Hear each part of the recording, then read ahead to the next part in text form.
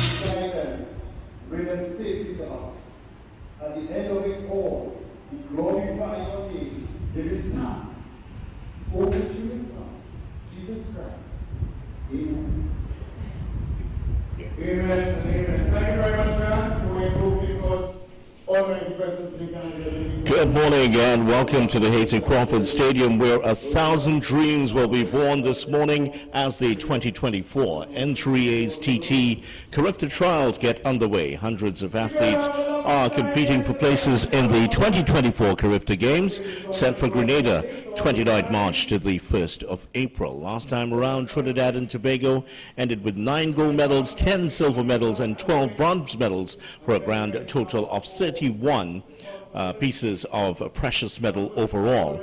Well, today's event comes under a little bit of a cloud after the passing of Ruthven Thompson, the father of Richard Thompson, the Trinidad and Tobago gold medalist. He passed away yesterday, and our thoughts are with the Thompson family at this time. So for the Carifta trials, day one, quite a lot of action on today. In the morning session, we'll be starting at 10 a.m. with the long jump, girls on the 20, the discus throw, boys on the 20, the shot put for boys on the 20, and the 100-meter hurdles, girls open heptathlon finals will be taking place at 10 o'clock. We'll be going along with a lot of 100-meter events, 400 meters, high jump, shot put, discus, long jump, and high jump will feature in the morning session. So the athletes still going through their warm-up phase at the moment. In just about 5 minutes or so, we'll have the start of competition here at the N3A's Carifta Trials 2024.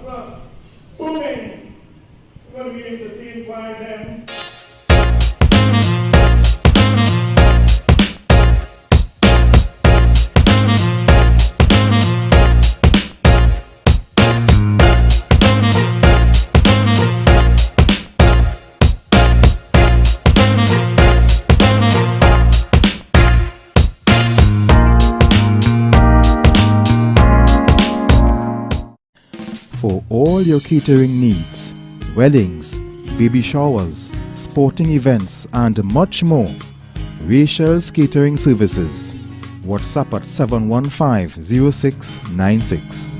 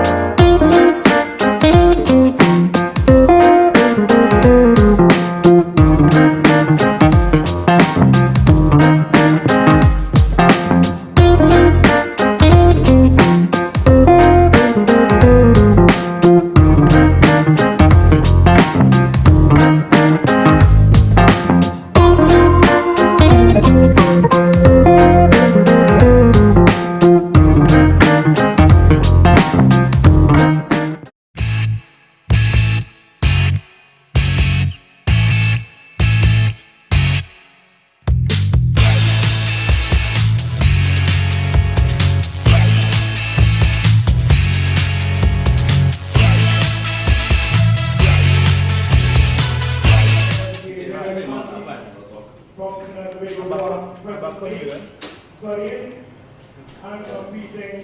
You might off, right? You put it on when you're ready. Right. On your mark. And marks are ready? Seven.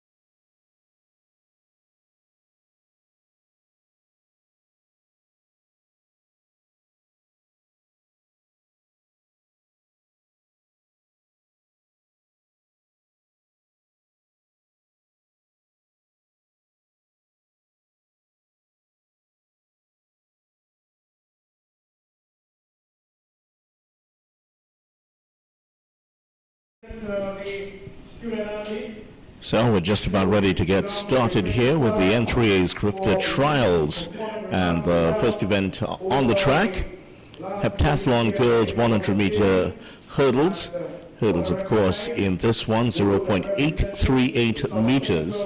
4 athletes to start this one. No Abigail Williams of Southern TFA involved in this one.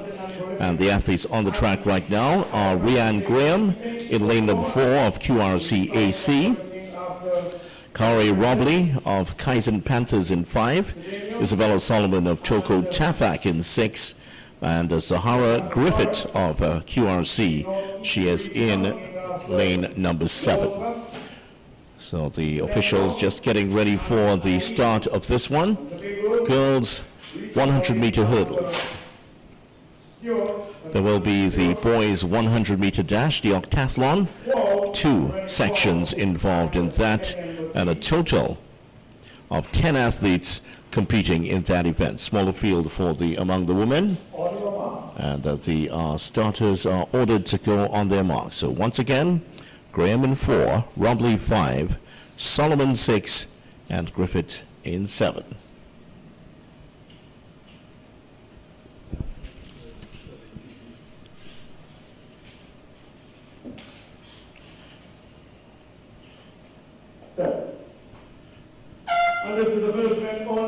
And the start is a good one here for Robley, who is already surged to the lead while the others are struggling behind her. She is looking fluent as she gets over the hurdles and is clearly at least about 2 hurdles ahead as she gets across the line in just under 16 seconds.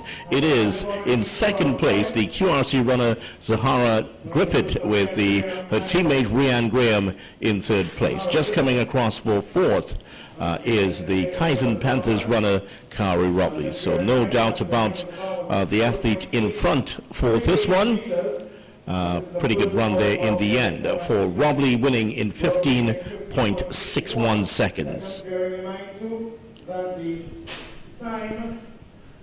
Flash time 15.61 for Griffiths, 19.59, and Graham in third, 19.87. So the first race in the books.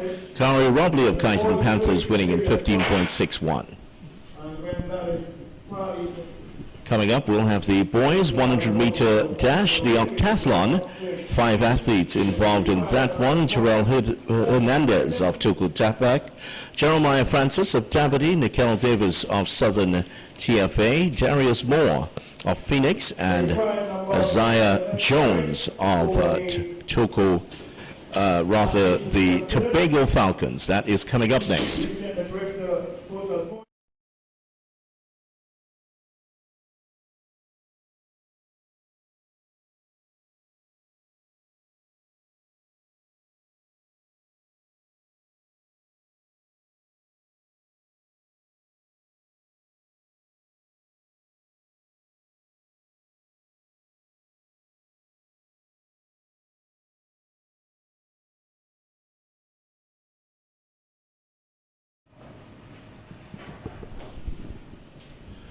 Also taking place at this time, the boys under 20 discus throw, just to give you an idea of the athletes involved in that one. And they are under the tent way to your right, the unattached Darian Boyce, Burnley's Jelani Chinyelu, QRC's Nathaniel Trim, Orion Alexander of Lambo Alliance, Jabari Bruce of RSS Phoenix, Husani Daniel of Mercury, Addison Second of FAD, Ordell Collymore of Lions Athletic, Elijah Kerr of Tobago Falcons, Farrell Jerry of Mercury, Jonathan Francis of QRC, Ethan Adonis of Tigers Athletic, Kyle Cooper of MAP, and the unattached athlete Jaden Ned. That's the field of 14 for the boys under 20 discus.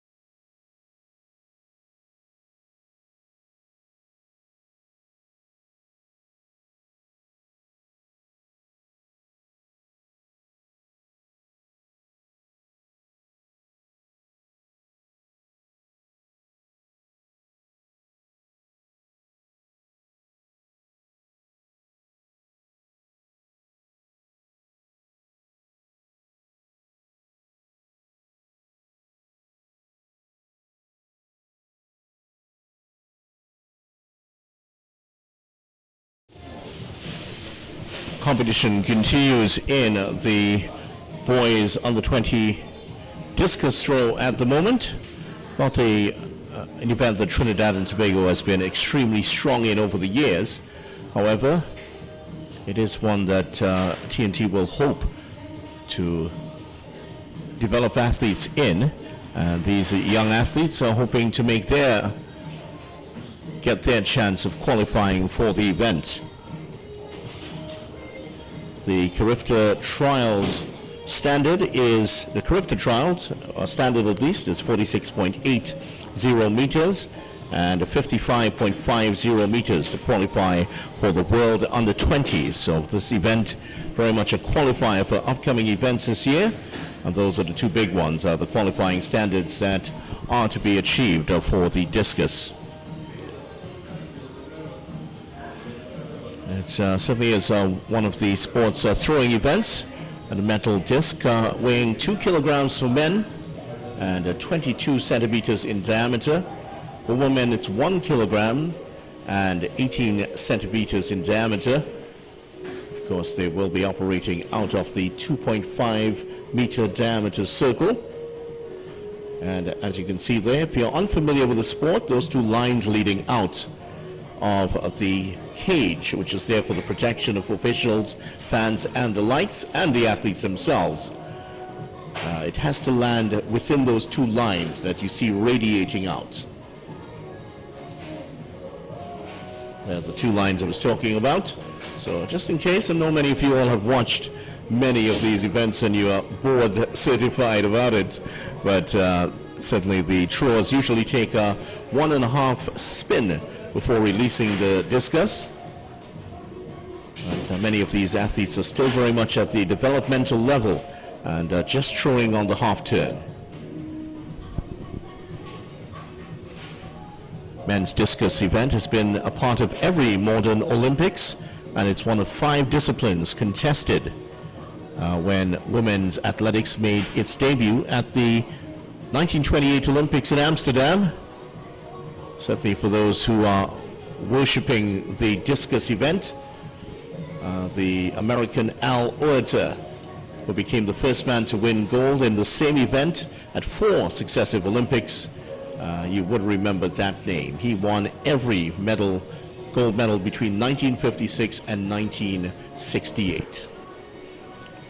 Trinidad and Tobago has not produced athletes of that quality in this event just yet, but certainly do hope that we will see one of the young stars of the event emerging.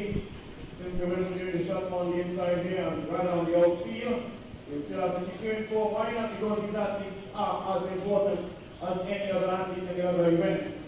So for the boys under 17 shot put 5 kg, the Carifta distance, qualifying distance is 13.50 meters, and we want to wish the following athletes all success in their event here in the Malachi London, unattached. Devon Rivers of the Trinidad Athletic Club, Curtis Henry of unattached, Khalil James Patrick of Striders, Christopher Kent also unattached. So competition still continuing here in the discus.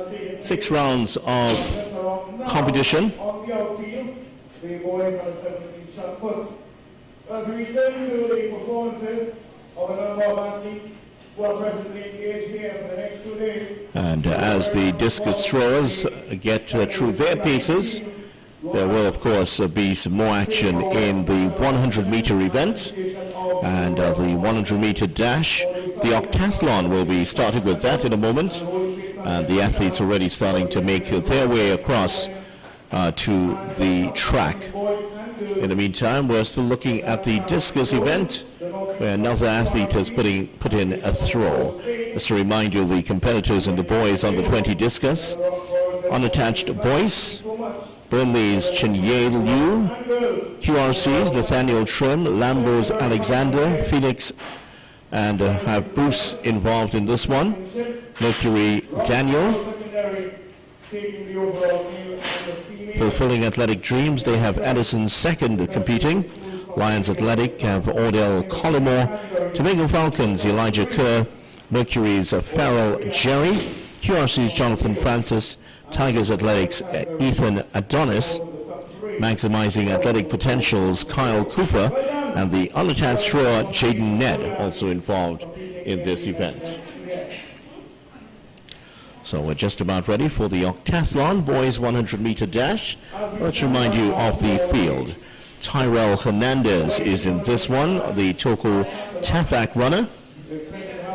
Jeremiah Francis of Dabity, Nikhil Davis of Southern TFA, Darius Moore of RSS Phoenix, and Isaiah Jones of Tobago Falcons. They are the athletes making up Section 1 of the octathlon boys 100-meter dash.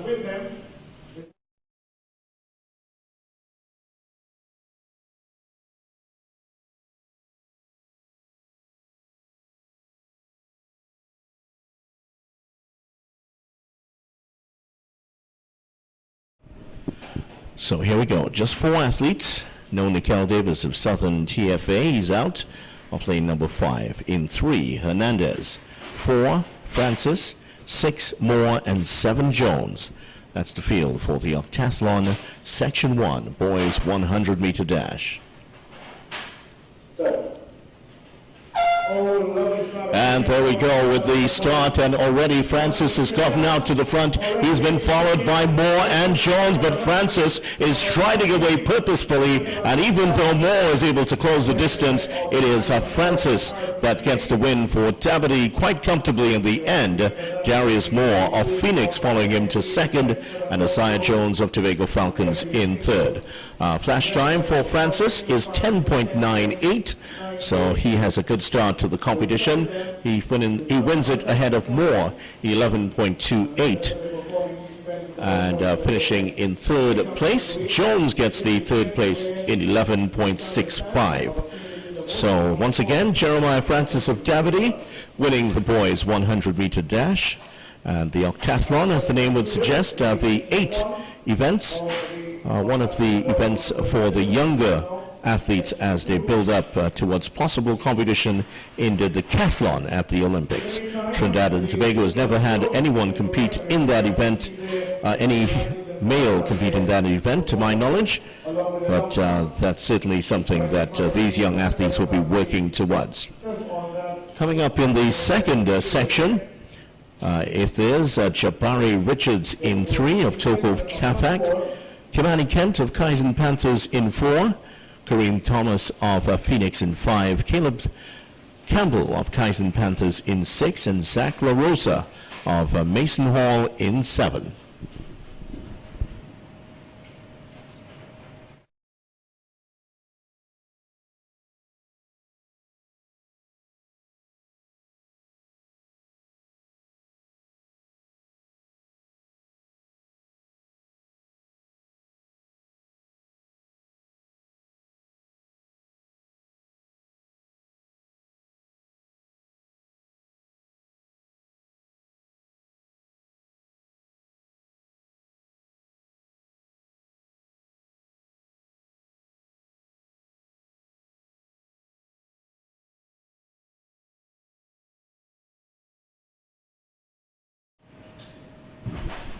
Here we go with the start of Section 2 finals, octathlon boys 100-meter dash. Richards in 3, Kent 4, Thompson in 5, Campbell 6, and LaRosa in 7.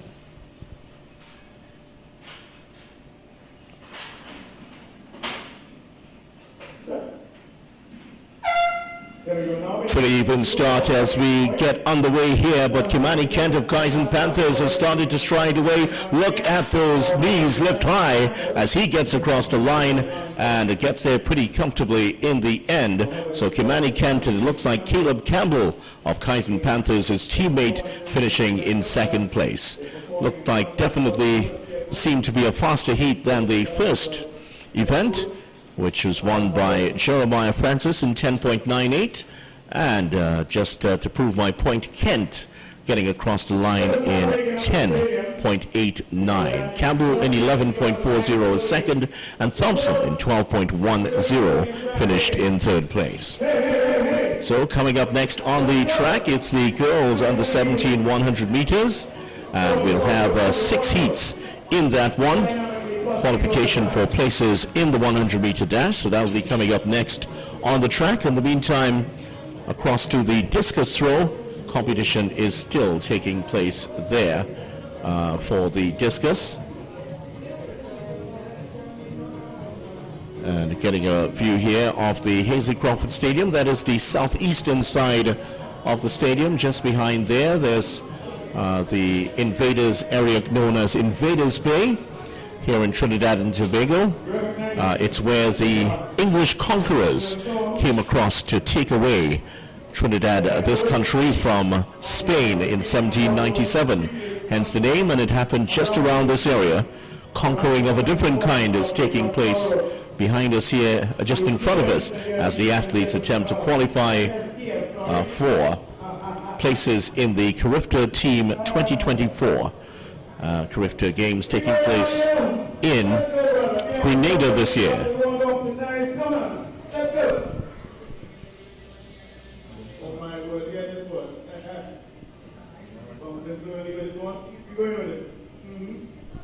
Well, Samant's coming up, and we'll be back with more.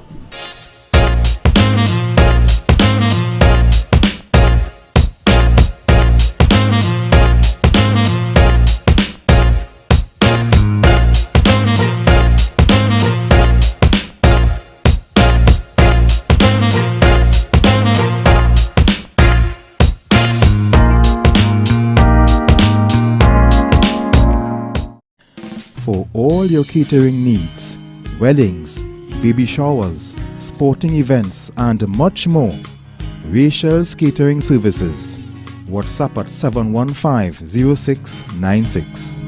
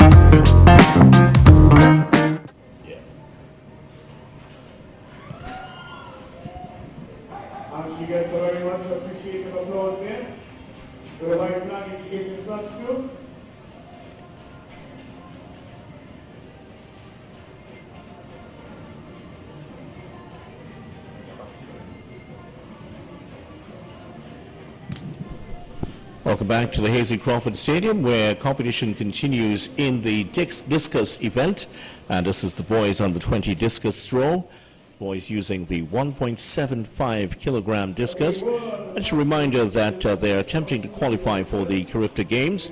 Qualifying standard is 46.80 meters, and qualifying distance for the World Under 20 Championships, 55.50 meters. Field of 14 athletes competing in this one. Certainly it is an event. Foul throw there, as you can see, with the red flag coming out. An event that requires the athletes to exert huge forces against the ground through a series of rhythmic movements, and certainly a lot of athletes who are still in an early stage of development in the event, and we're hoping that some of these will develop into world quality athletes here in Trinidad and Tobago. In case you're wondering how much those discuses, if you want to call them that, cost, I was reading they cost somewhere in the region of $80 to $300 if not more at this point. Certainly, if you're throwing the discus, the rim weight is one of the important factors to consider when selecting one. The rim weight percentage refers to the ratio of the weight of the rim to the weight of the entire discus. Discus with a high rim weight percentage is certainly more stable in heights. Those who compete in the event will tell you. However, it certainly is more difficult to control and best suited to advanced throwers. Many of these youngsters, I'm sure, would have gone through the use of the rubber discus, which is inexpensive and a big solution to practice problems or indoor use.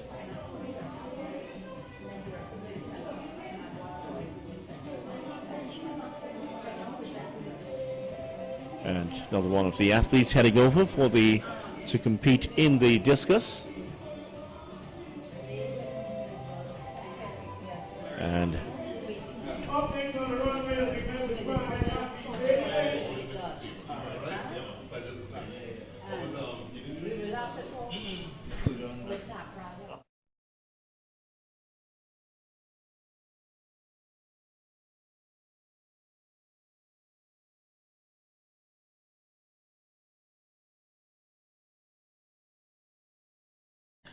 for all your catering needs, weddings, baby showers, sporting events and much more, Rachel's Catering Services.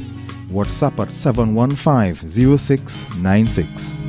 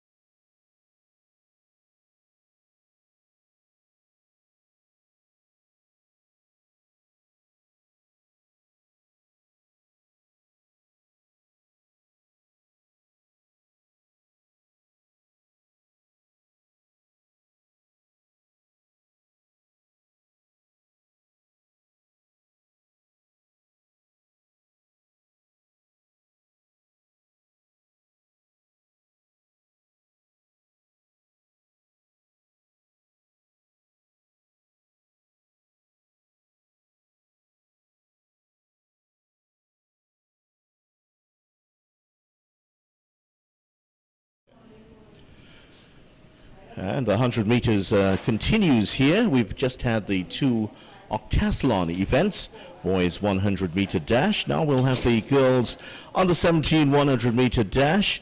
Just a reminder here that the qualification time for the Carifta Games is 12.05 seconds. 12.05 seconds. Qualification time among the girls under 17 for the world under 20 is 11.78 seconds. We're just about ready for the start of the first event. Let's give you the field. The field would have included Ruth Cabrera of Tranquility, Aisha O'Geist of Neon Wolves, Chanel Toppin of Lions Athletic, Kayla Alexis of Point Fortin New Jets, Carissa Rodney of MAP, Jaisha James of Lightning Speed, Shakina Ramong of FAT, and Jordan Fitzpatrick of Memphis. Not seeing Toppin of Lions Athletic in there. Neither is Ruth Cabrera of Tranquility. So just a field of 5 athletes in there. Augusten 2, Alexis 4, Rodney 5, James 6, Ramong in 7. And here we go with the start of the girls under 17 100-meter dash. And Kayla Alexis is coming through, and she is in with a big battle here with lightning speeds. Jaisha James, and it is the Point Fortin New Jets athlete that gets there first, again ahead of Jaisha James. So the first heat of the girls under 17 100-meter dash in the books, and we'll have a look at the times here. And also we'll remind you that the Carifta qualification time is 12.05 seconds.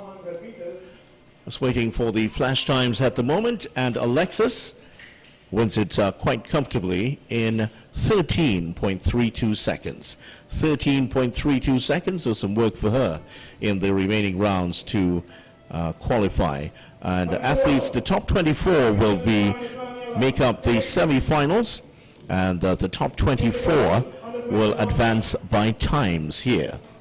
So that's how they will qualify for the next round. It's all about times and getting the fastest times in the events. So we're looking at the second of the girls under 17 100-meter dash events. Let's give you the full field here. This one looks like we will be missing perhaps a couple athletes here. Siobhan Quintero of Neon Wolves, Zaria Marie Julian of Burnley, Shante Sutherland of IG Fastlane, Kezia John of Cougars, Kenya Abraham of Point Fortin New Jets, Nikiri Lailiang of OAW, Keisha Burton of MEP, and Lichelle Archie of Abilene Wildcats. That's your field for heat number 2.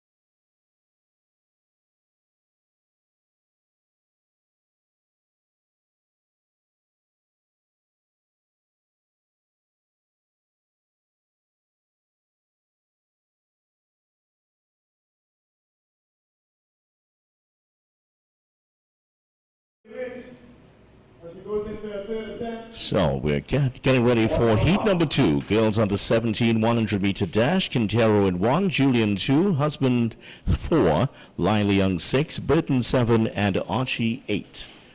Ready for the start. So missing today, Shante Sutherland of IG Fastlane and Kenya Abraham of Point Fortin New Jets, not starting in this event. There we go with the start, and they've been pulled back immediately. And the athlete holding ahead at the end of the line, that's Lichelle Archie of Abilene Wildcats, looks the one most aggrieved at that start.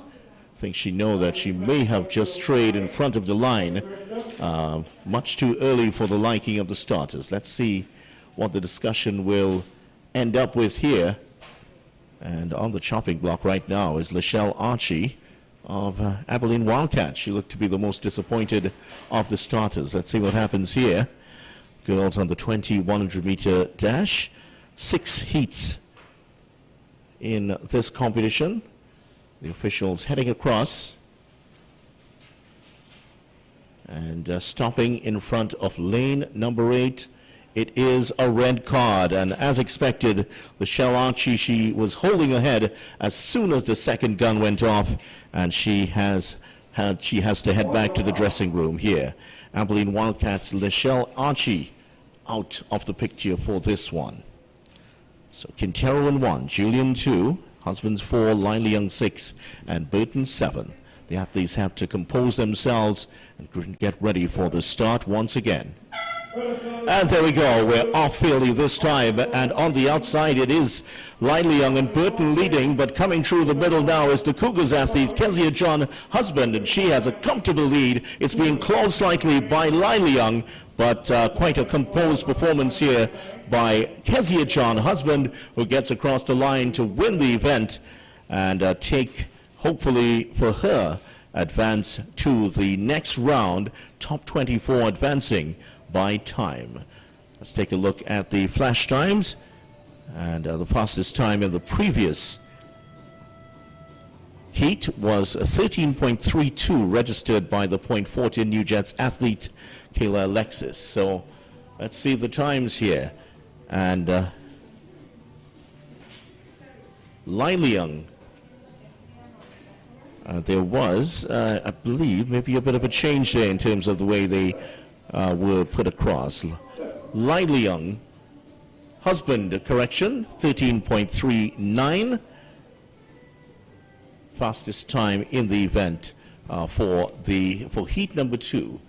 So the times, once again, husband 13.39, Liliang 13.66, and Burton 14.09. 3 of the fastest times so far in this one, just outside of the time set by Kayla Alexis in the last heat. Going across to heat number 3 now. And just to give you the field, Janique McLaren of Toko Tafak, Lashia Bigart of Zenith Athletic, Janae Bertetti of IG Fastlane, Soraya Stroud of Concord, Leah Abraham of Memphis, Kellis Alexander of Neon Wolves in 2nd, and Sky Donowa of Tranquility in 8.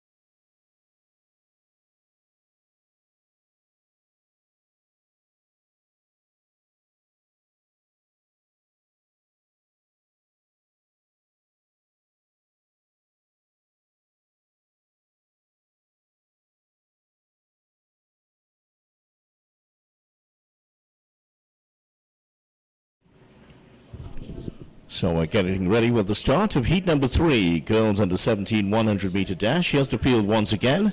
McLaren in 2, Bigart 3, Bertetti 4, Stroud 5, Abraham 6, and Alexander 7.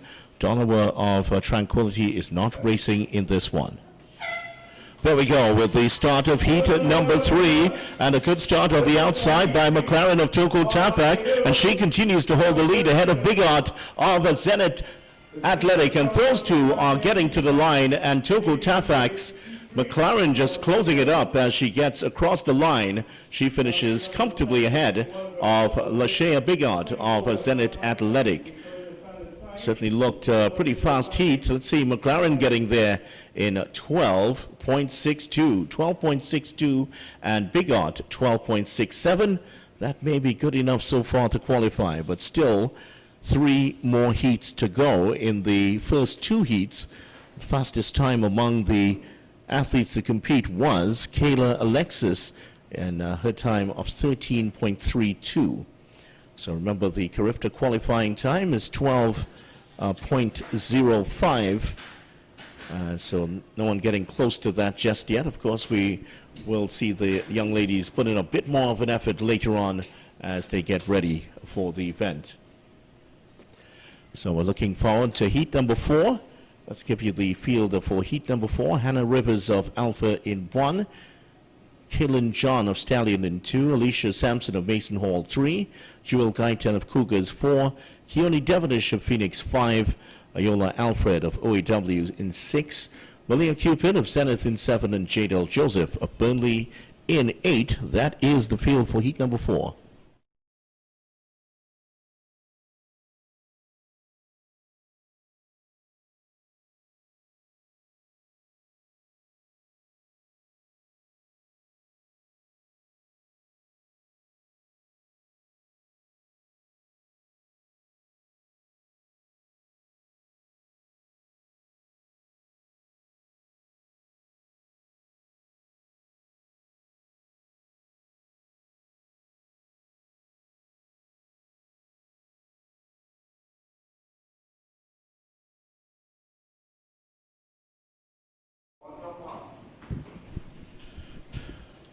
So let's get ready for heat number 4, preliminary round of the girls under 17 100-meter dash. Very hot conditions here at the Hasley Crawford Stadium. You suspect that it's going to get even hotter later on.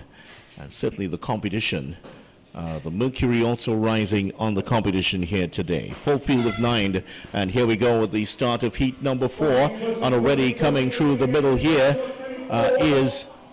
Well, look, this is going to be a really fast one here as the athlete in 5, that's Keona Devonish of Phoenix Athletic, are getting across the line very quickly. And just on the outside of her, it looked like Zenith's Malia Cupid finished in 2nd place. We'll take a look at the flash times for heat number 4, girls under 17, and we'll look at the clock in Devonish, 12.62, getting there in the end pretty quickly. So Devonish, 12.62, fastest time of the day so far, and she shares that honor with Janique McLaren of Toko Tafak. Those two certainly among the best so far. Cupid 12.86 and Rivers 13.10, the top 3 in heat number 4. Heat number 5, the athletes already assembling for heat number 5 correction. Ariel Thomas of Lightning Speed in 2, Shile Archibald, the unattached runner, in 3, Michaela Cupid of Zenith in 4, Tiana Richardson of FAD in 5, Tishwana Pope of Concord in 6, Naomi Theodore of Phoenix in 7, and Chelsea Joseph of Point Fortin New Jets in the final lane.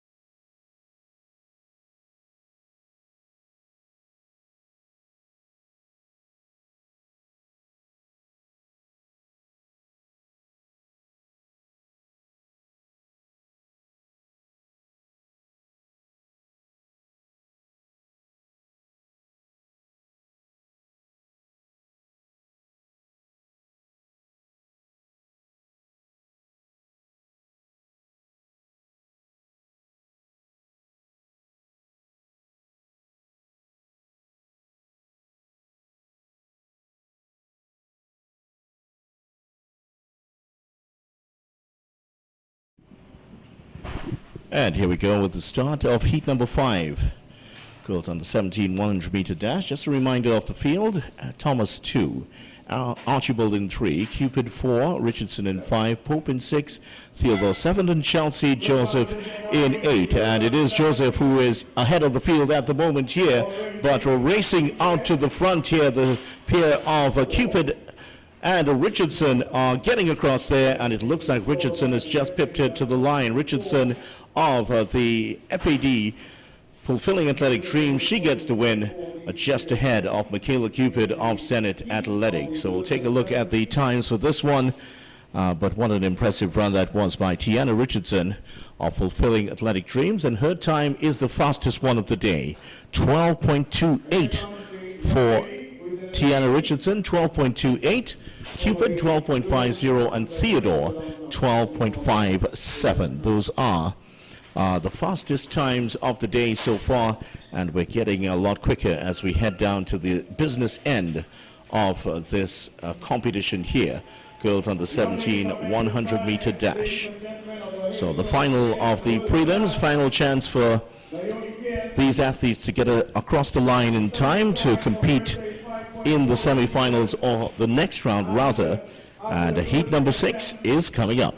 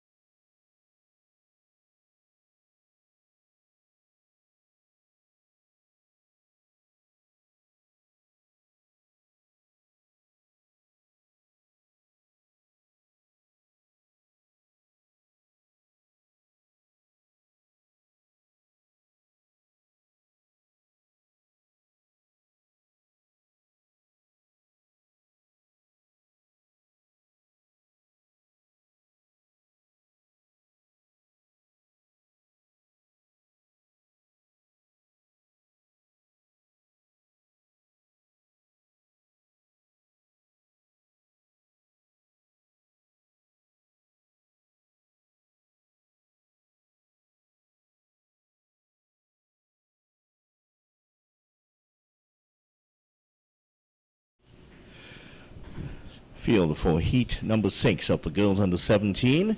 King in 1, Gonzalez 2, Nathaniel Modest in 3, Charles in 4, Grandison 5, Tobias 6, McLaren 7, and Award in 8.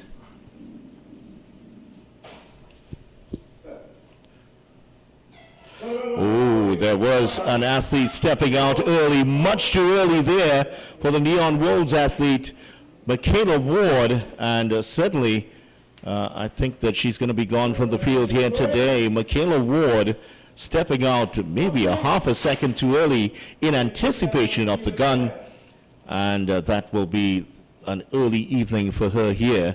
Unfortunately, in the girls under 17 100-meter dash, we've already had one disqualification so far, and it's going to be not a great moment here for Michaela Ward of Neon Wolves, who clearly was over the starting line. The officials coming across now. I don't think there's going to be too much deliberation about this decision.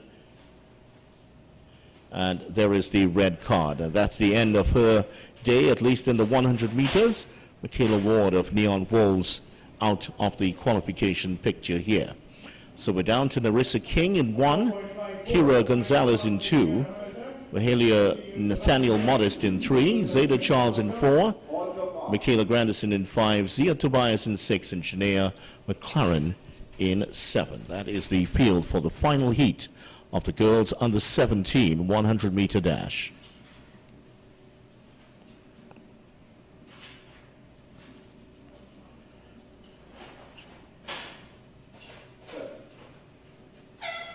Oh, there's another false start here, and this time it looks like the simplex runner, Nathaniel Modest, seems to have stepped out early here, so we could have a second disqualification in the space of 2 minutes here.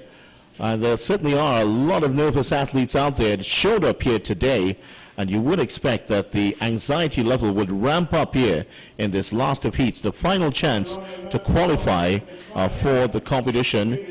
And it is going to be the athlete in lane number 3, Nathaniel Modest of Simplex, who has to go. Unfortunately for her, she will join Michaela Ward in the shower early here, at least in terms metaphorically for the 100 meters. So King 1, Gonzalez 2, Charles 4, Grandison 5, Tobias 6, and McLaren in 7. Different picture from the start. And here we go. We're started fairly, and it is a good start by Tobias of Zenith Athletics. She's taken command of this race, and she is peppering her opponents here. She's going to be followed by McLaren in second, so Tobias gets there to the line first. McLaren in second place, and quite a comfortable performance. She really looked easy as she was heading across the very hot conditions here at the Hasley Crawford Stadium, and she's produced the fastest time of the day, 12.09 for Zia Tobias. That is a very, very quick indeed. And just on the outside, McLaren 12.36 and Grandison 12.41. So Zia Tobias, top athlete in the girls under 17, and she was just 0.4 of a second outside of the qualification time for the Carifta games. So we would expect to see a little bit more from her in the semis and the finals. You got the feeling that she didn't put everything in there, but Zia Tobias is the one that ends up as the top finisher in the girls under 17. Well, the girls high jump is going on, due to start in just a few minutes, and we'll also have the boys under 17 100-meter dash in just a little bit. So stay with us here on Wave TV. A lot more action coming up. N3A's 2024 Carifta Trials.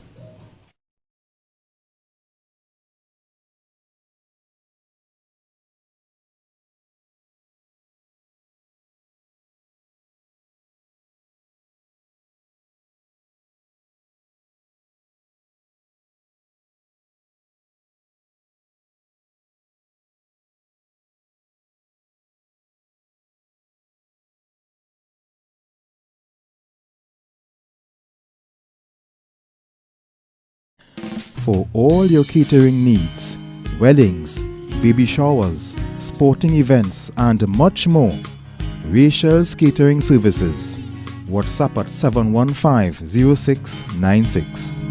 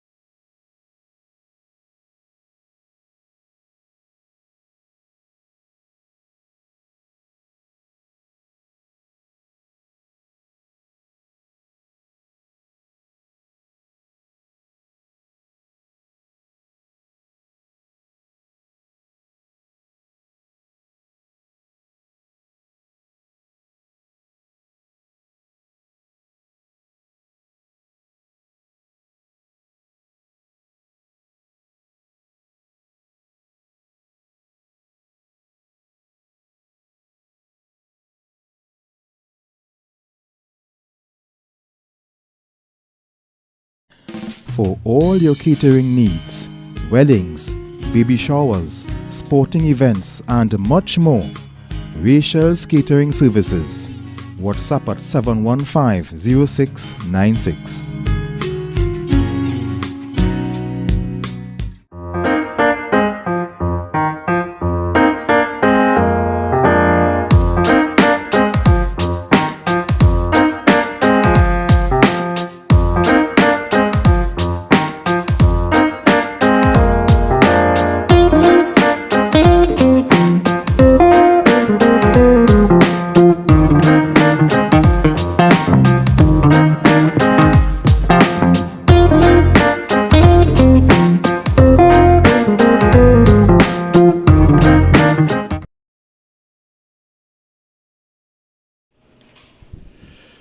So we're just about ready for the start of the boys under 17 100-meter dash, and there will be 9 heats in this event.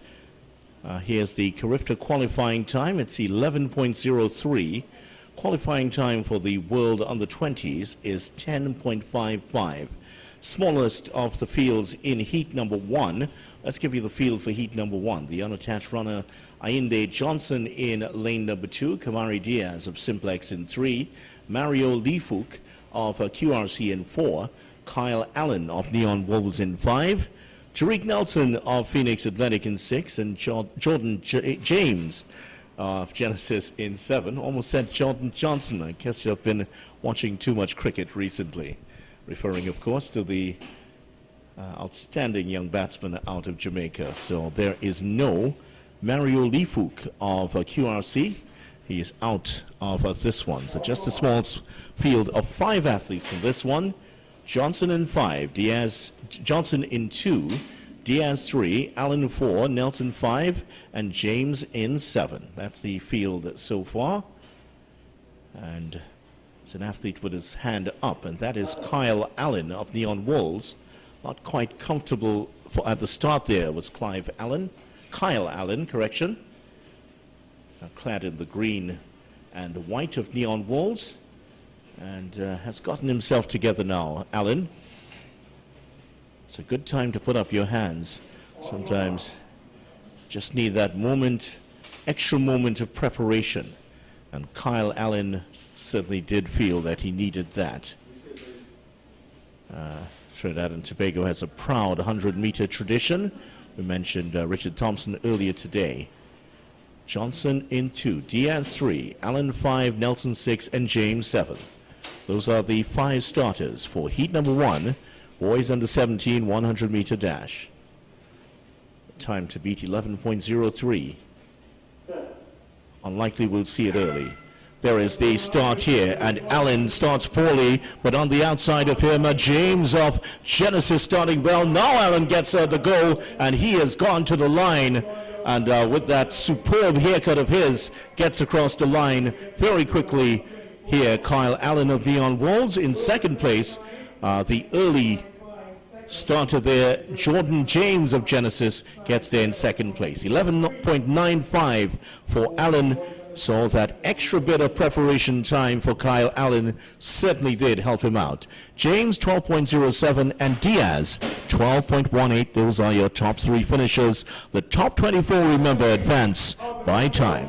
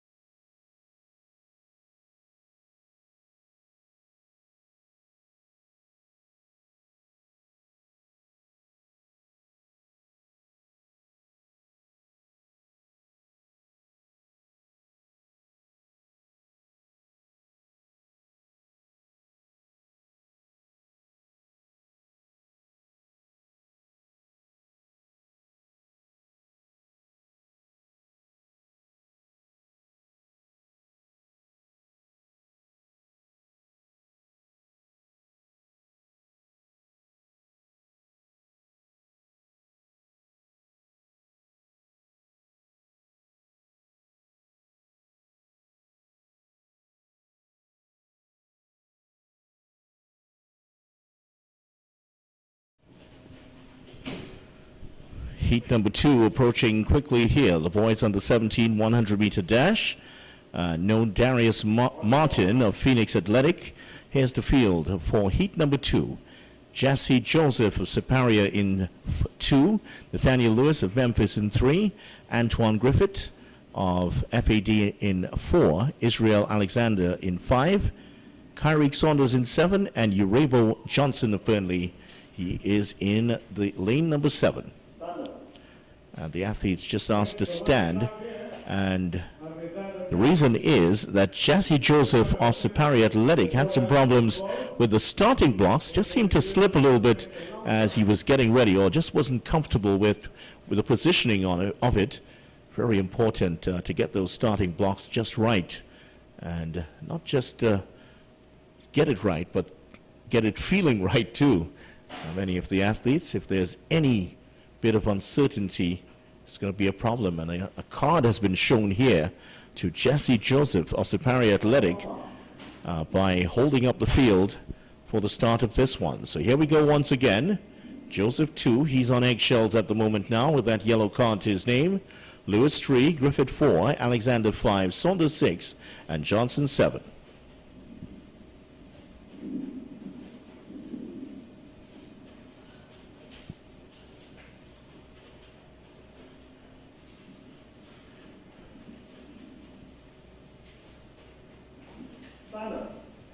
Well, they've been asked to stand up once again. There was a huge gust of breeze whipping across the Hasley Crawford Stadium track here.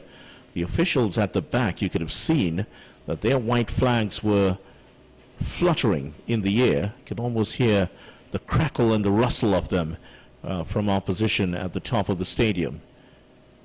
It's been a very windy day so far, very mercifully so for the athletes involved in very hot conditions here. So here we go once again for the 3rd time. Joseph 2, Lewis 3, Griffith 4, Alexander 5, Saunders 6, and Johnson 7.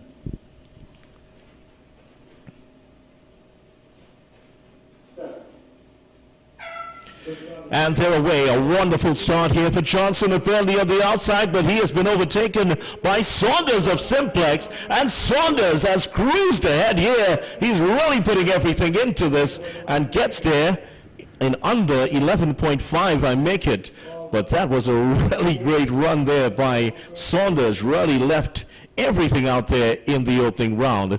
Kyrick Saunders, 11.70, the slightest of the figures out there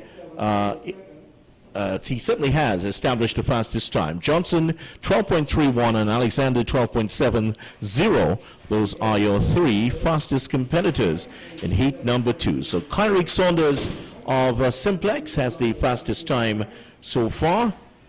And he is competing in heat number 2 of 9 preliminary races here in the boys under 17 100-meter dash. Well, that was an excellent run there by Saunders. Really took the field by surprise. Nobody could respond to his speed and aggression early in heat number 2.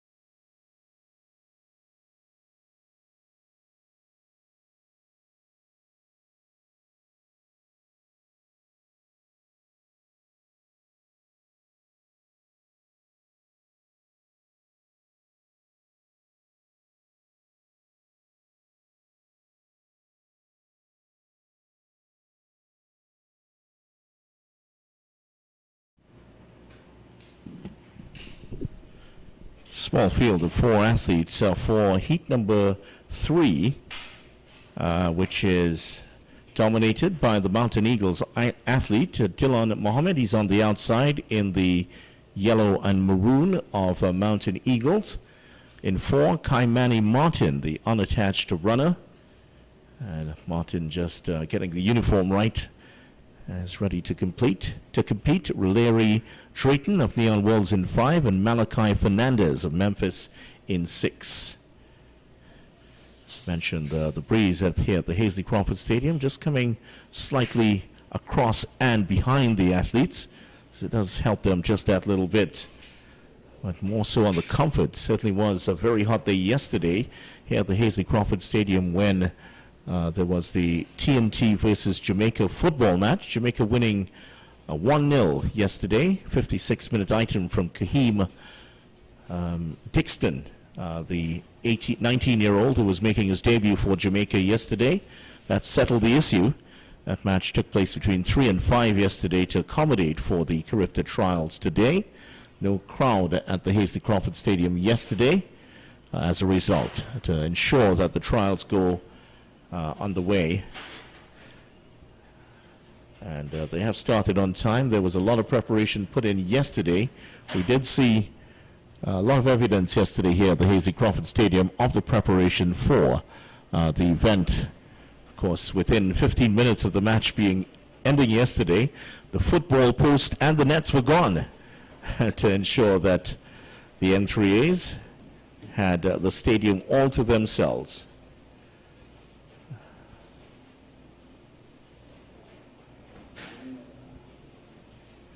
Well, we've had a late entrant to the race here. It looks that originally we thought that the athlete in number 8, the Appaloosa man, Bascom Fortune, was not going to be competing, but here he is. He's turned up.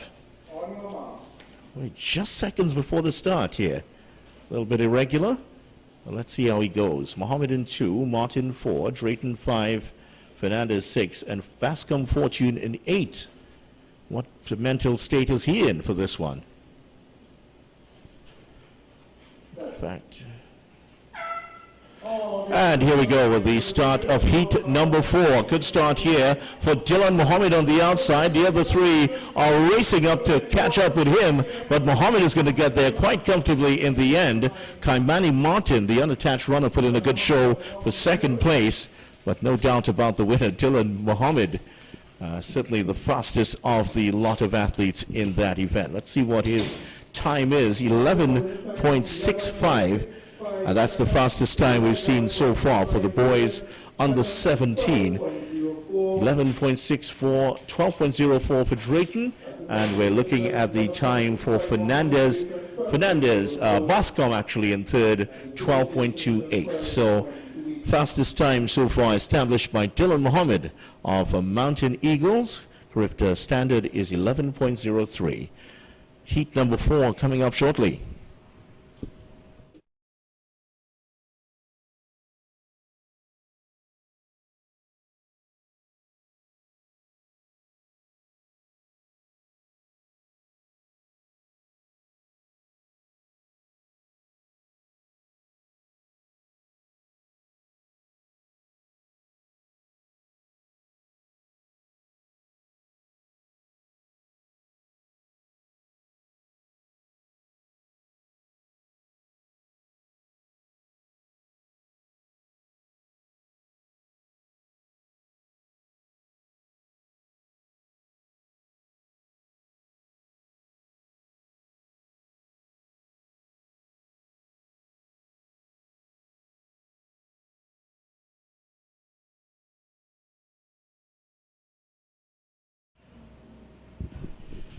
Here we go with the start of heat number 4. And there is no Josiah Toby of Neon Wolves involved in this one. He was due to run in lane number 2. Isaiah John of Burnley in 3. Aaron Williams of QRC in 4. Jeremiah Nicholas of Memphis in 5. Kareem Charles of Superior in 6. And Josiah Fox, FAD, in 7. There they go at the start, and it's the orange shoes of the Burnley athlete Isaiah John that has taken him to the front, with another pair of orange shoes challenging in Kareem Charles, but it is John that gets across the line to take this race. Kareem Charles in second, and Josiah Fox of FAD, he finished in third place. Let's take a look at the time. Certainly didn't appear or felt as fast as the second heat. Well, let's see what the times are here. The athletes also interested. It is John that gets there in 11.68. 11.68, second for Charles, 11.80, and Fox in third, 11.93. Remember, the top 24 advance to the next round, and those three that are mentioned have the best chance, and certainly Dylan Mohammed, Isaiah John has the second fastest time of the day, just behind Dylan Mohammed of Mountain Eagles. He clocked 11.65 in the last race. Now, heat number 5 coming up. Jabez Spring of QRC in 2. Kamani Panton of Phoenix in 3. Carsten Thomas of Simplex in 4. Amadeus Ferguson of Zenith in 5. Micah Bain of Memphis in 6. Josiah Trudge of Tranquility in 7. And Daniel Pierre of Burnley in 8.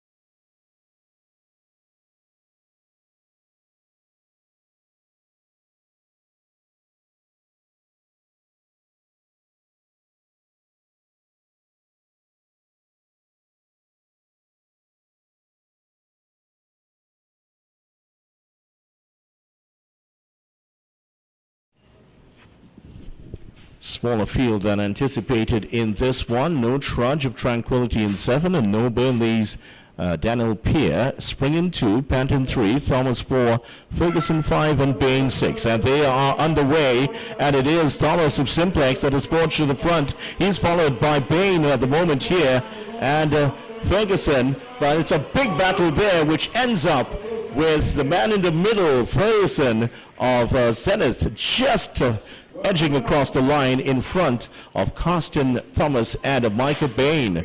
So Zenith in front of the Simplex and Memphis athletes, and the time's a very good one. Ferguson 11.78. Bain getting second place, he's 11.79, and Thomas 11.84. Ferguson getting there in first place in heat number 5. Good race, certainly one of the most exciting ones, dominated by the three, the big three in the middle, Ferguson, Thomas, and Bain. All three now have a really good chance of qualifying among the top 24 in the boys under 17 100-meter dash.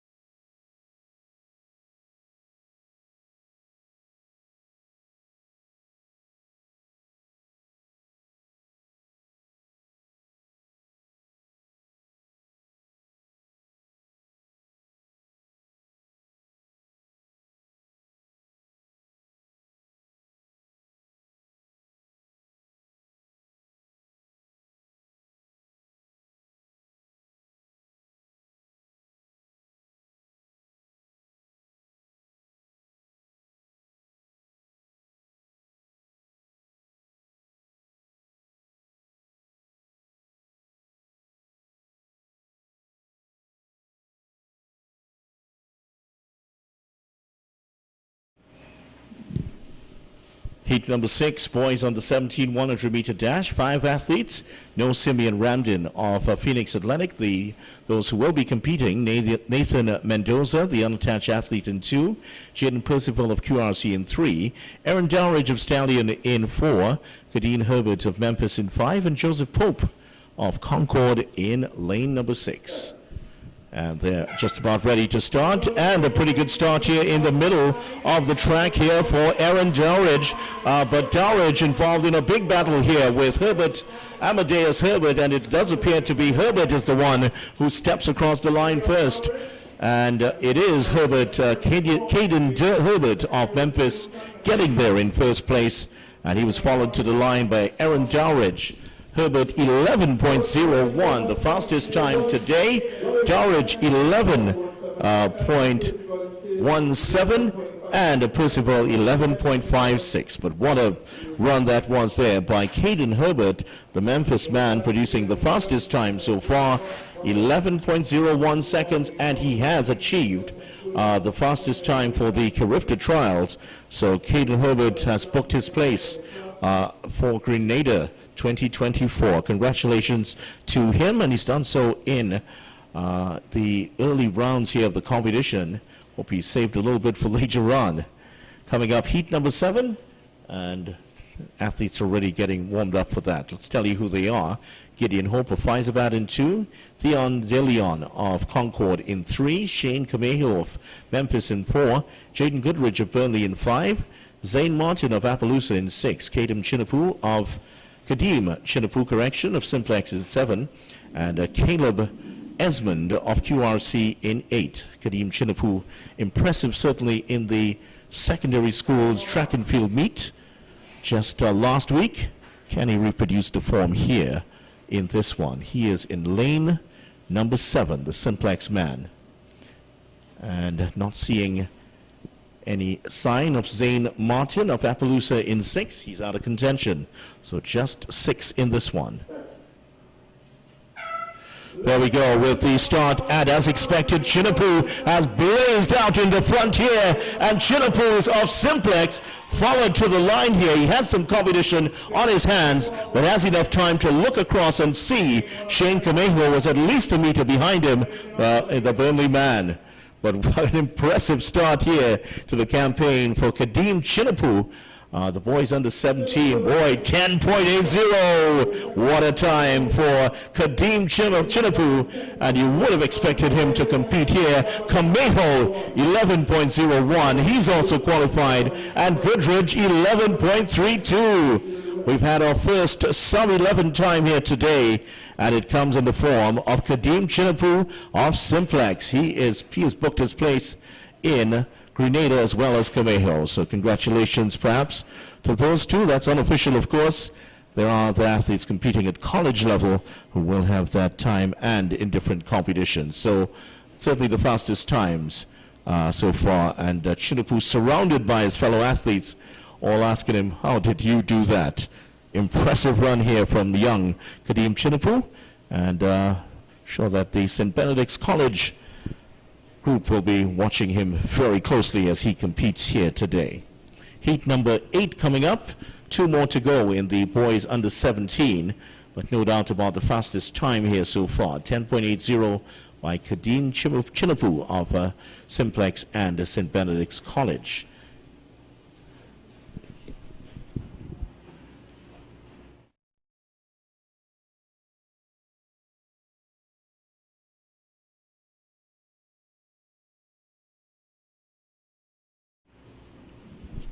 All right, go quickly along to heat number 8. Jaquan Smith of Concord in 2, Kayla Eccles of Appaloosa in 3, Isaiah Francis of Simplex in 4, Cameron Powell of Phoenix in 5, Tashawn Hamlet of FAD in 6, Jaquan Douglas of Zenith in 7, and Gibbs Clark of Memphis in 8. And it is Gibbs Clark of Memphis that is trailing the field, but look at the man from Simplex who is just absolutely blazing away And that is Cameron Powell, actually, of Phoenix, who comes through to take it quite comfortably in the end. Cameron Powell was actually shutting things down as he got across the line. The Phoenix man well in control of that race by the 50-meter mark, and he produces the second sub-11 time today.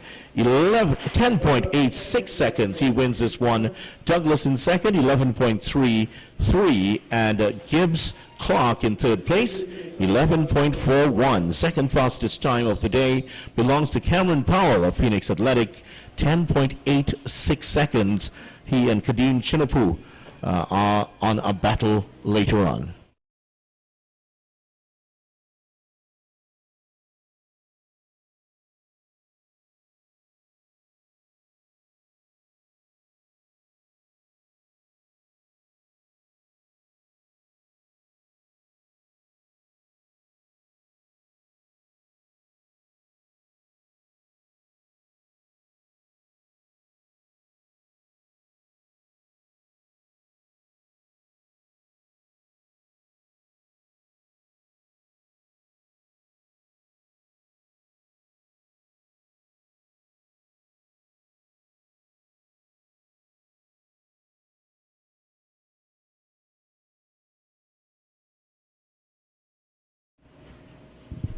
Well, the pace is quickening, not just among the administrators here for this event. Heat number 9, boys under 17, 100-meter dash, 2 sub-11 times already for the day so far. Ward in 2, Gibson 3, Marcano 4, Nanton 5, Cordner 6, Hamilton 7, and Seeley in 8. And there we go. Oh my, the Burnley athlete crashes out early here, but it is the man from Zenith who is blazing across here. That's Mackay Cordner. Cordner being followed to the line by Timothy Hamilton, and it looks like Davides Jeremiah Nanton gets there in third place. But no doubt about the winner. That looks like Zenith Athletics. Malachi Cordner looks like the one who got across the line first. Seemed to really shut things down as he was getting there. 11.24 for Cordner. He's in first. Hamilton in second, 11.30. And Nanton in third, 11.38. So that's the end of competition in the preliminary round of the boys under 17 100-meter dash. 2 sub-11 times to report. Kadeem Chinapu of Simplex, 10.80. And Cameron Powell's 10.86 running for 3, in fact, to tell you about in the events there. We will have coming up next the girls under 20 100-meter dash. 5 heats in all coming up, and the girls are already out there. Let's tell you about them here today. Girls under 20, the qualification time for the Carifta Games is 11.81. Qualification time for the World under 20, 11.78. Not much between those. Now in heat number 1, Janae Thomas of OAW in 2, Imani Farah Ann Bishop of Concord in 3, Maisha Tobias of Burnley in 4, Tia George, the unattached runner, in 5, Janelle Bartholomew of Phoenix in 6, Kira Balchan of Mountain Eagles in 7, and Amia Mondi of Abilene Wildcats in 8.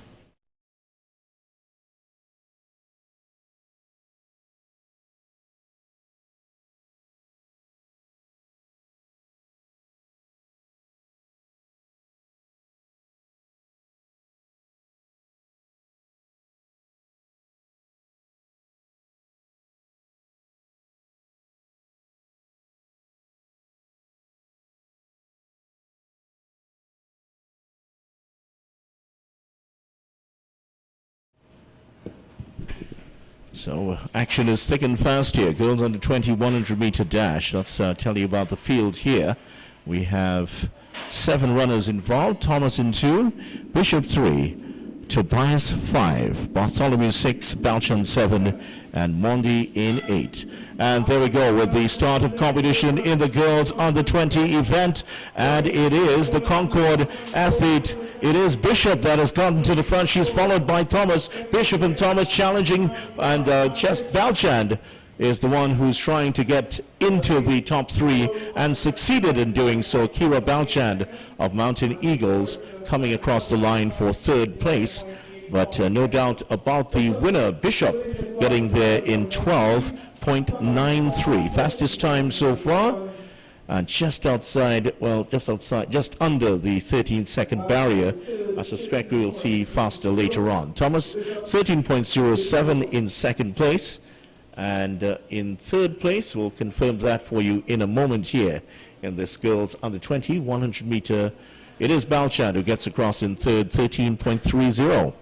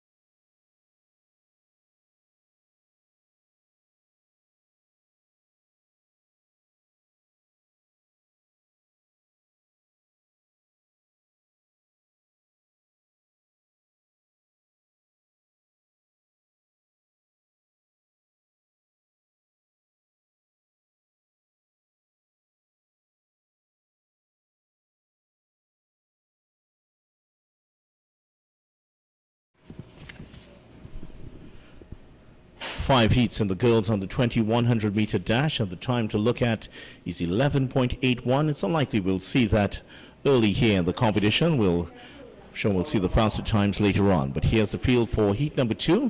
Adelia Blades of Abilene Wildcats in 3, Sierra Joseph of Simplex in 4, Andre Legay of Phoenix in 5, and step across 2 lanes to Brianna Francis of Lions in 8.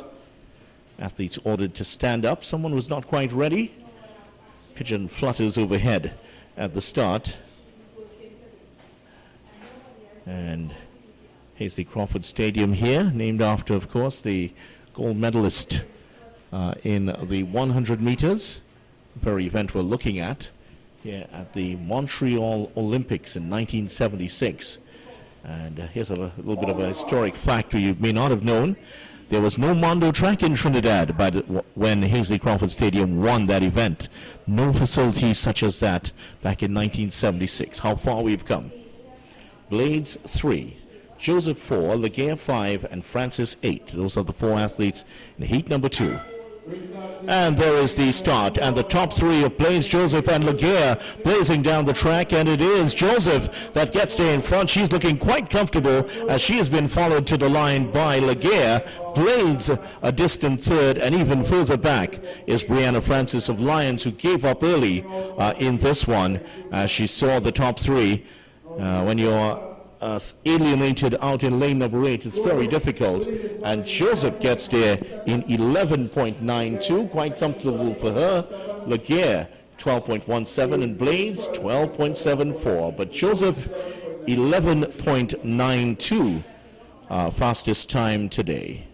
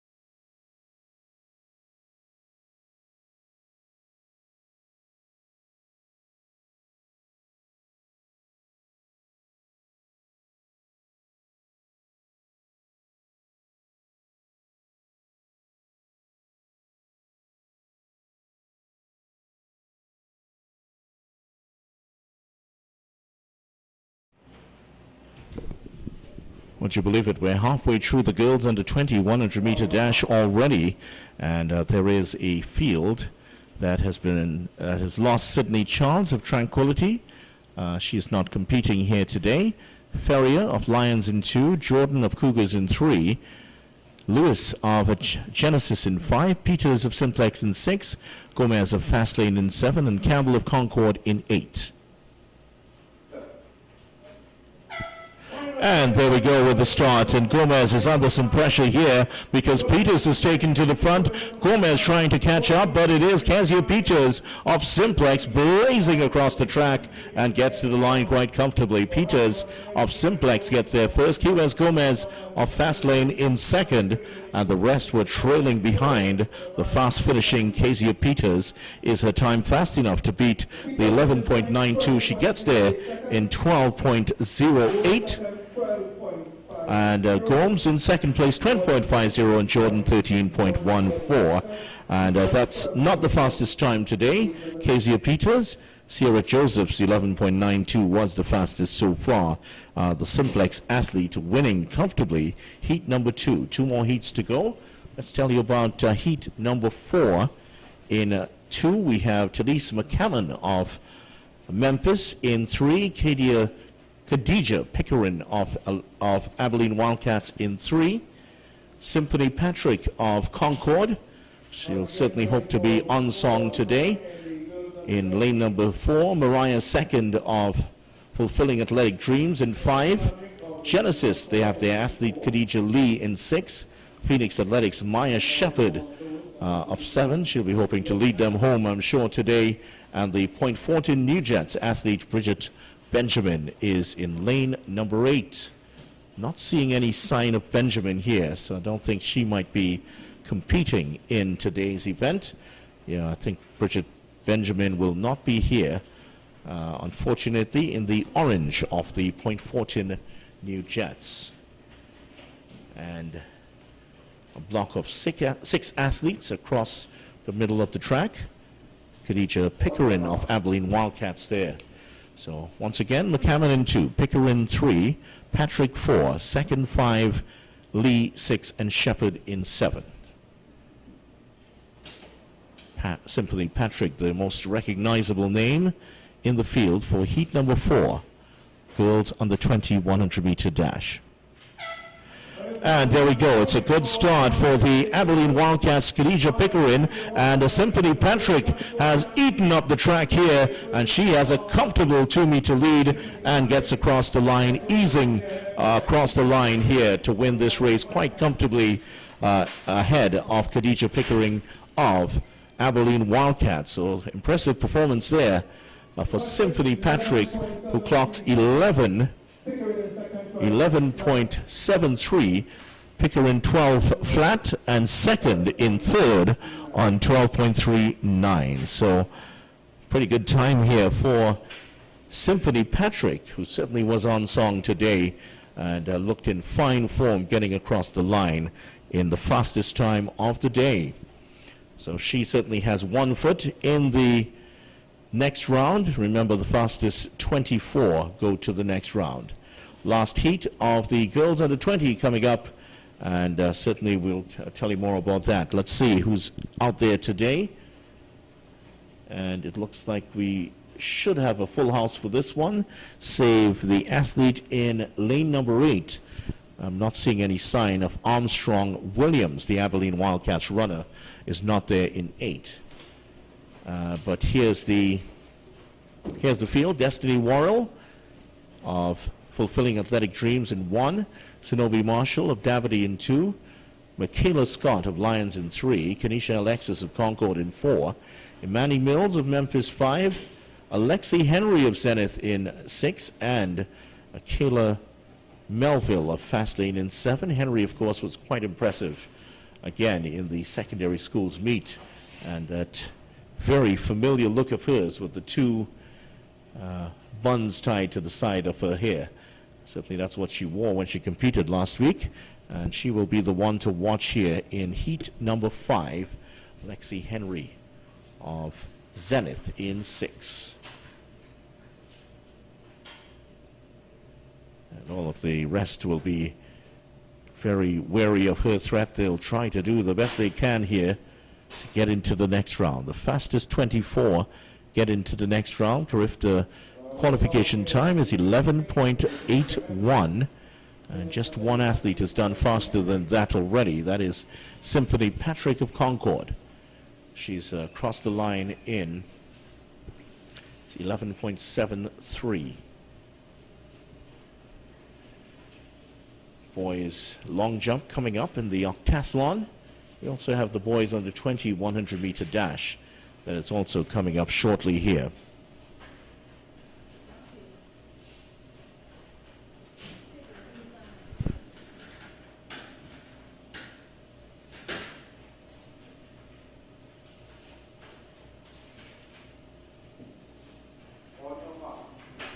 So they're on their marks. Full field of 9 here. Warrelin 1, Marshall 2, Scott 3, Alexis 4, Mills 5, Henry in 6, Melville 7, and yes, we do have Armstrong Williams in 8. She has turned up a little bit late, but she's there. There is the start. It's a poor start, and it looks like the athlete, Michaela Scott, seems to have jumped the gun literally there, and she's looking around a little guiltily. That might be an early shower for her. Let's find out what's happening here. It did appear to be Lion Athletic runner Michaela Scott that just edged across the line a bit too early. Let's see how this happens here. We're at the Carifta Trials on Wave TV. Thanks so much for joining us for this. Boys 100 meters under 20. That's coming up shortly. The officials stepping across, and let's see what it is. A red card. It's not.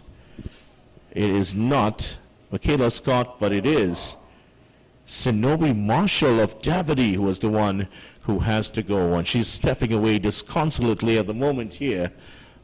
Not the way you want to end your campaign after putting in so much work, but the Davide athlete Sinobi Marshall is gone from the field.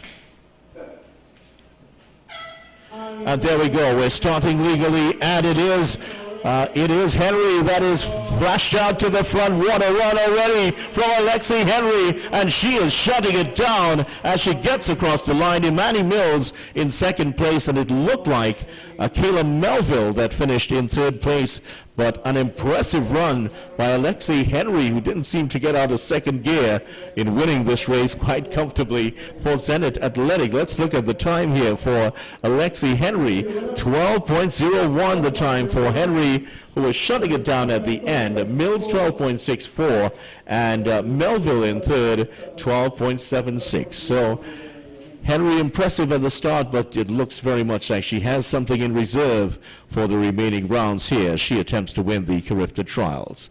So that's the end of competition in the girls under 20. We do have the boys under 20, 10 preliminary round races coming up there. There's also the octathlon boys long jump taking place at the moment, just to the left of your picture, just around where the white tent is right now. Lovely view of the northern range here in Port of Spain, Trinidad, and that's the situation so far. Boys 100 meters coming up shortly.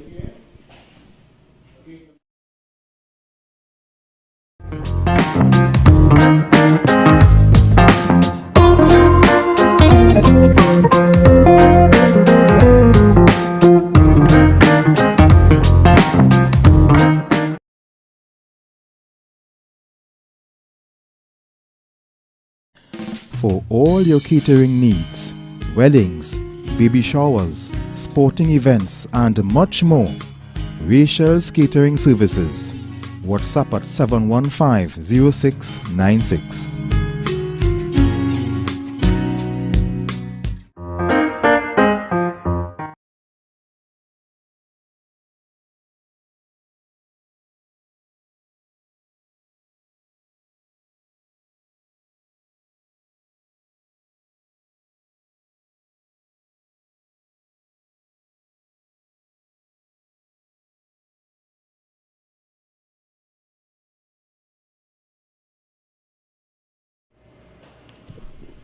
Ten heats for the boys on the 20 100-meter dash.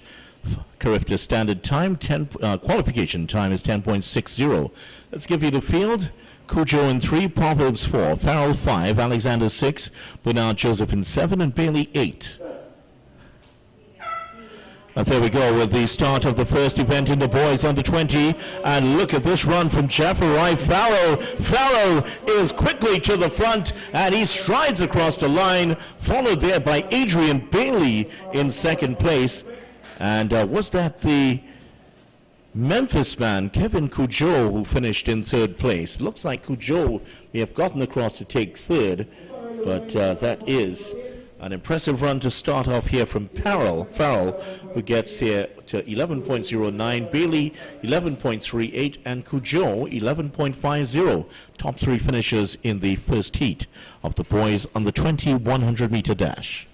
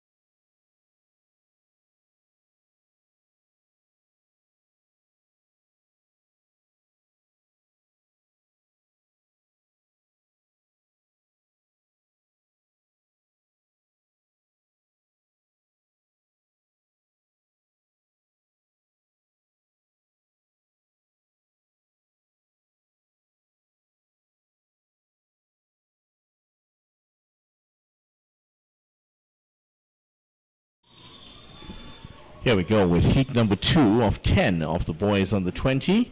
No Jeremiah Martin. The unattached runner has pulled himself from the race. Francis of QRC in 2. Vincent of Athletic in 4. Zenith, that is. Athletic in 4. Neon's Sylvester in 5. Paul of Davide in 6. Sylvester of Simplex in 7. And McClatchy of Burnley is the last one in. And it is the Simplex man, Elijah Sylvester, that is across there. But he is, well, he has the man on number 5. That's Zion Sylvester looking across him to see what he has to offer. And it is Sylvester, the burly figure, well-muscled figure of Zion Sylvester, that gets there to win in 11.03 seconds. Fastest time today. That is Sylvester, 11.03. And Elisha Sylvester in second place. I think there's a little bit of a sibling rivalry perhaps there in that one. 11.12, Vincent 11.50. Those are the top three finishers in heat number 2. So 8 more to go here in the boys under 20 100-meter dash.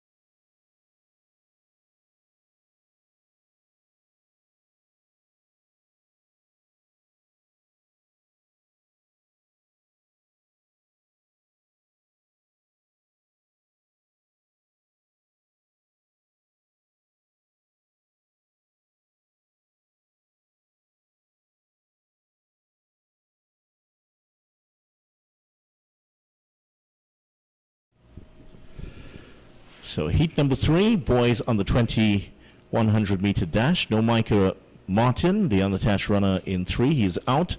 And Joshua Phillip of Tranquility, who is due to run in lane number 8, he is out. Joshua Smith of Concord in 2. Caden Andrews of Memphis in 4. Isaiah Mahabir of Burnley in 5. Sondel Balkaran of Stallion in 6. And Caleb Mitchell of Abilene, he is in lane number 7. Heat number 3 about to start here. Just 5 athletes involved in this one. Smith in 2, Andrews 4, Mahabir 5, Balkaran 6, and Mitchell in 7.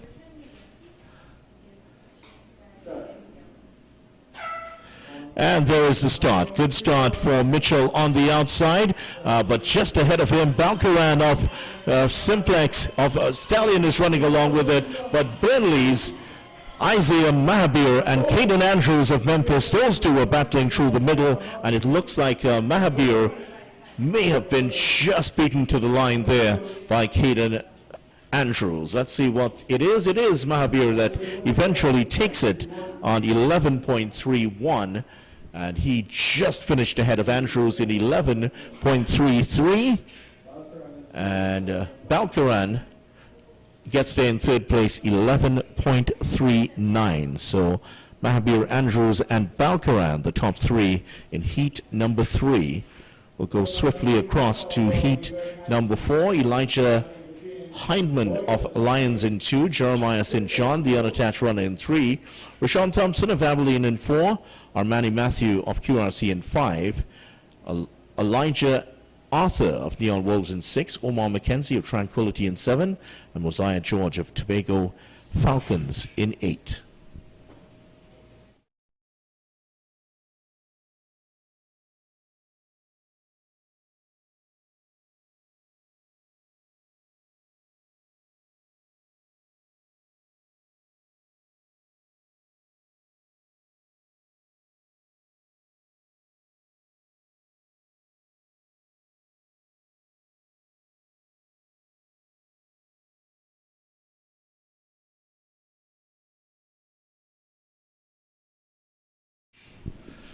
So it's attritional here. 3 athletes dropping out of this race. Just have 4 in it. Hindman of Lions in 4. In 2, correction. St. John in 3, Thomas 4, and Matthew in 5. There we go with the start. And an even start in the first 10 or so, but it is Thompson of Abilene Wildcats is just ahead of St. John, and he gets there to the line in the end. Those two were fastest, followed by Armani Matthew of QRC. He was about a meter behind, but no doubt about the top two, Thompson and St. John. Thompson wins it in 11.41, St. John 11.45, and Matthew in 11.88. Those are the top 3 in heat number 4.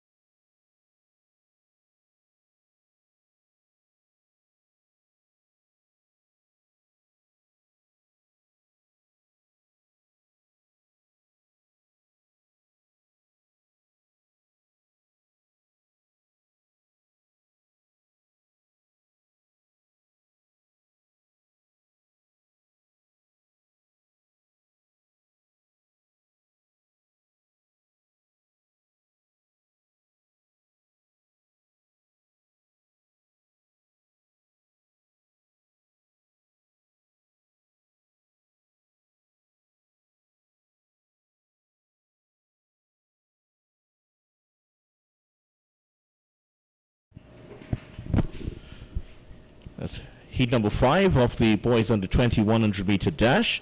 And looking at the field, Tristan Matthew of Faizabad in 2, Kieran Pierre of UE in 3, Kareem Solomon of Simplex in 4, Tyrell McLean of Appaloosa in 5, Jaden Dick of Mason Hall in 6, Nathaniel Franklin of Lion in 7, and Sean Bosigard of Abilene Wildcats.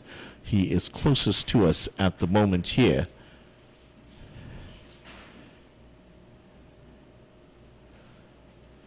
Solomon in the white, just adjusts his chain around his neck as he gets ready for this one. Certainly don't want to have that bouncing off your chest to distract you as you go down the end. Mason Hall's Jadian Dick in green. The officials there just making sure everyone has their fingernails on the right side of the line. And there we go with the start. That is a really wretched start for McLean of Appaloosa, but it is Solomon that is way out in front. He's been followed by Karen Pierre, Solomon, and Pierre And it looks like Nathaniel Franklin of Lions gets there in third place. But Kareem Solomon of Simplex, an impressive start, and really went through the drive phase, went through the gears pretty comfortably, and gets there to win it quite comfortably. The Simplex man, impressive in 10.76. And 11.03 for Pierre, and Franklin 11.51 gets third place. Kareem Solomon 10.76. That's the first sub-11 time we've had so far in the boys under 20, and I'm sure they're going to get quicker here as the top 24 advance. We're halfway through the boys under 20 already here in the morning session of the N3As. Carifta Trials 2024, all of these athletes looking to book places in the team for Grenada 2024.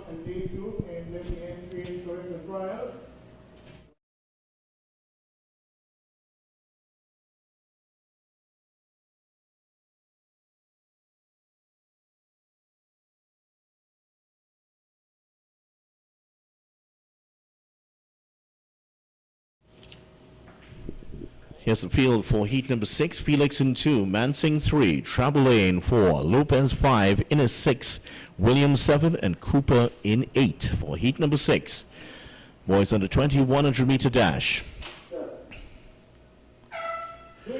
Even start here, and the two Abilene Wildcats men are doing well alongside of Jaden Trabalay of Burnley, and it is the Abilene man, Jeremiah Lopez, impressive in getting across the line, and he is ahead of his teammate Maurice Mansing, with Jaden Trabalay of Burnley finishing in third place. But what a run there by Jeremiah Lopez. I think that is going to be the fastest time of the day. No, it isn't. 11.17 for Lopez.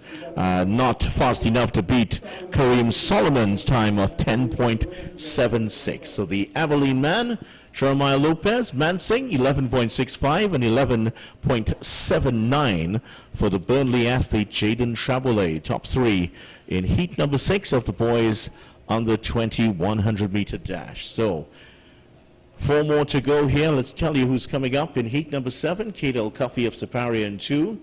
Kyle Rudder of Stallion in 3. Kadeem Ryan of Cougars in 4. Sidney Gibbs of Maximizing Athletic Potential in 5. Trevon Stewart of Burnley in 6. Stephan James of QRC in 7. And Caleb Prince of Memphis in lane number 8.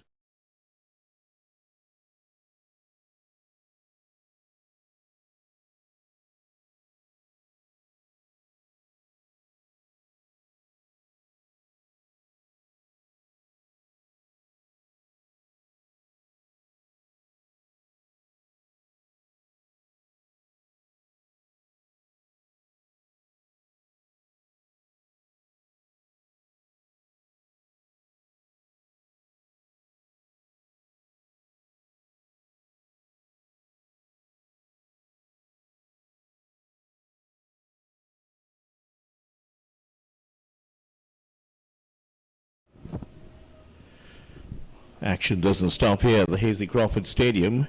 Let's tell you about heat number 7, Cuffey of Siparia in 2, Rudder of Stallion in 3, Ryan of Cougars in 4, Gibbs of MAP in 5, Stewart of Burnley in 6, James of QRC in 7, and Prince of Memphis in 8. That's the field of 7 athletes for this one.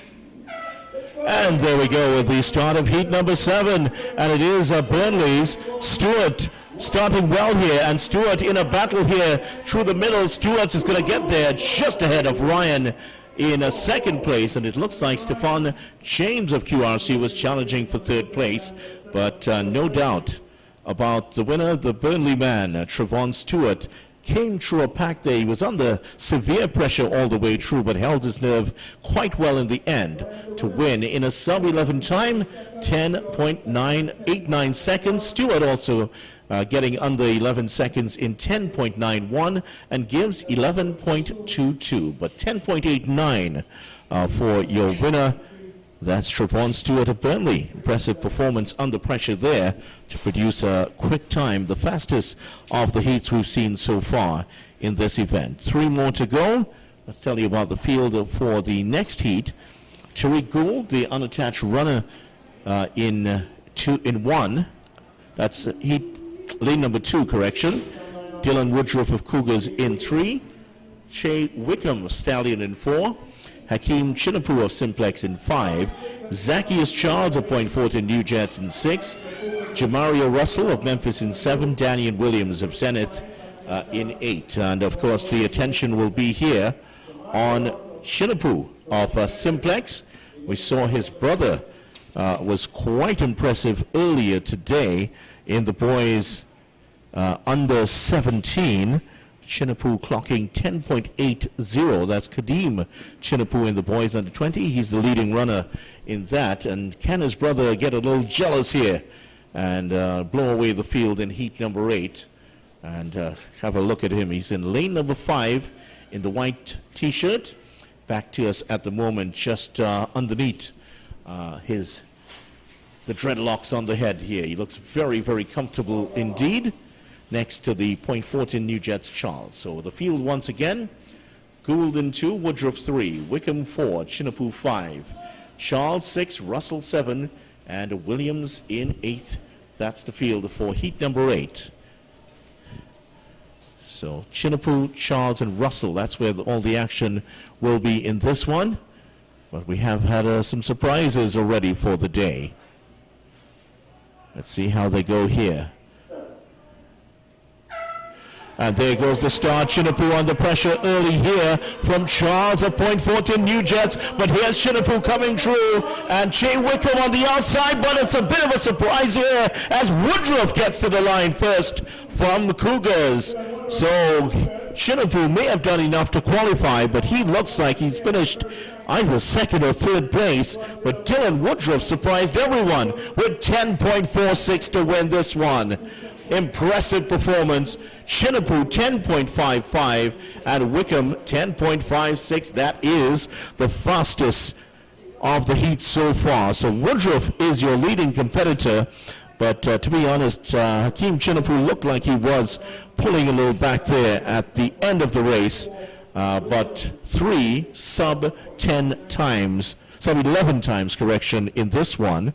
Make that 5 sub-11 times in this one. That certainly was the fastest race. But the man who got across the line first, Dylan Woodruff, in one of the best races, if not the best race we've seen so far. That was certainly some heat there in heat number 8 of the boys under 20. The action is hotting up here at the Hasley Crawford Stadium. 2 more to go. The final 2 heats. These athletes will have it all to do here to be among the top 24 to qualify for the next round.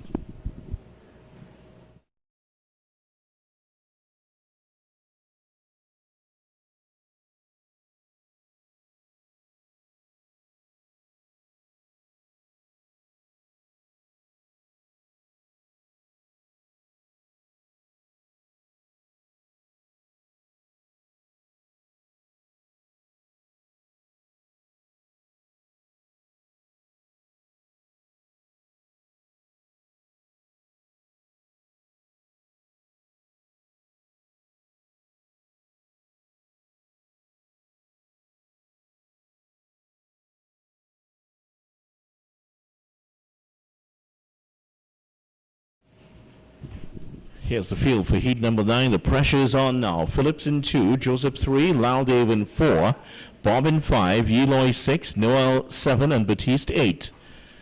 Will they rise to the challenge here? Set down in the last race. 5 athletes under 11 seconds. There is the start, and they're looking. The pressure's already telling here, and it is Noel Jordan of IG Fastlane out to the front. But look at Joseph here, who is on the outside, but it is Noel Jordan who held on to get the win. Noel Jordan wins it. Looks like Nicholas Bob or Jeron Yeloy, who may have done enough to finish second, and third place, Enoch Joseph. Let's look at the times. Noel, 10.79. Joseph, 10.87. Yeloy, 10.93. Let's see. 3 athletes under 11 seconds in this race already. Phillips and Bob dropping just above the 11-second barrier. So we've had, in the last two races, we've had 8 athletes under the 11-second mark already. So these guys are pulling out all the stops here to qualify for the next round. But the fastest so far, 10.79, that's in heat number 9, Jordan Noel. Fastest overall has been Dylan Woodruff in heat number 8. Last race of the hundreds, at least for the morning session. We'll have the next round coming up later on.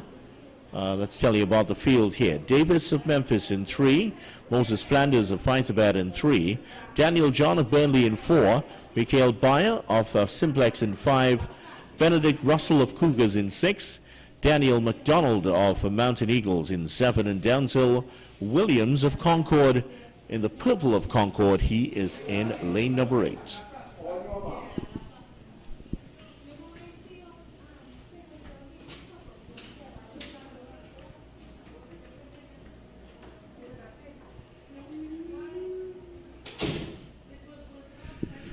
So here's the field once again. Final heat of the boys under 20. Davis 2, Flanders 3, John 4, Bayer 5, Russell 6, McDonald 7, and Williams 8.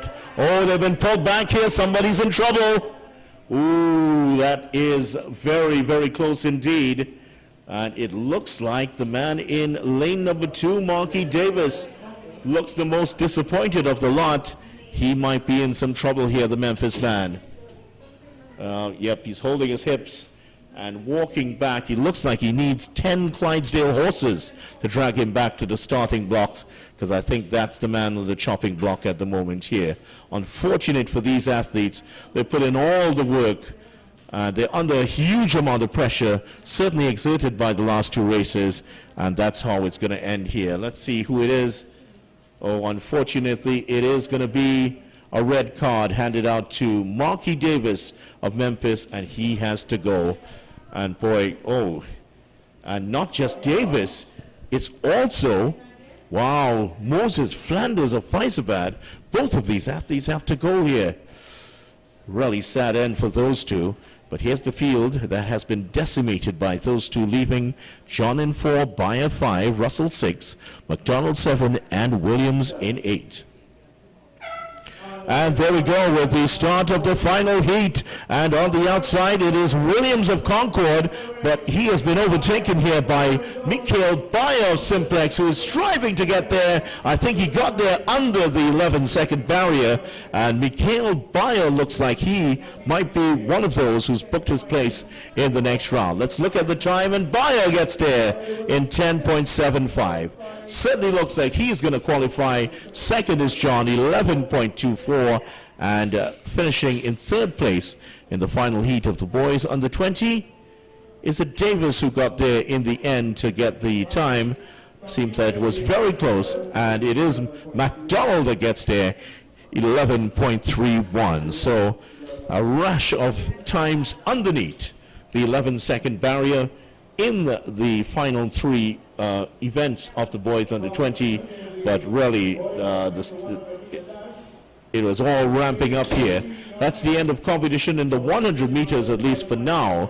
We will have the 400-meter events coming up shortly, so we will be taking a bit of a short break here as we get ready for the girls under 17 400-meter events, which will take place shortly.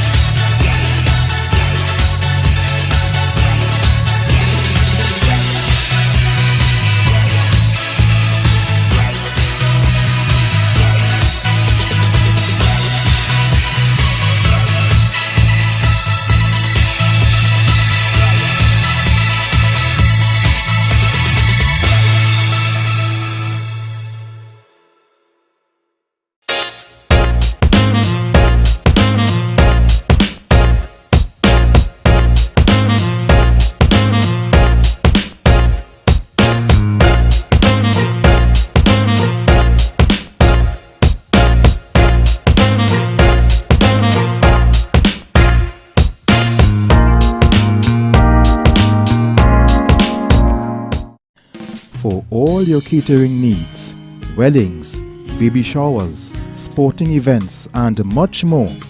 Rachel's Catering Services. WhatsApp at 715-0696.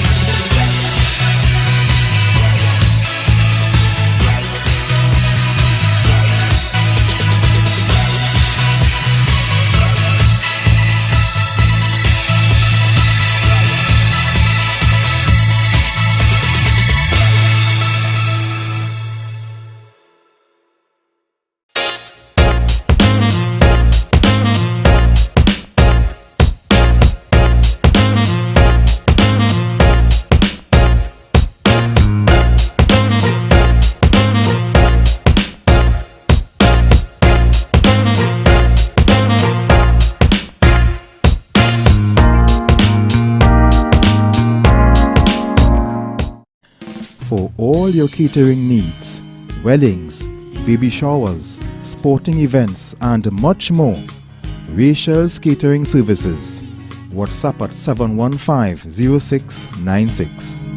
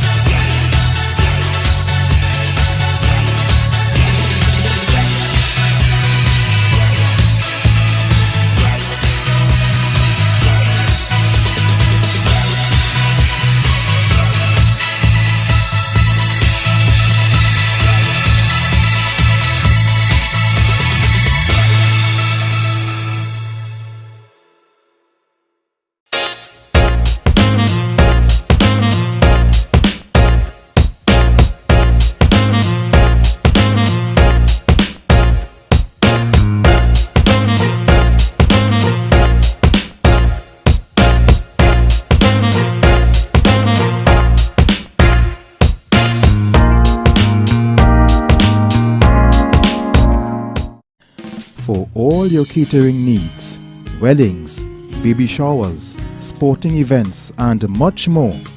Rachel's Catering Services. WhatsApp at 715-0696.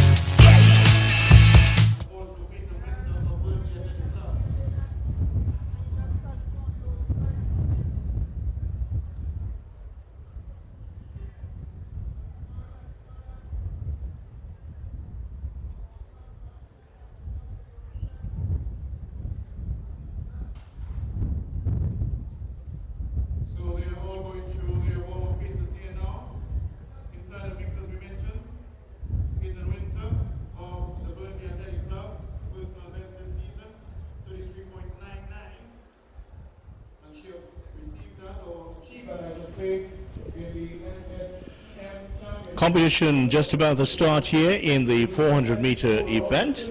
First of all, we'll have the girls under 17 and boys under 17 events. Then the boys and girls under 20 events in the 400 meters. Trinidad and Tobago has an amazing record in the 400-meter event. And wherever you are, thank you so much for joining us here on the 2024 N3A's Carifta Trials here on Wave TV. Special welcome to all those watching across the Caribbean, especially in Jamaica. And congratulations, Jamaica, on the win over TNT in the football yesterday. 1-0, in case you haven't heard, Jaheim Dixon scoring the goal to win the match. TNT and Jamaica meet tomorrow again.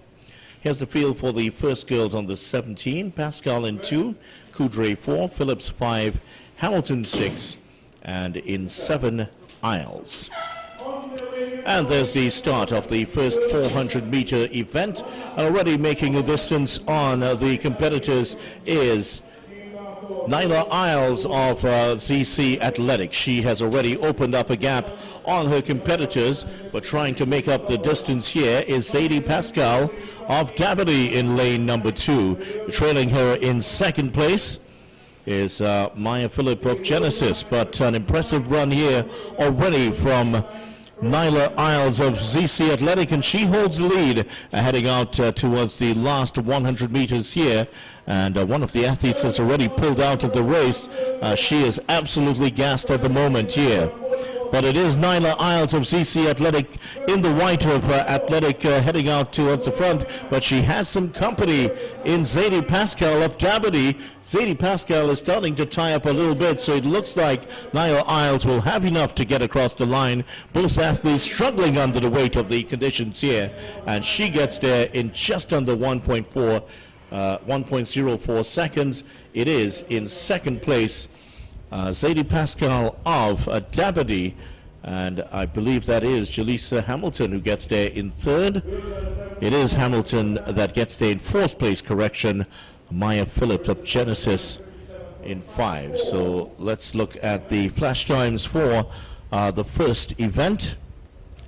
And Isles, the winner in 1 minute 3.58 seconds. Pascal second, 1:04.65, and Phillips 1:06.37 in third place.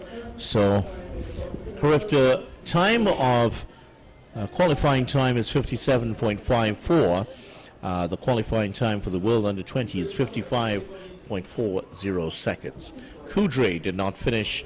She was the athlete that pulled out in the end. So the second group of athletes in the girls under 17 400-meter dash on their way. Let's tell you about the field there. Desiree Campbell of Faizabad in 2. Jada Jones of Cougars in 3. Kayla Thomas of Mason Hall in 4. In 5, Azaria Ilahi of Abilene Wildcats. Charlene Phillip of Memphis in 6. Lucretia Robley of IG Fastlane in 7, and Victoria Ned of Lions Athletic in 8. That's a field for heat number 2 of 5, girls under 17 400 meters.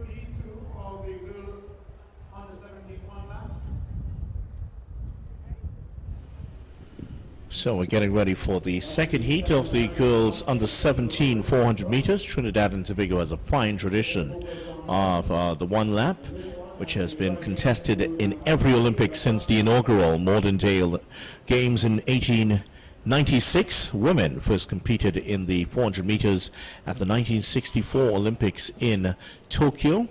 At the senior level, Janelle Belil has the fastest time ever run by a Trinidadian in this event, 51.86. Dominique Wilkins and Beverly Pierre are the next two fastest, 51.90 and 51.96 respectively. Here's the field once again. Jones in 3, Thomas 4, Ilahi 5, Phillips 6, Robley 7, and Ned in 8.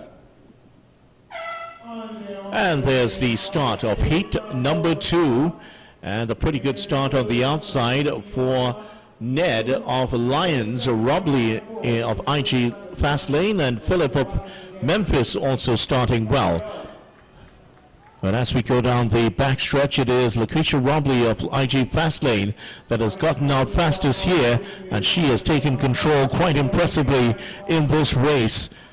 On the inside of her, Charlene Phillip of Memphis trying to make up the distance, but that is a considerable distance of just about 15 meters or so. This is certainly an impressive start here from Robley of IG Fastlane. Lucretia Robley looking to get her place, the top 8 fastest get into the next round. And Lucretia Robley starting to slow down, but she is ahead so far of the field at the moment here that she looks like she's going to win this quite comfortably. Can she get there under 1 minute? No, she can't. She is followed to the line, Lucretia Robley, by Charlene Phillip, and between the two finishers there of Jada Jones and Kayla Thomas, those two finishing in 3rd and 4th place, and the last one to come across the line is Abilene Wildcats' Azaria Ilahi. Robley, winner in 1 minute 1.71 seconds. Phillip, 1 minute 3.14 seconds, and Jones 1:3.65. But Robley the winner, 1:1.70.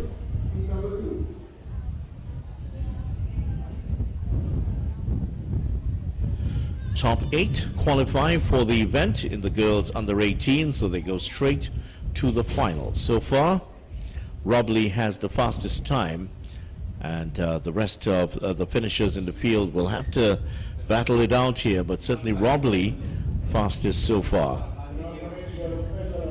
Heat number 3 coming up. Hackett of Richard Jones Racing Team in 2. McClashy, the unattached athlete, in 3.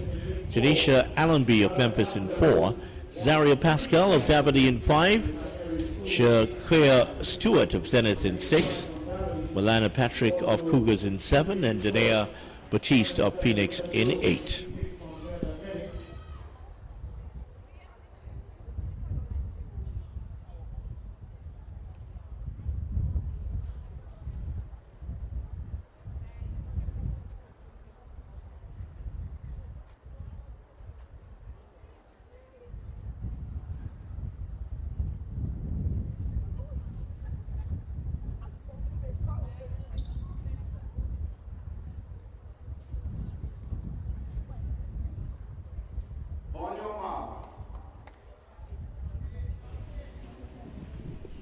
So here we go with the start of heat number 4. Heat number 3, correction. Girls under 17, 400 meters. Time to qualify for Carifta Games, 57.54. Nobody has gotten close to that just yet. And here we go with the start of heat number 3. And it's a slow start on the inside by McClashy. The unattached athlete has been left behind, but the green of Cougars, Milana Patrick, has already forged to the front here. But the Zenith athlete, Jakea Stewart, trying to put on the competition here at the moment, as well as Zenith's the light blue of Zaria Pascal, also competing for honors in this race. But as they go past, come up to the last 100 meters of the event, it has turned into a race between 2 athletes here. Milana Patrick of Cougars is coming into her own here, but Zenith's Jakea Stewart has overtaken her now, and she is herself coming under some pressure here by the Abilene Wildcats runner, Kayla Thomas. Those two are battling at the end here, and Kayla Thomas just gets across there. Azaria Ilahi of Abilene Wildcats finishing in 2nd place, but just on the outside of her. Stewart has taken the win in the end. So we'll get confirmation of the top finishers in the race, as it looks like Charlene Phillip gets there. The unattached athlete gets there in the end. Stewart, 1 minute 0.02 seconds in the end.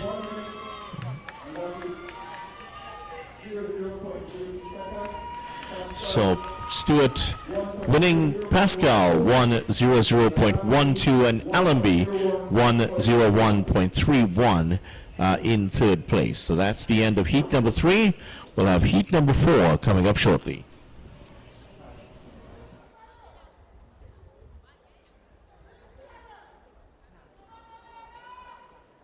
As we shift now to heat 4 to 5, the girls did not make quite there. They found themselves in winners' row on all the events a couple of weeks ago, representing the South Central and then in the championship, point 14 New Jets, the leader Rouse.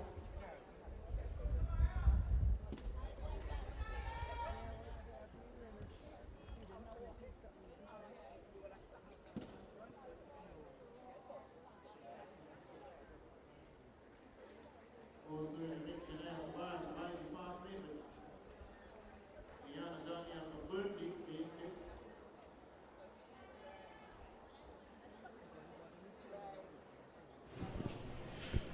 So we're getting ready for heat number 4. Here's the field for heat number 4.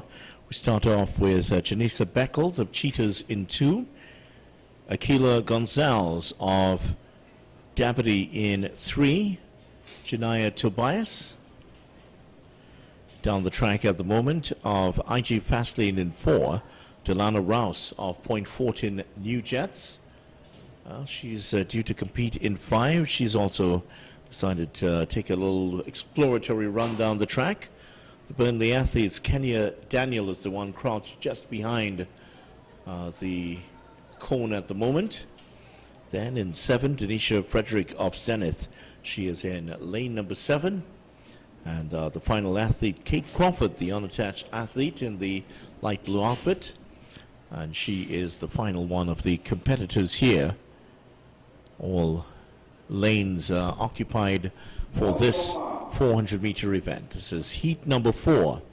Beckles in 2, Gonzalez 3, Tobias 4, Rouse 5, Daniel 6, Fletcher 7, and Crawford in 8. 400-meter girls under 17. And there we go with the start already. It's a cautious start here, but already the top 5 on the outside, they have left behind the likes of Beckles and Gonzalez. Well, the .14 New Jets, Ttnaaa Rouse is the one who's sprung to the front here, and she is followed by IG Fastlane, Janaya Tobias at the moment here. So the .14 New Jets athlete, Ttnaaa Rouse, she is coming on the competition, and she has been overtaken by Janaya Tobias, who is leading here. But fighting back at the moment is Rouse. She, alongside Burnley's Daniel, are the top 3 at the moment here. So this has turned out into a race of 2, and a good fighting run here by Ttnaaa Rouse, who's taken to the front.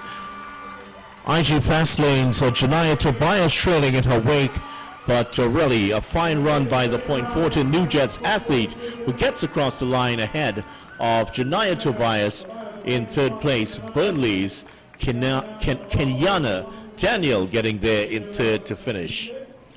Now coming across the line, 2nd to last position, Davides Aquila Gonzalez, and finally Janessa Patrick, Beckles correction of Cheetahs, is the last athlete to come across the line here. No doubt about the winner, Ttnaaa Rouse of .14 New Jets. Let's have a look at the times. And she gets there in 1 minute, 00.42 seconds. Tobias in 2nd, 1 minute to 1.32 seconds. And Daniel gets there in 3rd, 1 minute, 2.80 seconds. That is heat number 4, final heat of the girls under 17 400 meters coming up.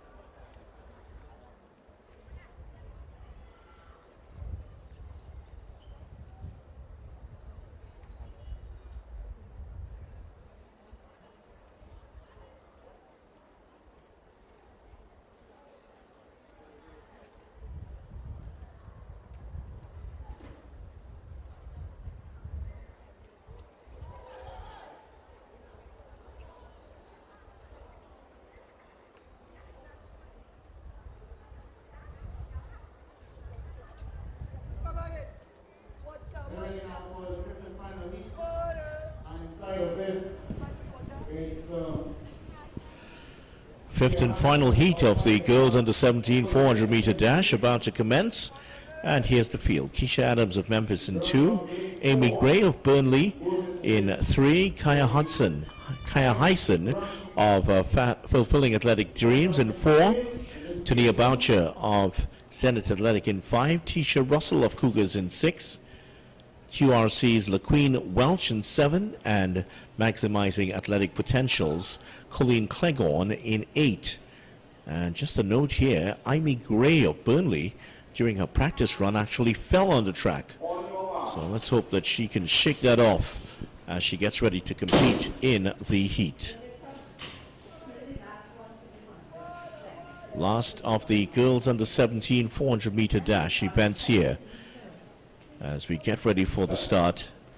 Final chance for these athletes, and there is the start of the final of the 400 meters, and already starting to motor along here is Kaya Hyson. She's made up the distance on the athletes in front of her.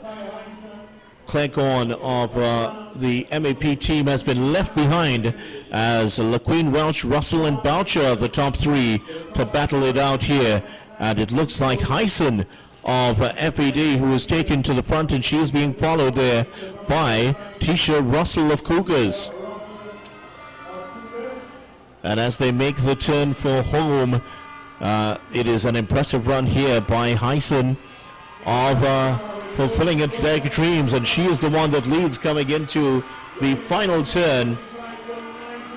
Can she get under the 1 minute mark here? But no doubt about it, Hyson has been the most impressive of the athletes, and she gets there under the 1 minute mark.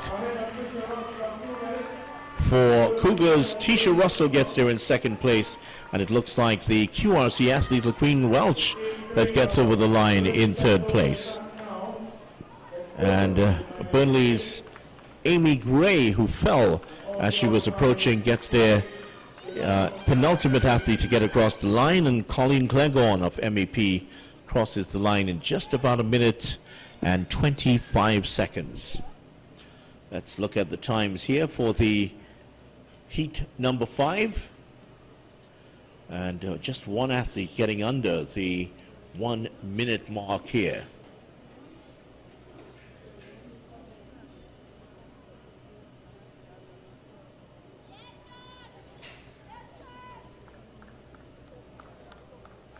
Still waiting for the times of the final heat and a confirmation of who will take this one. Well, the boys have been asked to come off the track at the moment. Boys, for the boys under 17. Yeah, there it is. Hyson 58.02. Hyson 58.02, fastest time among the girls under 17. Russell in second, 1 minute 2.42 seconds. And third in that final heat, Welsh, 1 minute 3.40. Coming up, the boys under 20, 400 meter dash, 50.18, the Carifta qualifying time.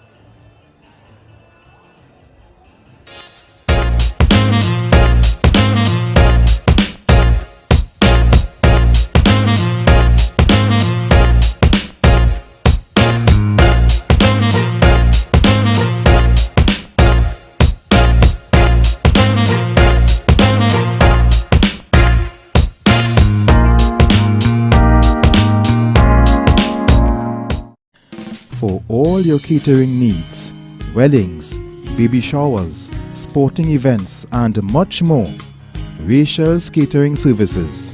WhatsApp at 715-0696.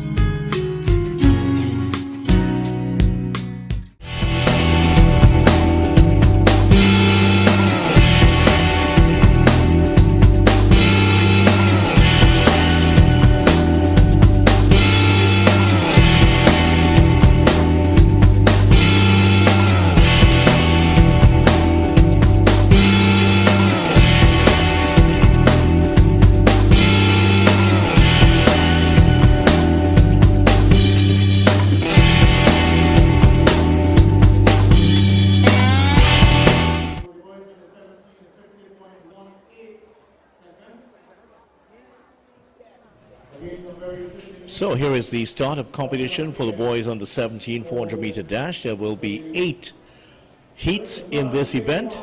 Certainly one of the more popular events here in Trinidad and Tobago outside of the 100 meters, 400 meters, certainly a fine tradition in Trinidad and Tobago. Here's the field for the first of the boys under 17 400-meter dash. Michael Rodney of MEP in 2. Well, there's no athlete in 3, so that means Michael Leefook is not going to be competing. Joshawn George of Zenith in 4. Shasiri Charles of IG Faslane in 5. Josiah Hunt of Abilene in 6. Elijah Herbert of Burnley in 7. And Ishmael Evangelist of Cheetahs in the orange outfit of Cheetahs in lane number 8.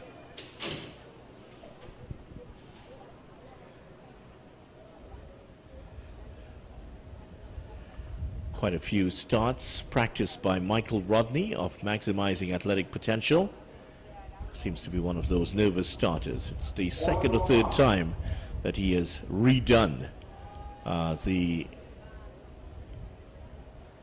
blocks here today.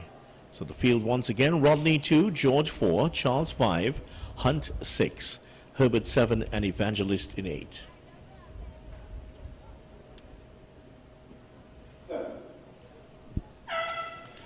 And there we go with the start. Impressive start on the outside by Evangelist of Cheetahs. He's already moved to the front here. But take a look at the Simplex man, the Abilene Wildcats man, Josiah Hunt, who is the shorter of the two athletes. And he's just up on the shoulder here of Evangelist of Cheetahs. And now he goes past him here. So it is the Abilene Wildcats, Josiah Hunt, who's taken to the front. He's taken control of the race. Can they catch him here today? Chaisri Charles of IG Fastlane trying to mount a challenge on the inside lanes, but looking quite comfortable is the Abilene Wildcats athlete, Josiah Hunt. Now, as he's starting to tie up just a little bit, it's Charles that is getting onto his shoulder. Charles is trying to get on, but he has enough in the tank here.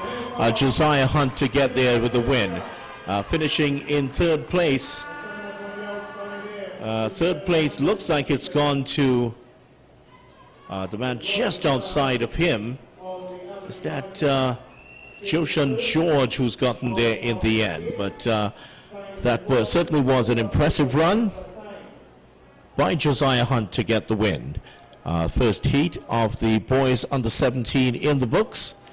Let's see what his time is. Hunt gets there in 53.73 seconds. George in second, 54.10. And Charles, 56.74. So Josiah Hunt, 53.73. And he has the fastest time so far. Early days yet in qualification for the boys on the 17 400-meter dash. Heat 2 coming up.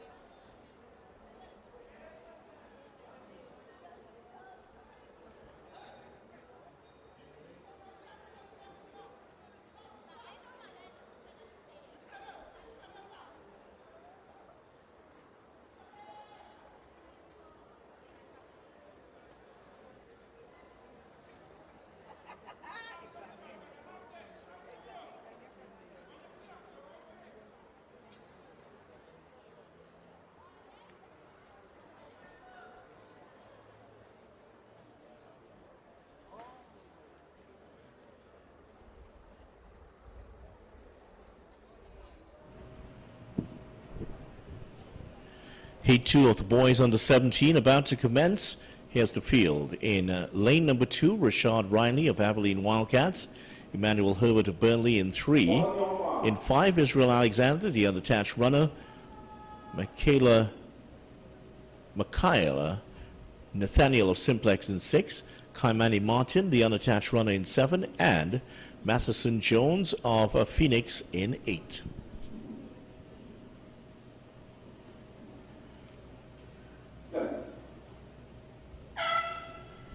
And there we go with the start of Heat 2 in the boys 400 meters. And Matheson Jones of Phoenix Athletic, he is the one that goes to the front comfortably here. Nathaniel of Simplex is following him, but another good start here by Kimani Martin, the unattached runner. Starting to motor along on the inside lane at the moment here is O'Reilly of Abilene Wildcats. He is trying to mount a challenge here from the inside lane alongside of Emmanuel Herbert. Out at the front now, Matheson has been overtaken by Nathaniel of Simplex, and it is the Simplex man that holds the lead coming into the turn. He's looking quite comfortable as he's striding across with just about 80 meters to go, but here's the challenge coming now from Rashad Riley. Riley's starting to tie up, and he's about to be overtaken, but no doubt about the man who's going to win this race. It's Elijah Mitchell who gets there in the end. That's correction. That is Micaiah Nathaniel of Simplex who gets there. Riley and Herbert, the two athletes on the outside, are racing there to get in at the end for second and third place. So let's look at the time of the Simplex man, Micaiah Nathaniel. Apologies if I mispronounced that first name incorrectly. Nathaniel, though, gets there in 54.35. That's the fastest time of the day so far. In second place, Herbert gets there in 55.71. Herbert second in 55.71, and Riley gets there in third place in 55.74. Fastest of the time so far. That was heat number 2 in the boys under 17 400 meter event.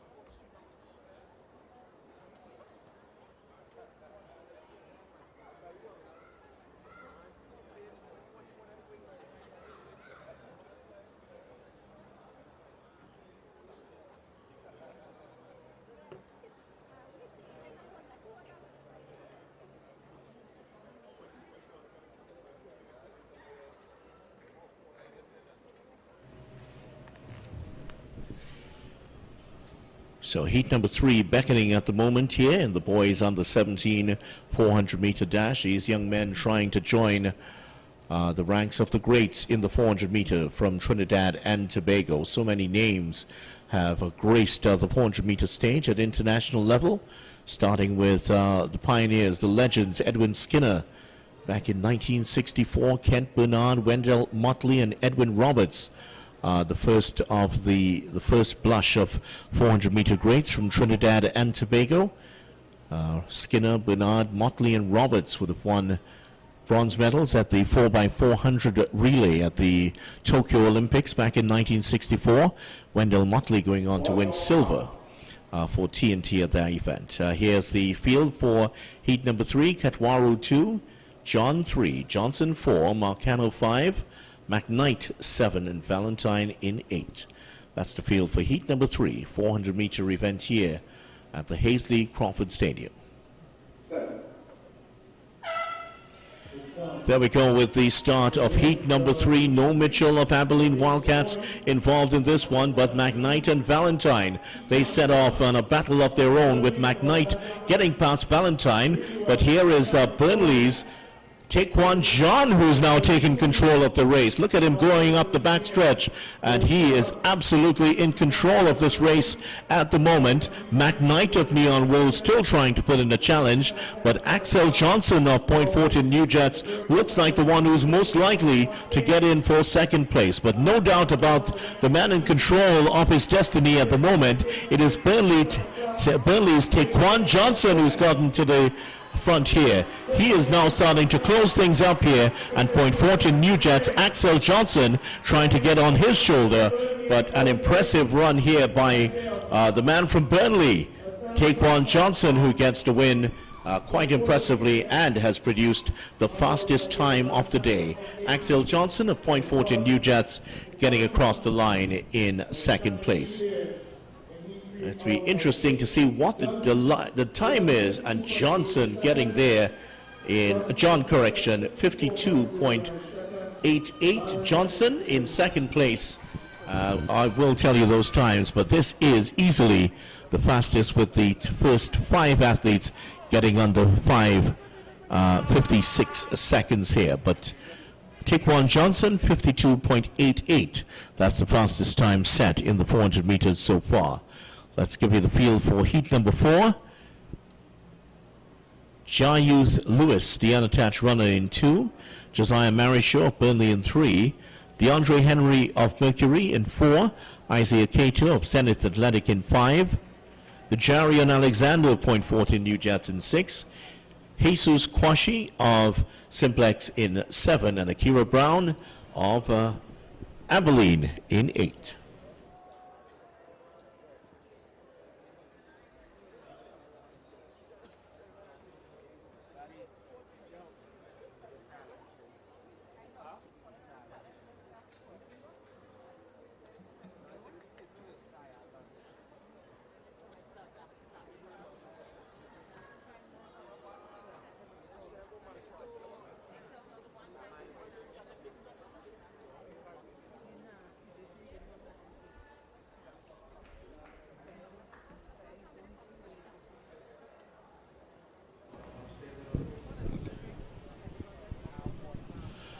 So we're just about to get ready for the start of the halfway point in the qualification for the boys under 17 400 meters.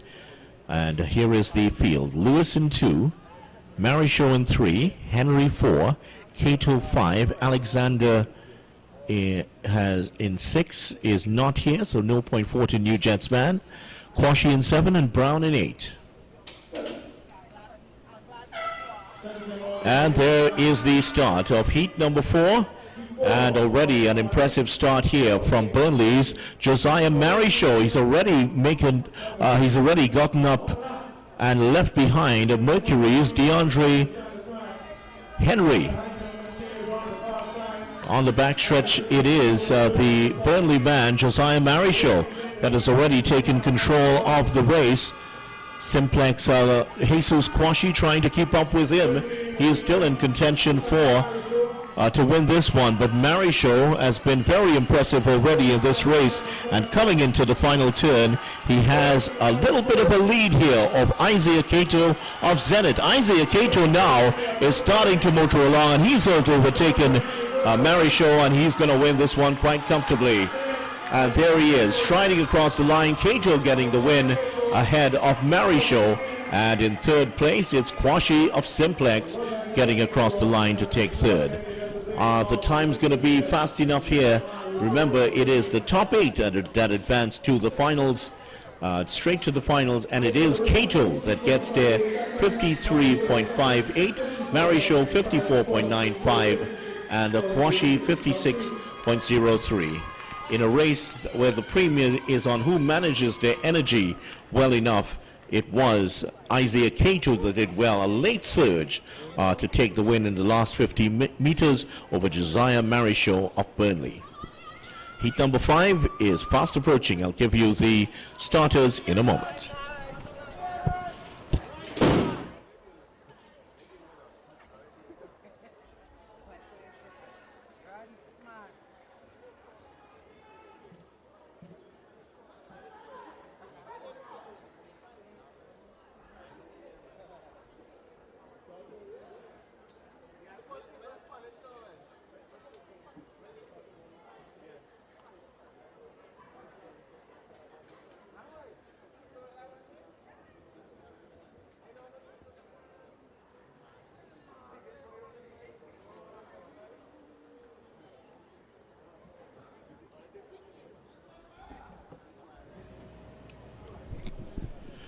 There's a full field of 8 athletes for heat number 5 of the boys under 17 400 meter dash. Just to remind you of the time, it is 50.18. That's the Carifta standard.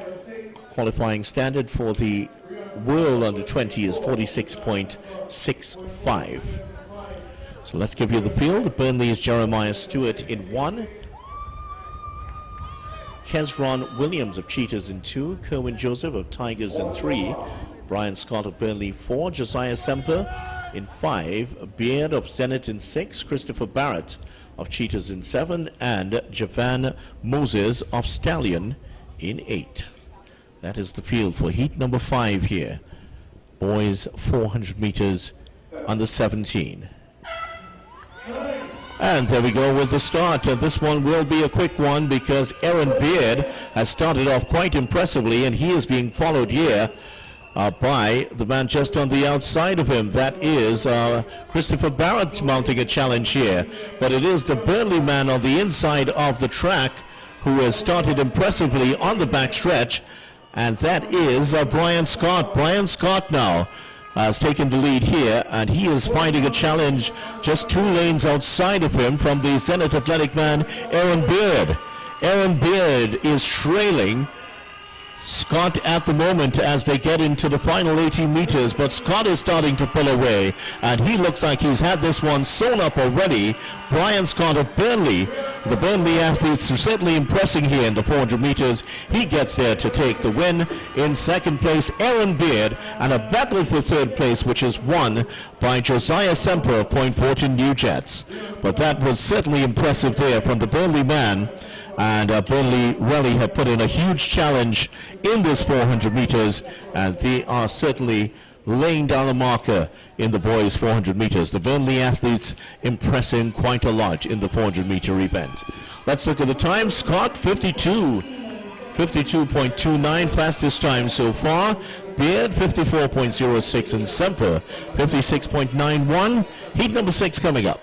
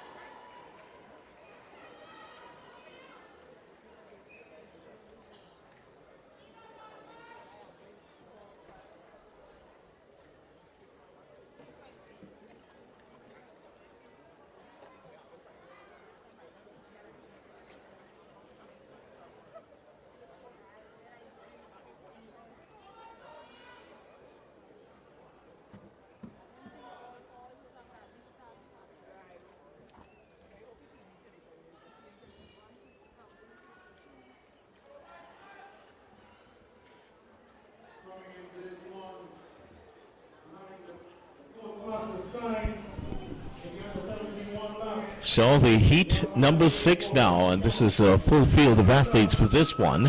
Certainly a very popular event here in Trinidad and Tobago.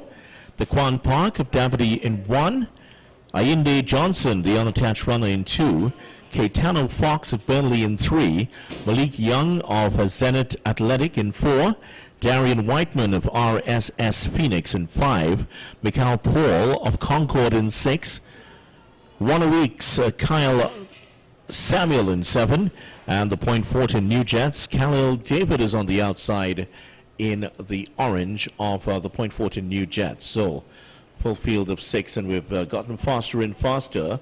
Fastest time so far in the heat, 52.29. That was heat number 5, with the impressive Brian Scott managing his energies quite well to get the win ahead of his competitors in that event. He leads the 400 meters so far. We're just about ready for the start here.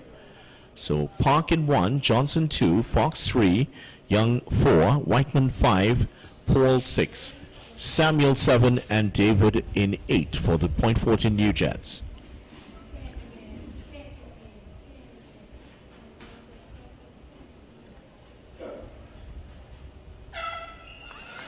And there we go with the start of heat number 6, and a good start on the outside by David, and Samuel has also started well as Michael, Paul, and Whiteman now starting to catch up. But it is Samuel that has overtaken David, and he is in charge of this race, but only for a second as Darian Whiteman starts to take over. But look at the run here by the Phoenix man, Darian Whiteman, as he streaks to the front here. The Burnley athlete trying to follow him at the moment, but he has some work to do on the inner lanes. Right now, it is Whiteman of Phoenix that has the lead as they head into the final straight here at the moment. He is certainly in control of this one, Whiteman. Paul just on his outside trying to catch up. The Concord man is closing. Can he get there? And he can't. Just at the end, Paul just on the shoulder of Whiteman, who got there in enough time to win the race. So Whiteman first, Paul in second. It was a bunch finish at the end there, but certainly no doubt about the winner. And the top 8 fastest go to the race. And here's the final runner. That's Ayinde Johnson, the unattached runner, trotting across the line in over a minute and 15 seconds. So let's take a look at the times for heat number 6. And the time, Whiteman 51.70, fastest time so far. He gets the win. And second and third just flashed by. Paul 51.75 and Samuel 52.22. Certainly the fastest of the races we've had so far, and this is very much in keeping with what we've seen throughout the tournament, the event here. As you get lower in the competition, it gets faster and faster. Heat number 7 coming up.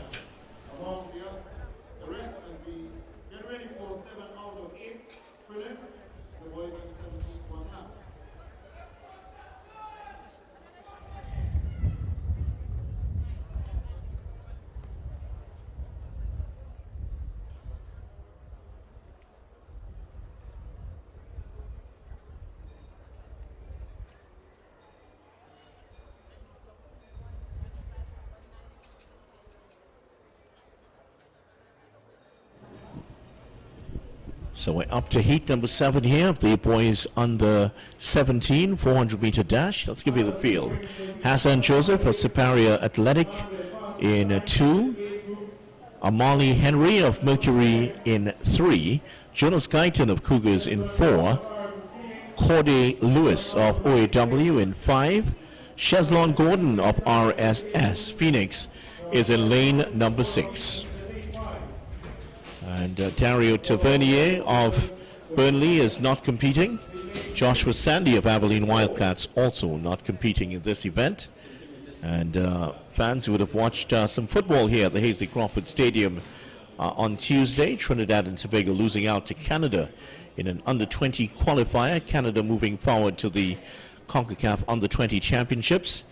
There was Tavernier who was involved for Canada in that one. So here's the field here at the Hasley Crawford Stadium for heat number 7. Joseph 2, Henry 3, Guyton 4, Lewis 5, Gordon in 6.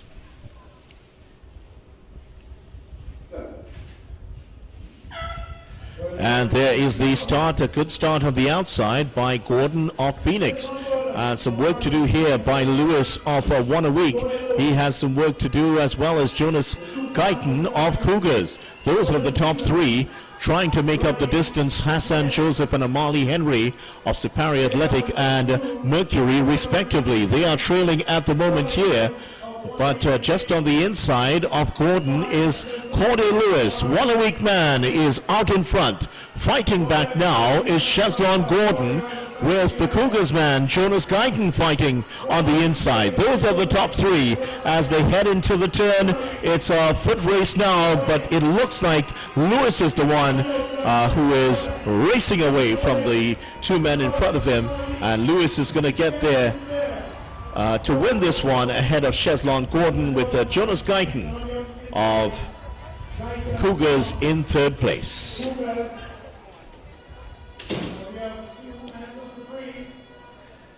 And the final 2, Amali Henry and Hassan Joseph of Superior Athletic, trying their level best to qualify, but not going to happen today. Lewis 51.07. Guyton, Gordon in 2nd, 51.63, and Guyton in 3rd, 53.31. Final heat of the boys under 17 400-meter dash coming up.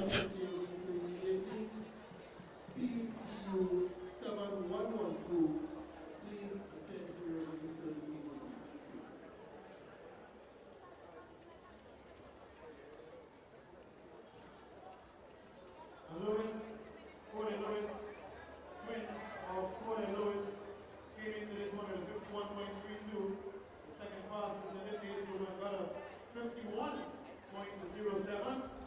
So now he has not only his PB, but the fastest time in his age group for the season.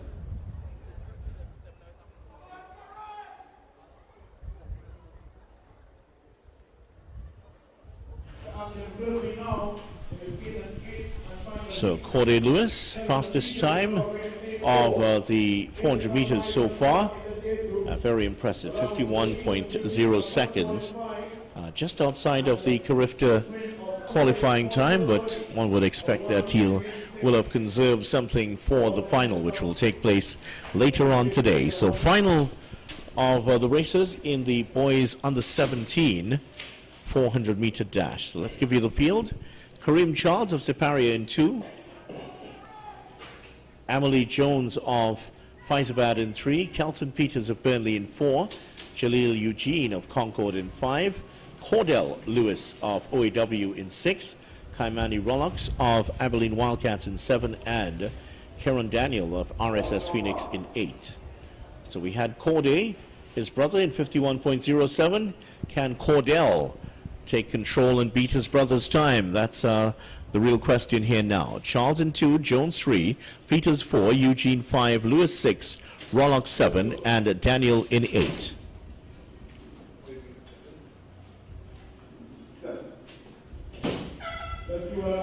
Well, there we go with the start of the final heat in the boys under 17, and Rollocks and Daniel have already made their mark on the opening proceedings in this race. But trying to make a move here is Cordell Lewis, the one-a-week man, starting to find his gears now as he's moving through the gears quite comfortably, and he's trying to get up on the outside of Rollocks and Daniel. Lewis still has some work to do as Rollocks is just on the shoulder of Daniel, and these two are battling for it as they get into the turn here. They come off the turn, and it is Daniel just slightly ahead of Rollocks.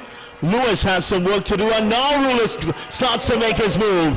Rolls past Rollocks, and now he's hunting Daniel and just shutting it down at the end, and Lewis does enough to get across to take the win. And the Lewis boys impressive here in the boys under 17 400 meters. Lewis just ahead of Rollocks and Daniel in the end. Let's check out those times and tell you which one got there, which of the Lewis boys was fastest. Well, Cordell Lewis 51.35, Daniel 51.40, and Eugene 51.75. So Cordell having to work hard at the end to get the win. He will be second fastest to his brother, Cordell Lewis, 51.07. Heptathlon girls shot put going on at the moment. There's also the boys shot put octathlon event 10 that's going up. We will have the girls under 20 400 meter dash commencing. 2 heats straight ahead.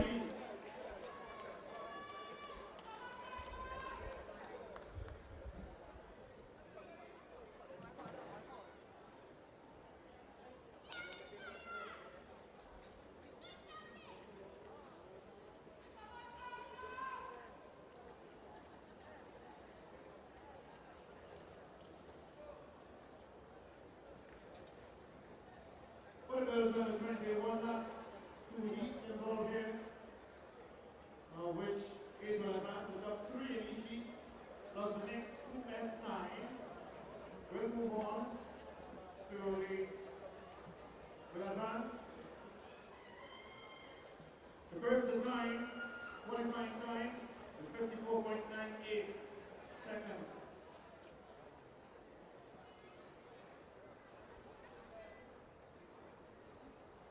What a bumper here. This is expected to be with some of the very best involved in these 2 heats.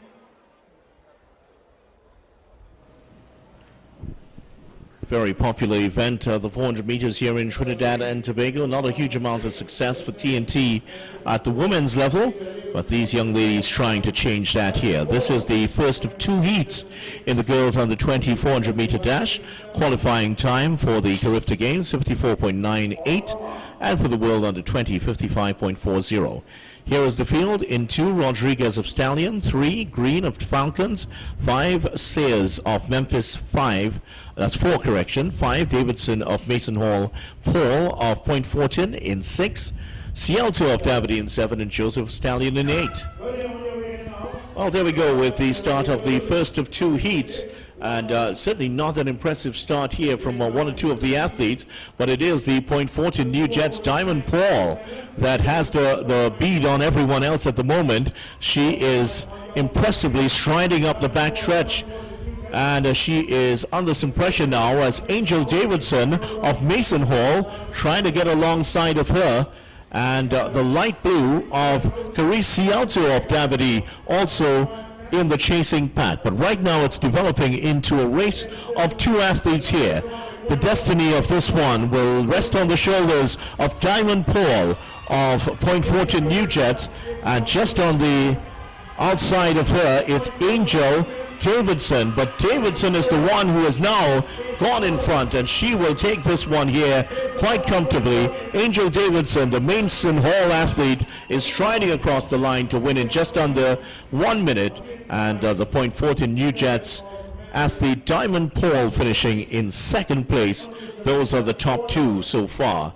Now don't forget, the top 8 will advance straight to the finals, and those are the first 2 to get across the line. Let's look at the times. Davidson, the winner, in 59.75 seconds. Paul, 1 minute, 0.18 seconds. And Sayers in 3rd, 1 minute, 1.54 seconds. Those are the 3 fastest times so far. Just 1 athlete under the 1 minute mark at the moment here in the girls under 20. You would feel that the top 4 will go through here in this one, but in heat number 2, they're just about getting ready for that. Normal size?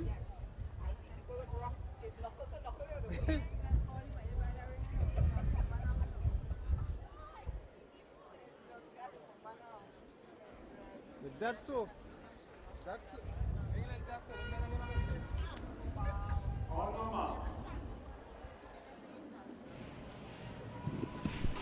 Second heat of 2 in the girls under 20 400 meters. Acosta in 2, McKee in 3, Eastman 4, Clement 5, Simmons 6, and Mitchell in 7. And there is the start here. Quite an even start as we get underway. Acosta of FAD will have some work to do here, but striding out on the outside into the early lead, Amaya Mitchell of Abilene Wildcats. The Burnley athlete, Tiara Simmons, is trying to mount a challenge here, and there's the light blue of Natalia Eastman of RSS Phoenix that is right now in 3rd place. Simmons is just about to be overtaken by Eastman here. Eastman's name popped up a lot during the secondary schools event, and she is biding her time at the moment here. And coming into the turn, she has a slight lead here. Eastman ahead of the athlete on the outside. That is Mitchell of Abilene Wildcats, and it is Eastman that leads coming into the final bit of the race here. McKee of Cougars in 2nd place, and it is the blue of It is certainly the light blue of Phoenix that gets across the line first, and just on the inside of her, Cougars, McKee in 2nd place, and it looks like Tanika Clement of Genesis in 3rd place that got across to get the top finish in the top 3. Eastman 1 minute 1.73, McKee 1 minute 2.20, and Clement 1 minute 2.17, I believe it is. I'll just confirm that for you in a moment. Eastman 7-3, Clement finished in 3rd place. So the top 8 from the girls under 20 qualify for the finals. We have the boys under 20 coming up. 8 heats coming your way very quickly.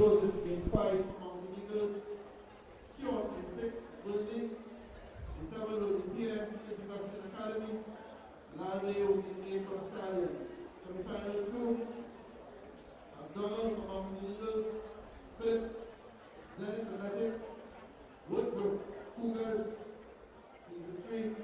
Solomon in 4 from Simplex. Noel in 5, IT for Hasley. Charles in 6, 14 meters. Sylvester in 7, in the Wolves. And Dave Williams from the club. Until the final semi-final heat. In 1 we have Bob from Cougars. Sylvester in 2 from Simplex. Wickham in 3 from Stallion. Brian 4, Simplex. So we'll have 8 heats in the boys on the 400 meter dash. Final bit of competition in the 400 meters for the morning session. Let's give you the field of the first heat. Elisha Williams of Genesis in 1. In lane 2, correction. In lane 3, Jaheim Hudlin of Tigers Athletic. Well, the athletes have now been asked to come off the track. I think they got in there a little bit early. Armani Kashi of Memphis in 4. Jaziel James of Lightning Speed in 5. In 7, Alessandro Gofaya of Eastern Flyers. And 8, Israel MacArthur of Phoenix Athletic. That's the final of the athletes in the boys. 400 meters, the first heat.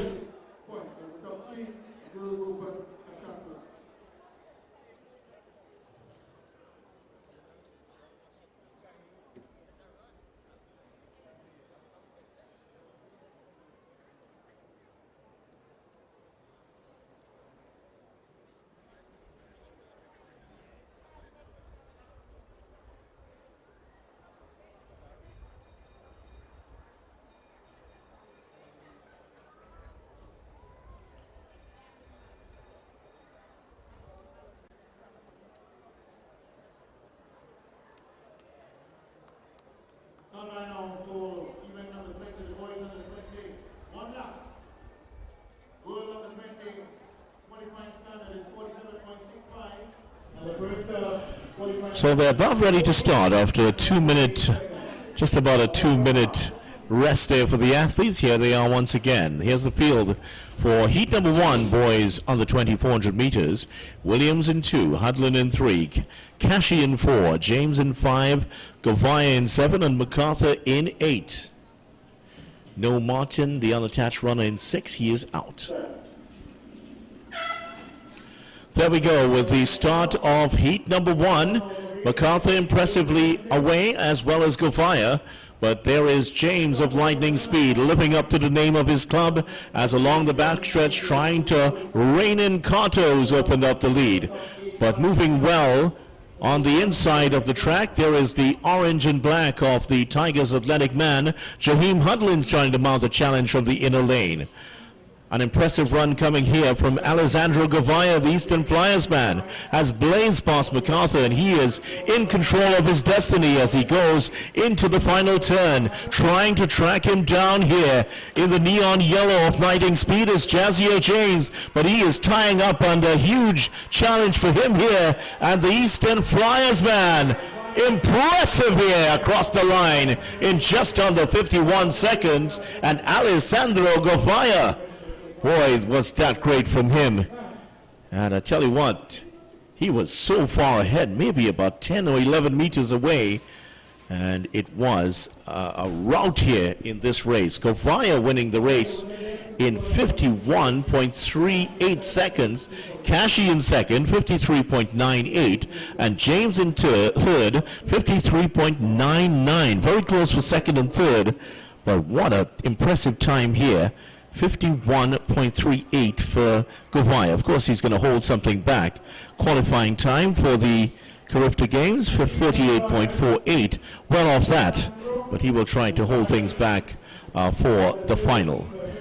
Heat number 2 coming up. We'll give you the starters in a moment. 48.48 is the Carifta standard time.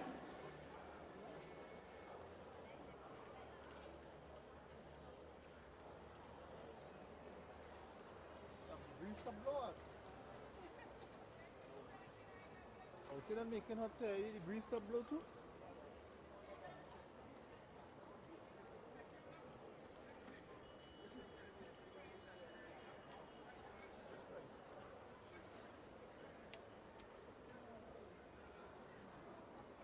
On your mark.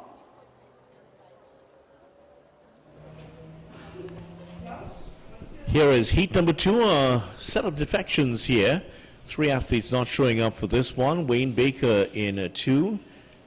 Manrique of OAW in 4. Sutherland of Wildcats in 5. And Hamilton of Phoenix in 6. Those make up the 4.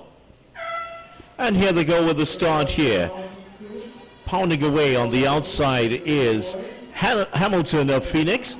Boy, does he have some work to do, because Manrique of OAW has almost caught up with him inside the first couple hundred meters here. Manrique starting to stride alongside of Hamilton, and he is going to be slightly ahead of him here. The other two, Abilene Wildcats Sutherland, he and Wayne Baker, the unattached runner, they have a huge amount of work to do here. The battle is between the top two. Jaden Sutherland of Abilene Wildcats and Anderson Hamilton of Phoenix Athletic. Those are the two that are battling away at the moment here. The 1 a week man, Miguel Manrique, though, just starting to tie up. He's starting to shut things down. And as he does, Anderson Hamilton gets on the outside of him, and he takes the win. Had to really battle back. He'd been passed at one point. Manrique was the one in front, but he was able to come back to get the win. But has he expended too much energy here going into the finals here? Hope it doesn't turn out to be a bit of a Pyrrhic victory for him as he gets the victory in the preliminary round. Of course, with the pressure on these athletes because of the times. Hamilton wins it, 52.71. Manrique in second place. Getting a sense that we're slightly behind time here because the athletes are coming on thick and fast, ready for heat number 3 in a moment.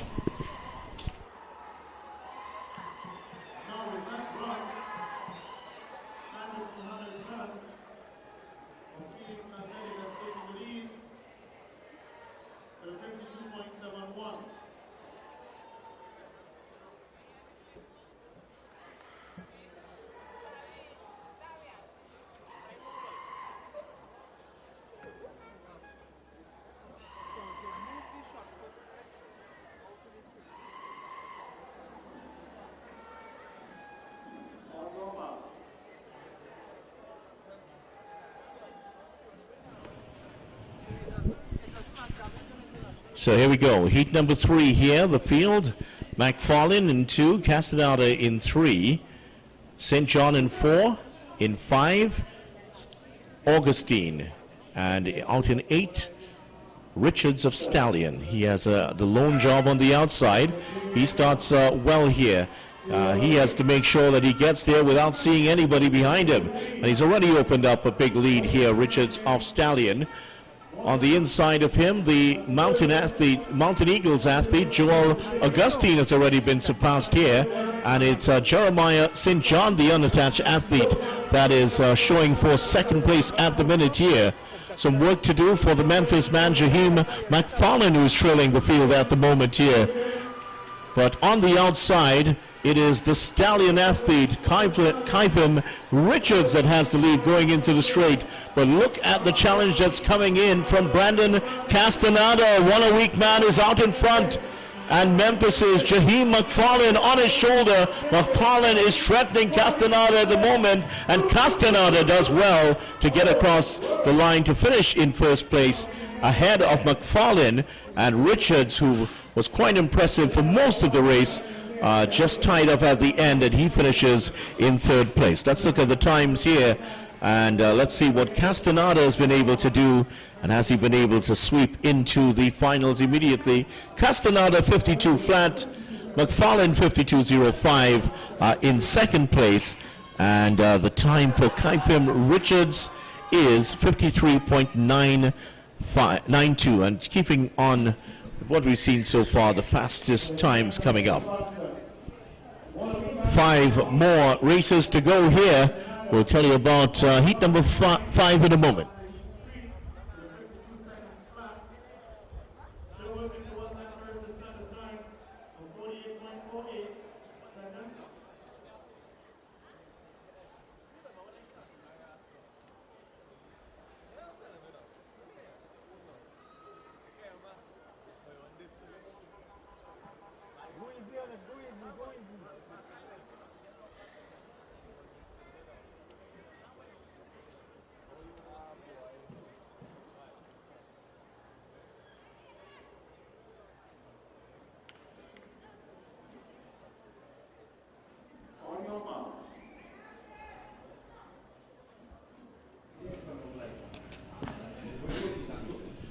Heat number 4 here of the boys on the 400 meters.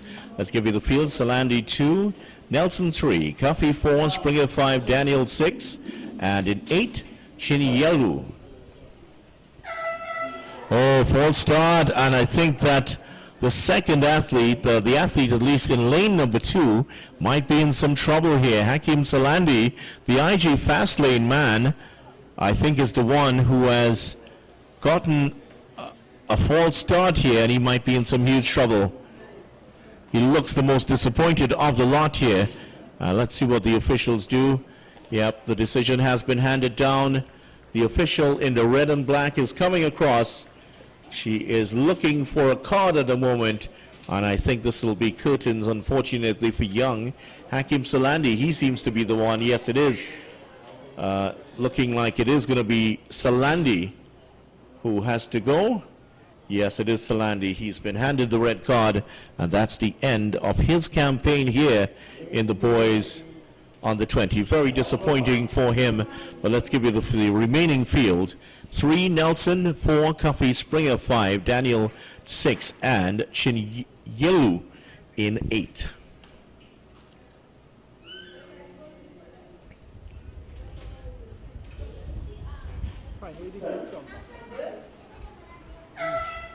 And there we go with the start. Just 5 athletes remaining in heat number 4. And Burnley's Chinielu, Jelani Chinielu, is the one who is out fastest here. But Aiden Daniel now is starting to close the gap between himself and the leader at the moment. And it is Jaheim Nelson of Genesis that's starting to make a move, and he's starting to get in gear on the inside of the field. He looks like the one who is most likely to catch up with the 2 on the outside, the Abilene Wildcats, Daniel and Jelani Chinielu of Burnley. And just as they come into the turn now, it is Abilene Wildcats, Aiden Daniel that is at the front, only slightly ahead as Jaheim Nelson now starting to mount the challenge. Nelson starting to drop back. Trouble here for Daniel, and he's about to be passed and just on the line. It's Cadel Cuffy of Superior Athletic to get across the line in first place. So good run, bided his time well, Cadel Cuffy, to get the win for Superior Athletic. The first time we've seen the team from the Southland get a win in one of the races. Still early days yet. 52.78 for Daniel Cuffy. For Cuffy, that is. Daniel 52.99 and Chinielu 53.51. He started on the outside of heat number 4.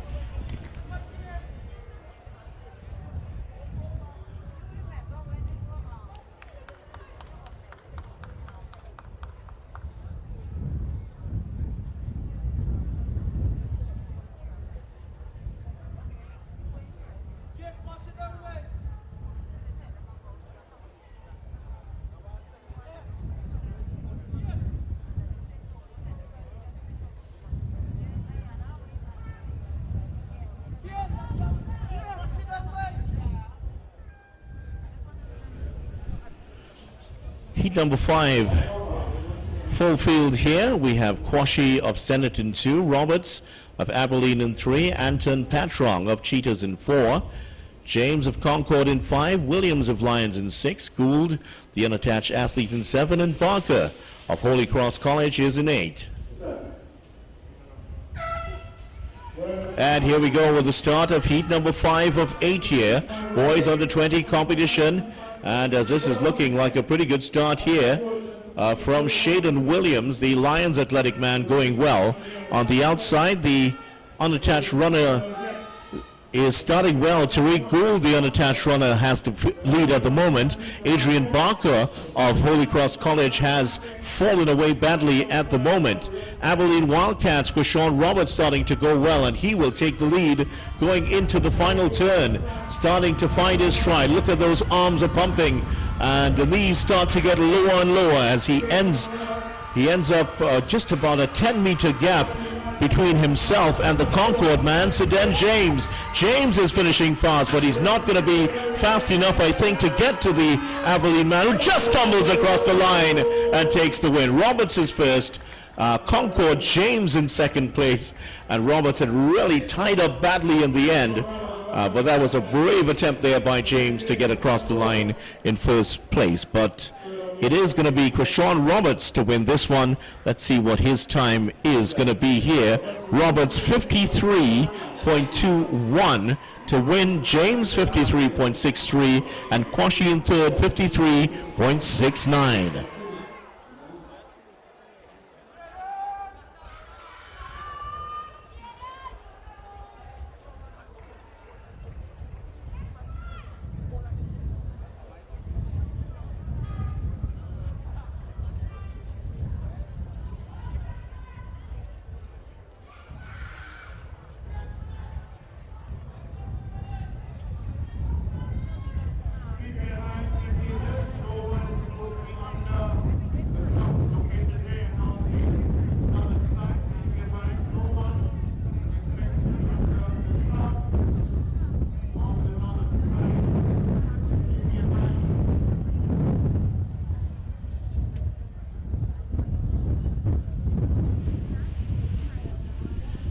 The action races on here as we're coming up to the end of the morning session of action in N3A's Carifta Trials 2024. Let's give you the field of four. Heat number 6, Kareem Gibson of Mountain Eagles is in 2, Kylie Reed, the unattached runner, in 3, Tyrell Dimsoy of Fyzabad in 4, Deshaun Cole of Abilene in 5, Deshaun Lazama of OAW in 6, and Jeremiah Grant of Memphis. He is on the outside in the black and white of Memphis. Blue and white, correction, of Memphis.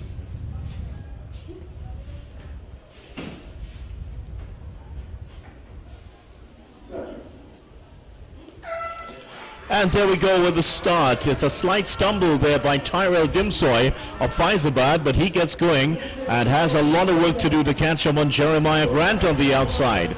But it's Deshaun Cole of Abilene Wildcats that's starting to get the motion, and he is making up the distance quite impressively on Sean Lazama of One a Week.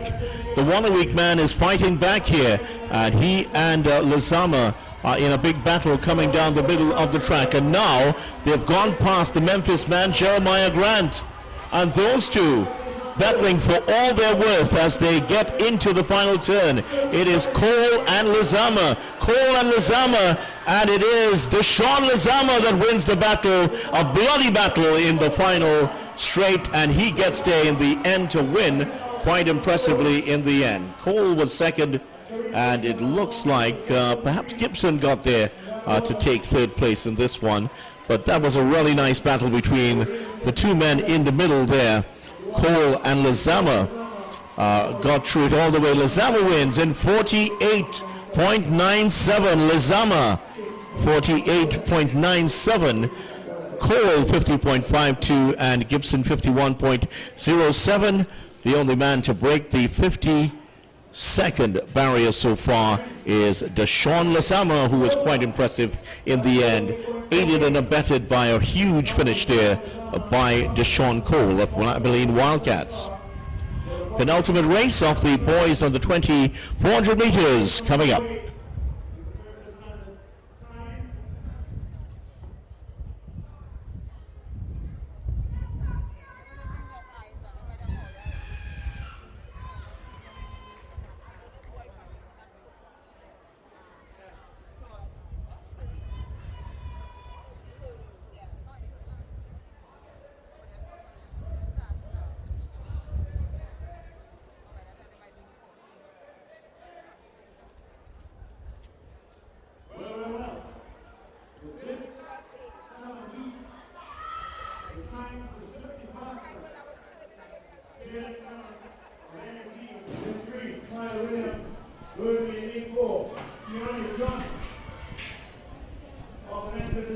So here we go, penultimate race in qualifying for the finals of the boys under 400 meters.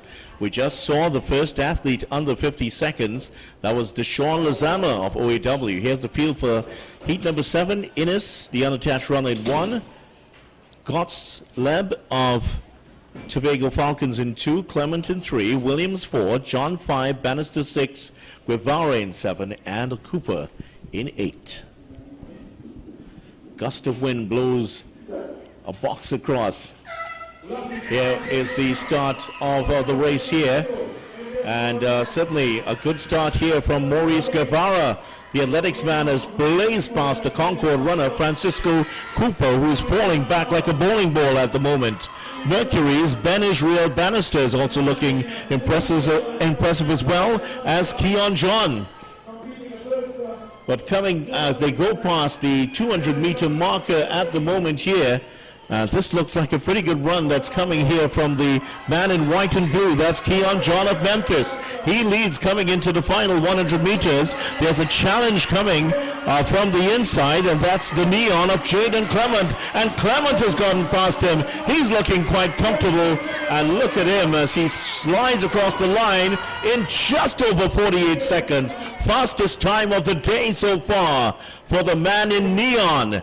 Jaden Clement there wins impressively in heat number 7. Boy, everybody's looking at the clock at the moment because that looks like we do have the fastest time in the 400 meters here today. Let's see what it is.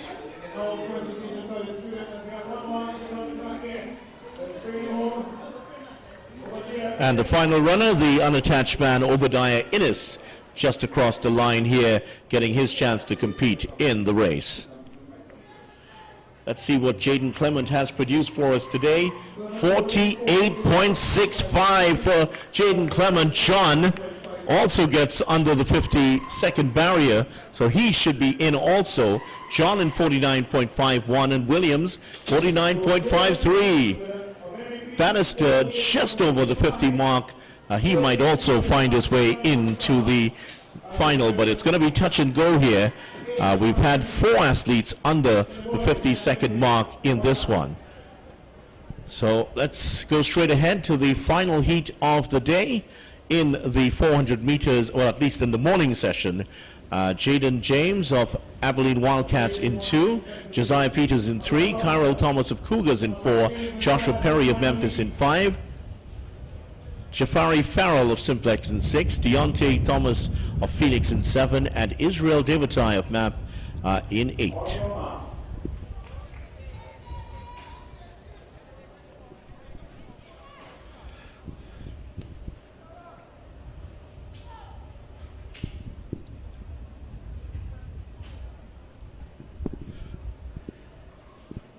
Here we go. This is the final chance to qualify for the finals of the boys under 20 400-meter dash. And there we go with the start. Quick start here for Israel Devatai of MAP on the outside, but starting to go well on the inner part of the track. There's the Burnley athlete, Josiah Peters, who's starting to look good. But on the back stretch, Devatai is starting to drop back. He's getting some competition from Farrell of Simplex, who's now gone past him, but Farrell has some problems of his own here because Perry and Thomas have started to find their gears, and Perry, in fact, has gone past him now. Work to be done for James and Peters, but it is the man in green, the man in lane number 4, Kyrell Thomas, the Cougars man that is forged to the front. Is he going to take this one? He looks like he's going to take this one quite impressively. His number comes off as he goes across the track in the end. Simplex, it looks like Memphis and Simplex coming in for 2nd and 3rd place. But that was certainly impressive by Kyrell Thomas. And let's look at his time. He's certainly gotten in under the 50-second mark, and he gets there in 49.03. Perry 49.91 and Farrell 50.12. And based on what we've seen in the last 3 of the races, anything over 50 is going to be touch and go in terms of qualifying for the finals. And I make it that we've had maybe about 6 or 7 athletes under the 50-second mark. So certainly the early qualifiers, there were no athletes under 52 seconds in the first 5 heats. So really all of the qualifiers will come from heat 6, 7, and 8. We'll have the girls semifinals coming up later on.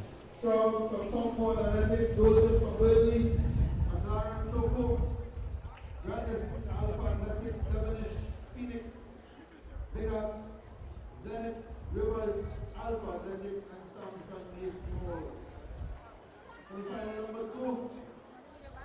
One, we have Abraham from Memphis, 38-2 for Mighty Hasley, Richardson in 3 fulfilling Athletic Green, Cupid in 4 from Zenith Athletics, Ttnaaa in 5, Phoenix Athletics, Joseph in 6, 140 units, Pope in 7, Concord Athletics, and Alexander in 8. Well, that should bring us to the end of the morning session. Coming up in the afternoon session, a lot of action. There are a lot of finals and a lot of titles to be won, and the chance to qualify for the Carifta Games. The 100-meter, the 400-meter finals will come up later on for the field events. There's the final of the triple jump, also the final of the discus, the 100-meter hurdles and the 110-meter hurdles, plus there's the under 20 110-meter hurdles coming up. There's the semis of the 100 taking place later on today.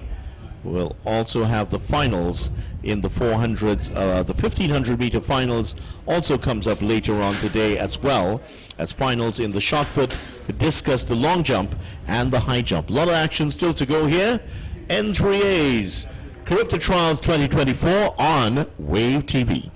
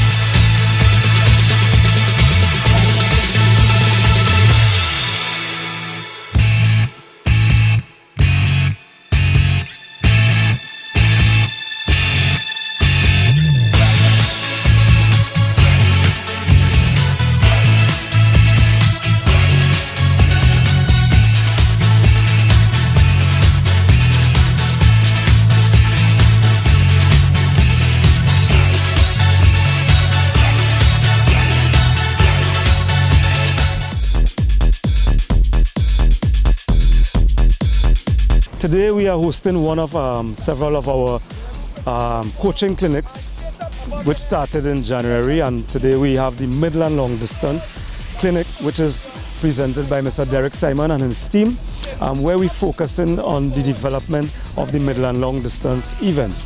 Trinidad and Tobago, for the past, in terms of our athletic history, we never really had that type of success at the global arena with regards to the Middle and Long. However, we had a number of successes at the regional in terms of the Carifta Games, CAC and Panama and those type of things. So we felt that we want to focus on some of the events where we had low participation and also where we had some past participations and to rebuild. So that is why we are here today at the Queen's Royal College in Port of Spain with regards to our Middle and Long Distance Clinic. So we had over 50-something plus athletes here today, also some coaches from Trinidad and Tobago.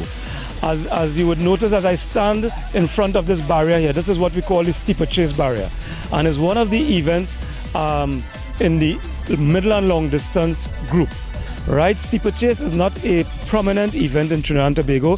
However, it has been in our schedule of events in the past, in the junior and the open championships. I myself was a previous junior champion in the steeplechase. I remember my elder brother Paul was there as well, was also a champion in that event. So it is nothing new to us. However, over the years, recent years, we have not seen the level of competitors in these events. So it's no longer on the calendar. So one of the goal today is to reintroduce the steeplechase event, which we would have done a couple minutes ago in terms of the introduction to the clearance and what the event consists of. So this is where we are today.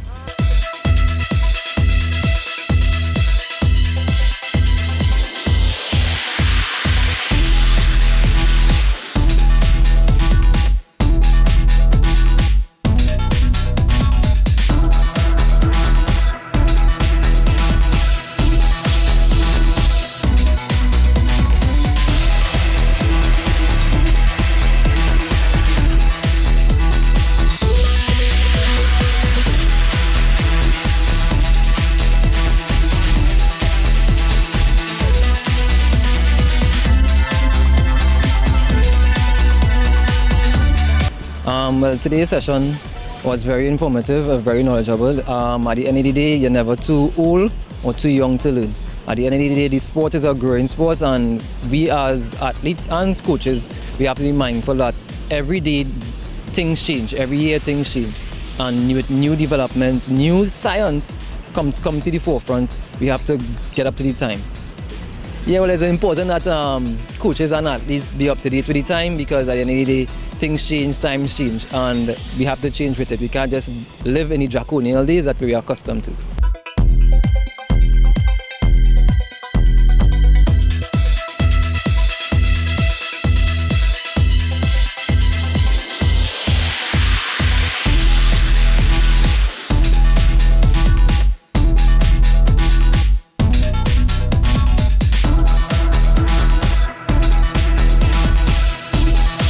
Fundamental, and especially for endurance athletes, because we understand that we work off a platform of energy in, energy out. For you to be able to produce energy out, for you to be able to produce performances for yourself, for your coach, for your family, that energy that goes in must be supportive for energy to come out.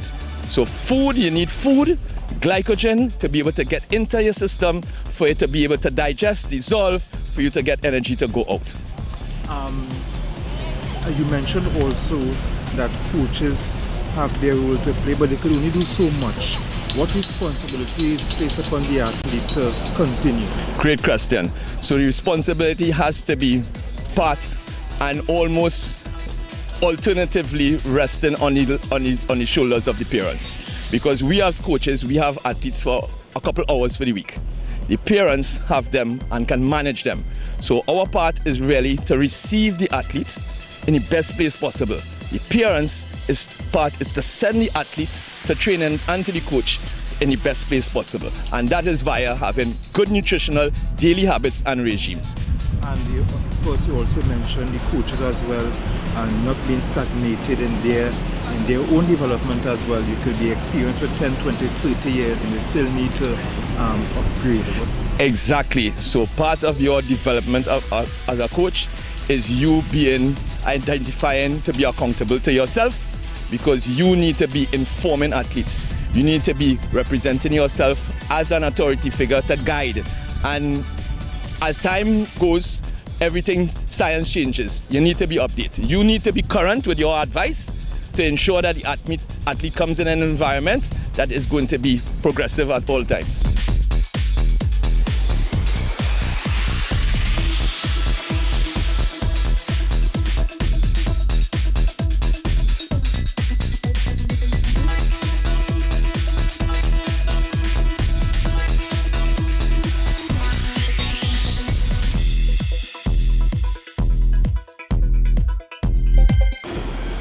Biomechanics bending is not bending from your waist, because there's a kinetic chain, and especially for sprinters, that you get a recoil and reverse out of that pressure coming off the ground. And in that kinetic chain, if you bend over like this, an ideal kinetic chain when you make contact to the ground, that recoil comes through fluidly straight up to your shoulders for you to move forward. If you bend like this, it's going to get trapped and muffled right here. It's not going to get converted. And you're going to be engaging your back and your core. Start here, silent. I said, picture Michael Jackson. Well, that was a whole scene. People say, who's Michael Jackson? What's the next thing? I said, picture Michael Jackson when he's doing the lean. I said, that lean, that tilt forward, that 5-degree tilt, supposed to be from my ankle. Still maintaining that 9 athletic chain. Start right there, my little. He said, stay silent for about a minute. So when you learn that, I said, we look fucking good.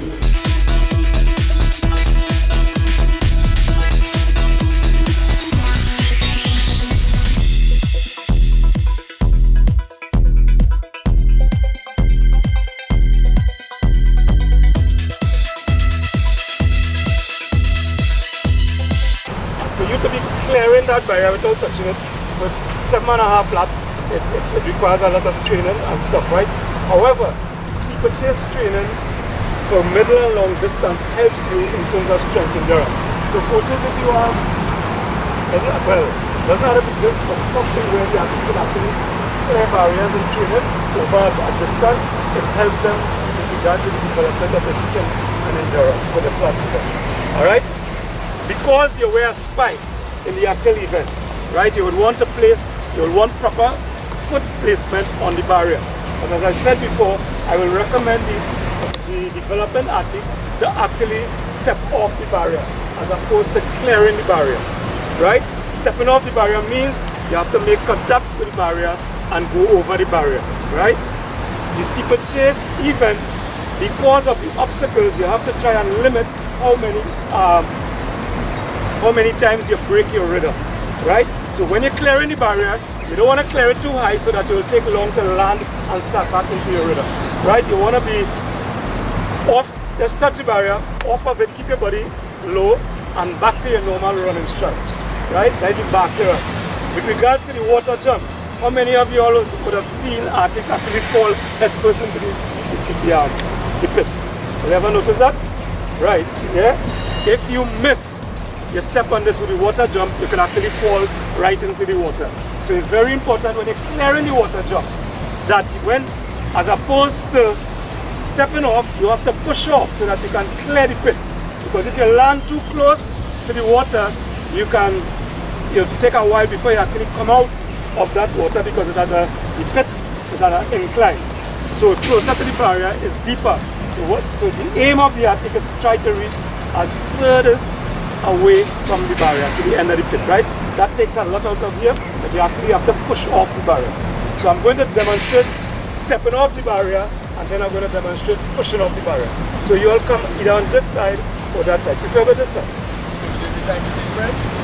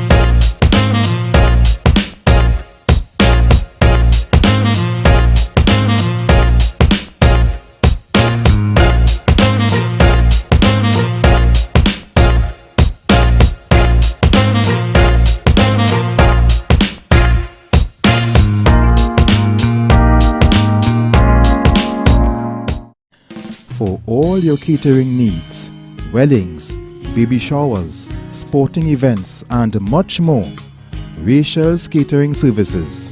WhatsApp at 715-0696.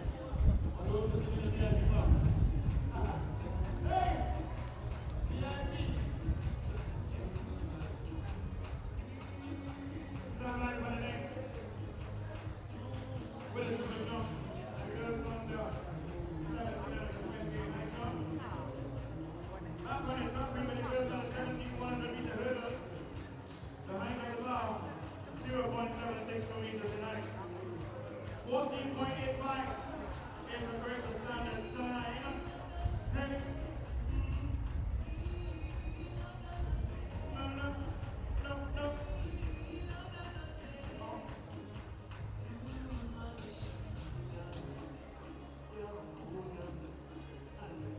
Fantastic will be done by the technical officials in the various areas.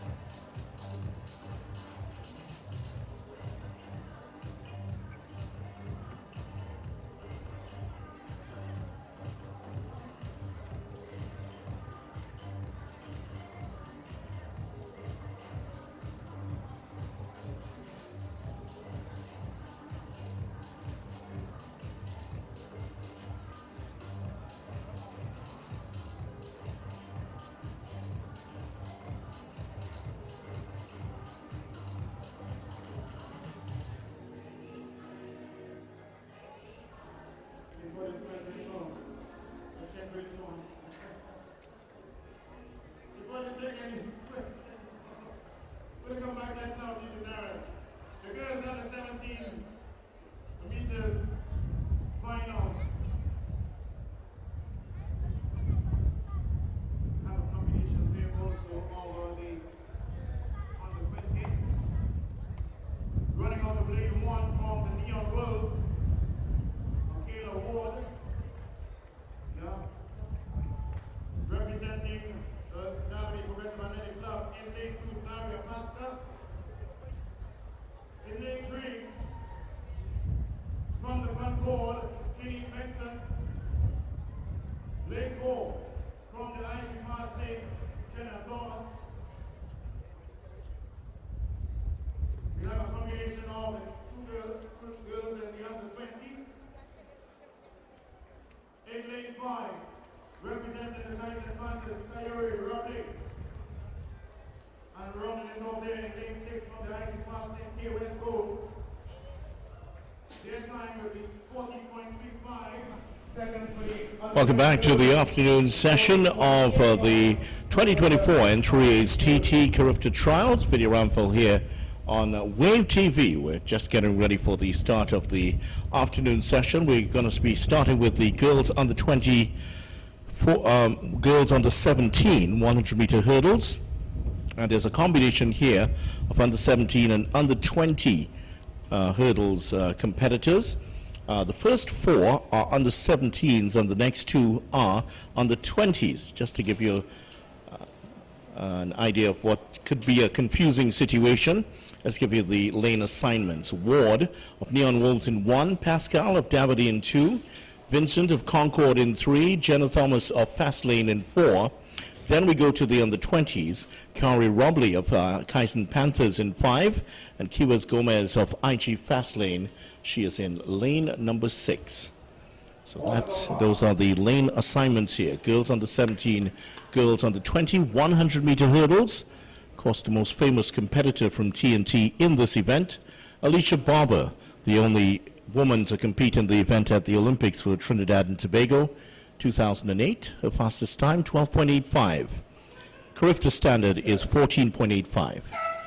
Oh, false start. Oh, no, that could be disastrous here. And I think that the person in trouble here is Kari Robley of Kaizen Panthers. She looked very guilty as she got out, and boy, it's not a great situation for any of the athletes. But let's see what the decision is here. It certainly looked like it was Kari Robley of Kaizen Panthers. Huge pressure on these young athletes from all corners, and let's see what the decision is. Yeah, it's a red card. That's the end of her campaign, and Kari Roberts unfortunately has to go here. Kiwas Gomez, the only competitor remaining in the under-20s. The 4 under-17 runners, they remain intact here. So once again, the field: Ward in 1, Pascal 2, Vincent 3, Thomas 4, and Gomez in 6. And here we go. Start of competition in the afternoon session here. It's decidedly a lot cooler at the Hasley Crawford Stadium for this afternoon session. The athletes, there we go with the start of competition, and here is Thomas here already getting to the front. She has 5 more hurdles to go, and she's already in charge of this competition. The under-17 runner is hugely impressive as she gets across the line in just under 14 seconds. Jenna Thomas of IG Fastlane, impressive run. Her long hair trailing in the mix, barely over 1 hurdle that it snapped into place for the second. And she is easily very impressive because she finished in front of the only under-20 competitor, Kiwas Gomez. And she was far in front, and she celebrates 13.84 her time. 13.84, and boy, that should tell you something. The hands in the air would tell you that she has dipped underneath the Carifta qualifying time of 14.85. Congratulations to her, and that was a superb run by Jenna Thomas to qualify. In second place, just to give you that, well, they've already flashed it off, unfortunately, but that is pretty much an impressive run there from Jenna Thomas in the girls under 17 100 meters. We will have the boys under 17 110 meters. That's coming up shortly. Let's give you the field for that. And I think we will have a combined field here once again. Just one athlete competing in the 110 meter hurdles. And there are the times. Gomez 14.58. She finished. She was the only competitor in the under 20 girls competition. Gomez 14.5, and let's see what she. Yep, 14.5, just outside of the qualification for automatic for the Carifta Games. So what's happening with the boys under 17? Here's the field. Jaden Percival of QRC in 2, Sebastian Pereira Can of Holy Cross in 3, Omari Brown of Neon in 4, Tariq Vincent of Concord in 5, Caleb Eastman of QRC in 6, and Christian King. He will race in lane 7. He's the only competitor in the boys under 20. And that is the field. The athletes are still making the adjustments, so we will take a short break ourselves as we get ready for competition in the boys under 17 and under 20 110 meter hurdles.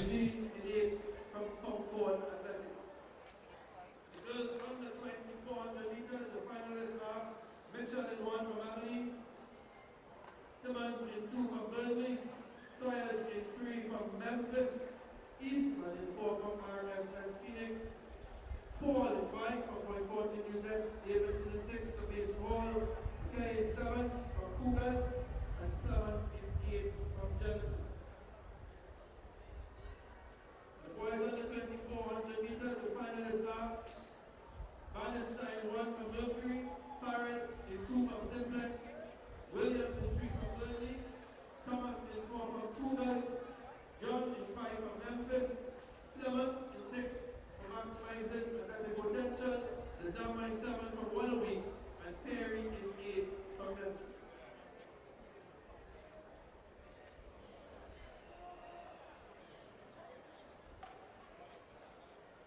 Boys, octathlon open. The results are in 3rd place, Moore from RSS Phoenix, total of 1,853 points. Campbell in 2nd from Kaizen Panthers, 1,966 points, and winner also from Kaizen Panthers, Kent. Total points 1,972.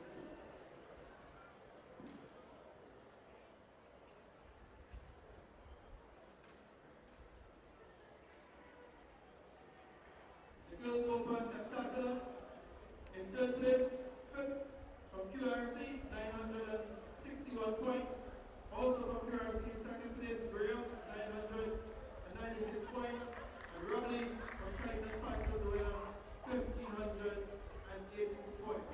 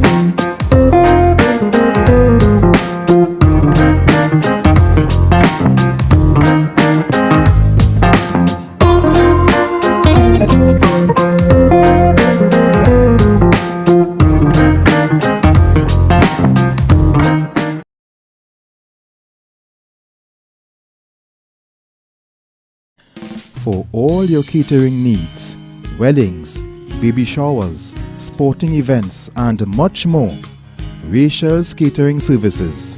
WhatsApp at 715-0696.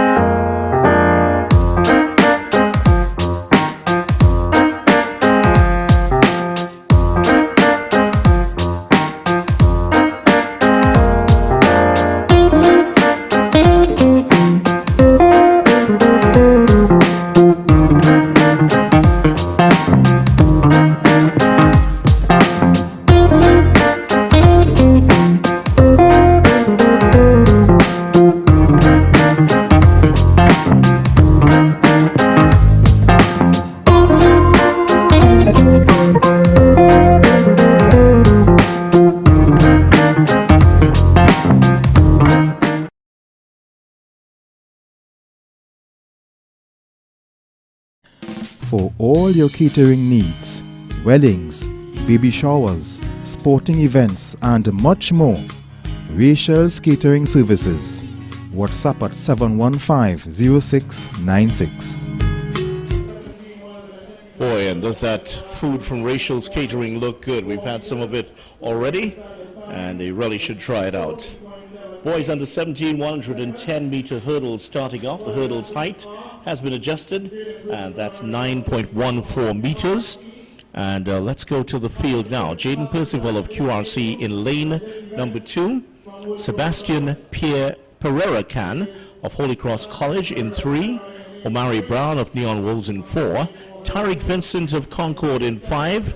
Caleb Eastman of QRC AC in 6.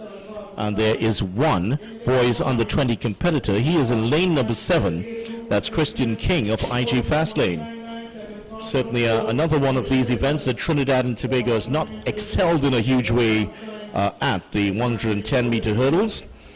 First man to compete for TNT in the event was Steve Brown, all the way back in the 2000 Olympics.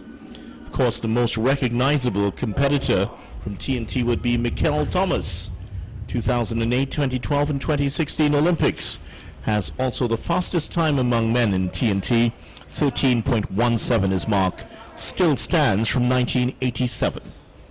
Let's go back to the event here. Boys under 17 qualifying time 14.78. Who's going to rise up here? And there goes the start, and it's a pretty good start in the middle of the track. It's Omari Brown, the Neon Wolves man. Shortest man in the field is already blazing away. Just on the outside of him, Tariq Vincent is battling back. Vincent takes it on the line. What a run by the Concord man, fighting back from at least 2 meters away to take the win here over Omari Brown. Concord rises to the challenge here. The long legs and big levers of Tariq Vincent takes him to victory in 14.43. He's on his way. Brown is second, 14.48, and in third place, Percival in, is that 18.63? I believe it's 16.63, but the top two dipping under the Carifta time of 14.78. Both of them will be on the plane to Grenada. Congratulations to the top two. Vincent and Brown are on the plane. So there it is. Qualification.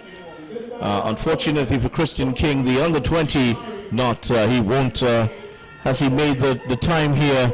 Well, we're checking to see what his time will be. But definitely Vincent 14.43 and Brown 14.48 are the ones to get across the line and under the Carifta time of 14.78. So those are the two events.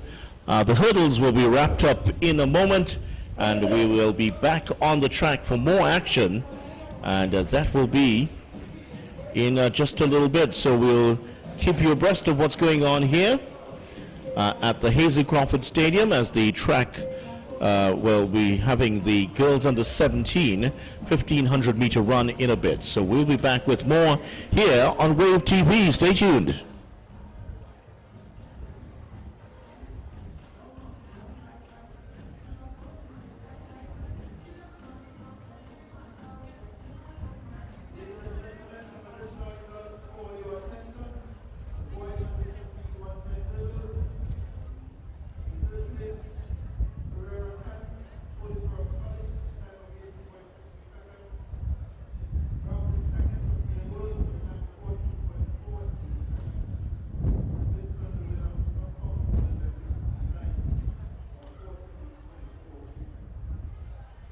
Well, the Vincent family must be very, very, very happy here because Tariq Vincent and Tariq Vincent continue to qualify with the group of men to distances.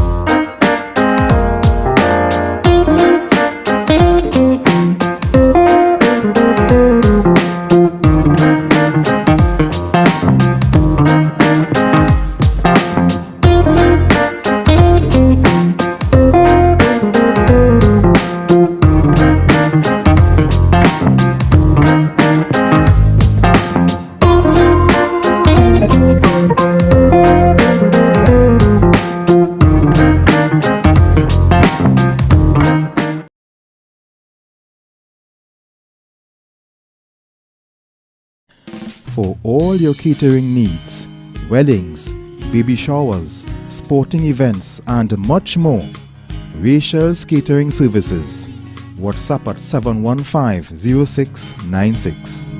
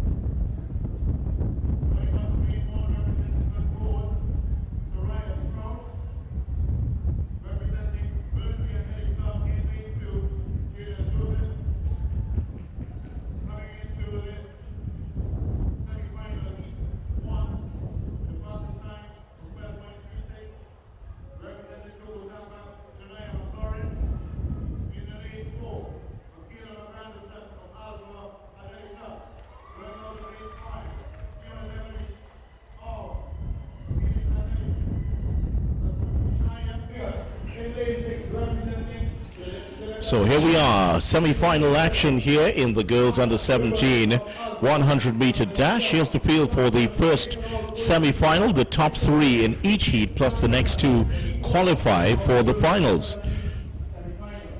And the field, Stroud of Concord in 1, Joseph of Burnley in 2, McLaren of Tobago in 3, Grandison of Alpha in 4, Devonish of Phoenix in 5, Bigot of Zenith in 6, Rivers of Alpha in 7, and Sampson of Mason in 8.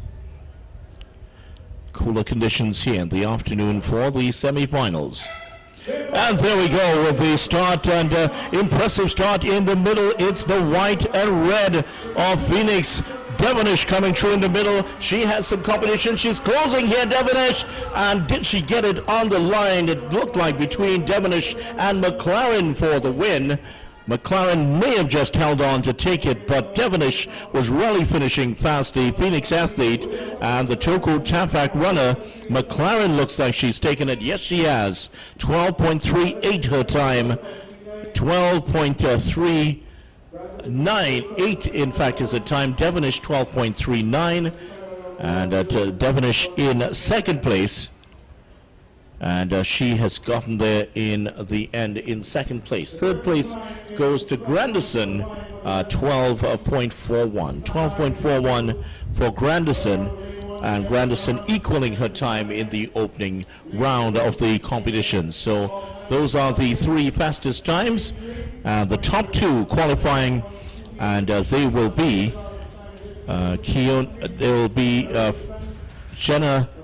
Ttnaaa McLaren, she is true. McLaren is true, along with Keone Devonish. Top two plus the fastest two next will qualify for the finals. Let's go to heat number 2. Leah Abraham of Memphis in 1. Janae Botetti of IG Fastlane in 2. Tiana Richardson of Fulfilling Athletic Dreams in 3. Michaela Cupid of Zenith in 4, Naomi Theodore of Phoenix in 5, Chelsea Joseph of Point Fortin New Jets in 6, Tishwana Pope of Concord in 7, and Kellis Alexander of Neon Walls. She is in lane number 8. The fastest time in the preliminary rounds was Tiana Richardson. She is in lane number 3. After that, 12.50 by Michaela Cupid in lane number 4. The action in 3 and 4, that's where the biggest threat in this race comes from.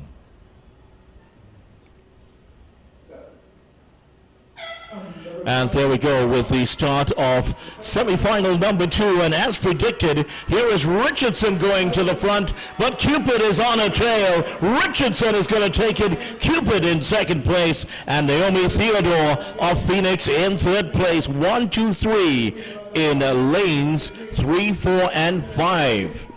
That's how it's ended here, but is the time going to be fast enough here? Richardson 12.27, Cupid 12.43, and who finishes in third place? It's Theodore in 12.47. They get across the line. So a faster heat we've had in heat number 2.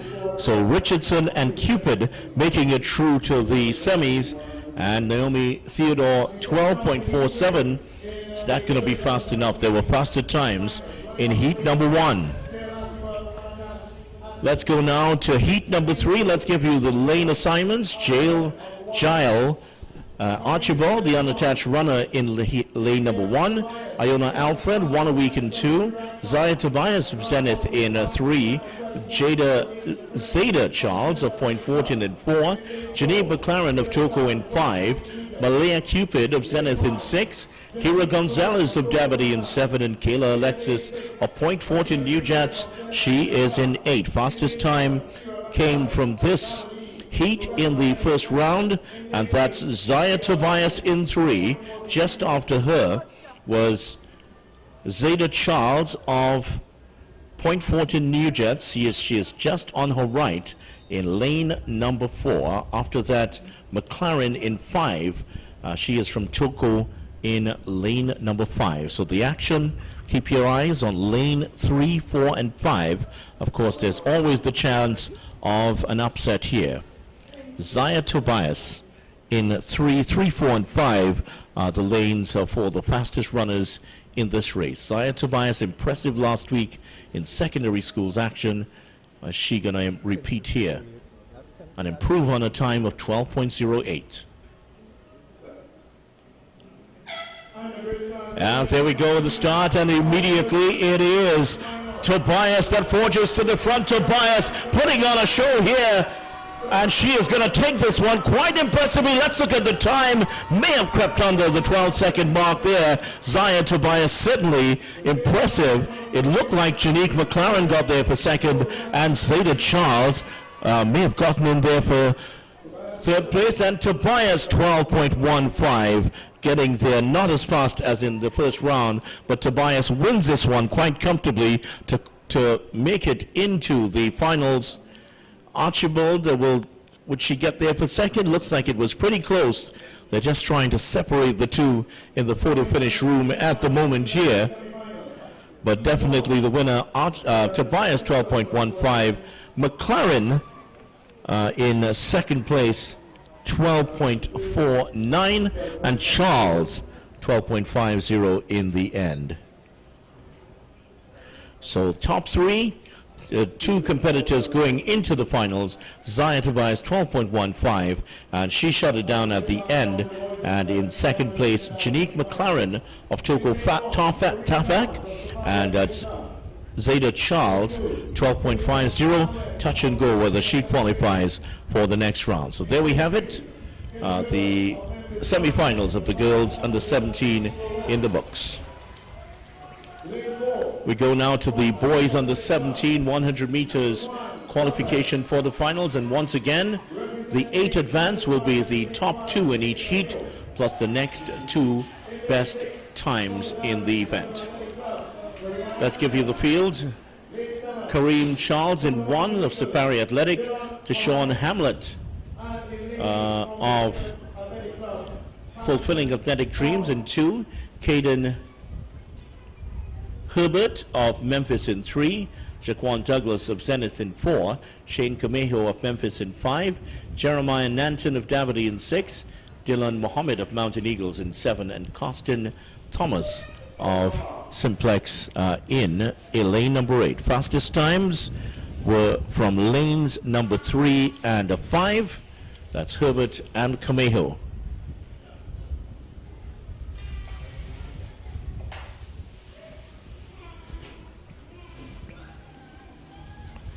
Also look out for Jaquan Douglas of Zenith. He clocked 11.33. So the fastest times 3, 4, 5, and 6. And there we go with the start of the first event in the boys under 17 100 meters, and it is Herbert that's gone to the front here. Herbert is shutting it down. He's getting some competition, and the two men from just beside each other. It looks like Herbert and Douglas were the ones who got there in the end. The two Memphis men, actually, Herbert and Camejo, blazed to the line, and there they are celebrating the two Memphis teammates. Let's see what their times are. It is Herbert that takes it, 10.79. Herbert gets there. Camejo in second. He is clocking 10.79, also unable to separate them. 7.8 and 7.9. Those are the times. And in third place, Douglas, 11.14.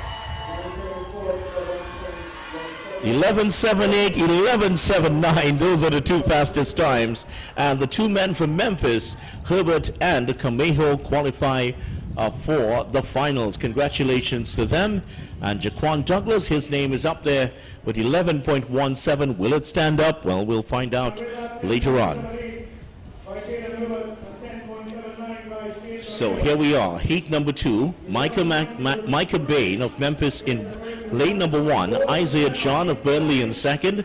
Fastest man in the race, in this race, is Cameron Powell of Phoenix. He is in 3. 11.17 for Aaron Dorridge of Stallion in 4. Jaden Goodridge of Burnley in 5. He ran 11.32. Elijah Gibbs Clark of Memphis in 6. 11.41 in the preliminary round. Joseph Pope of Concord, 11.63 in 7. Elijah Gibson of Mountain Eagles, 11.90. He's on the outside in 8.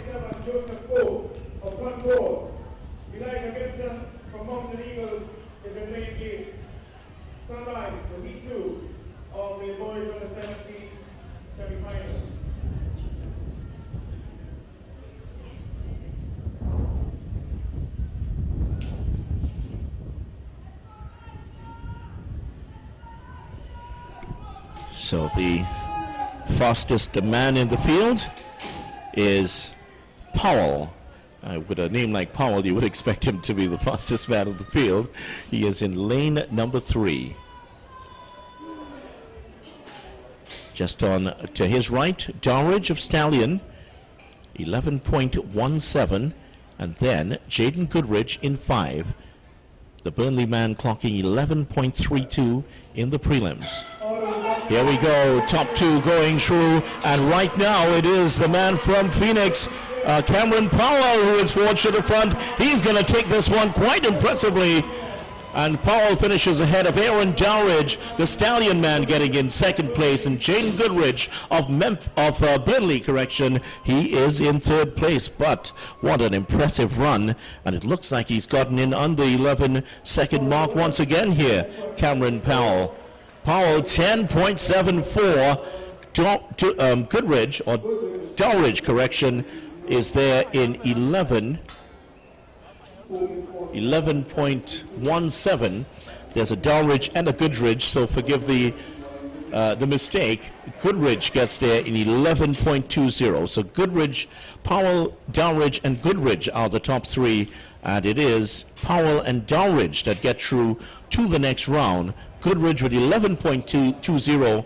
He faces an uphill task of getting into the next round as the next 2 fastest. Well, let's go now to the heat number 3. And, well, one of the other men to finish under 11 seconds, Kadeem Chinapu in this one. He is in lane 5. Lane 1, Amadeus Ferguson of Zenith, 11.78. Tion De Leon of Concord, 11.60. 2. Timothy Hamilton of IG Fastlane, 11.30. He's in lane 3. Malachi Cordner in lane 4, the Zenith man, 11.20. And Kadeem Chinapu, the favorite in this race, he is in lane number 5, the man who races for Simplex in the white and black of Simplex. Jaden Percival of QRC Athletics, 11.56. Kyrick Saunders of Simplex in lane number 7, he is in 11.70 in the prelims. And Jaquan Smith of Concord, 11.92. He is closest to us in the purple of Concord. Which of the top 2 will qualify and who will get in third place?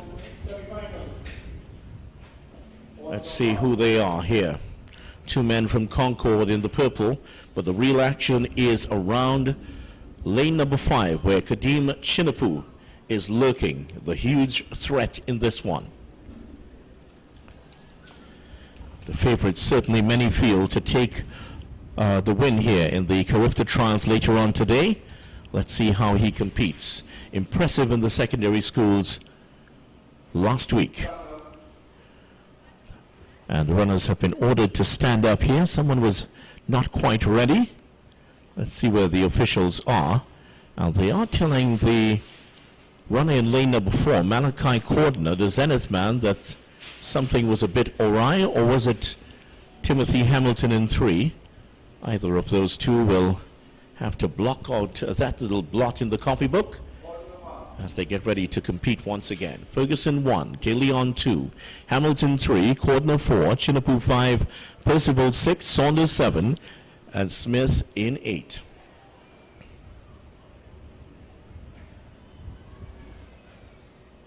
Field for the third heat.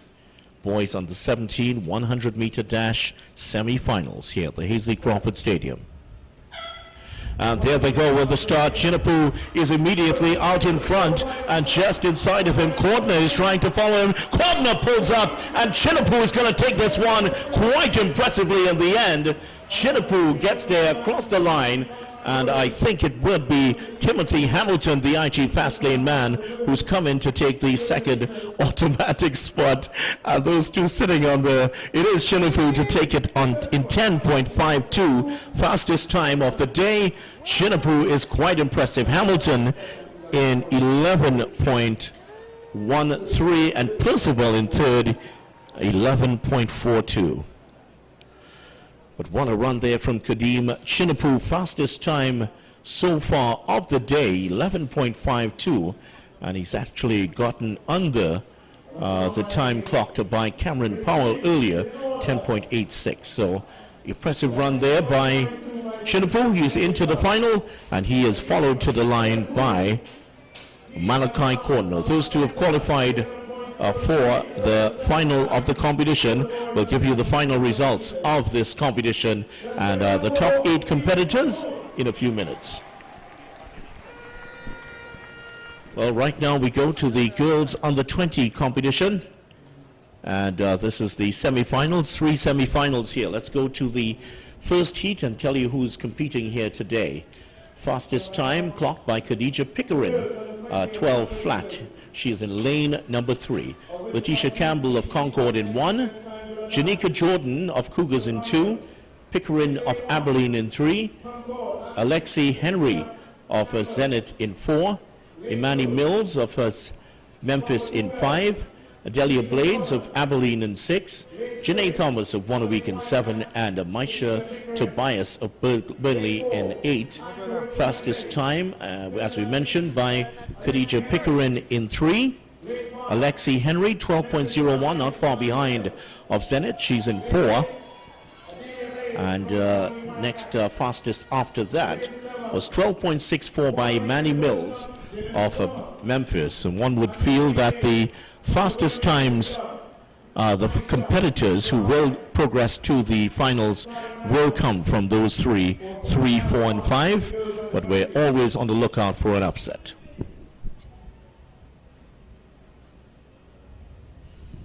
So Campbell 1, Jordan 2, Pickering 3, Henry 4, Mills 5, Blades 6, Thomas 7, and Tobias in 8.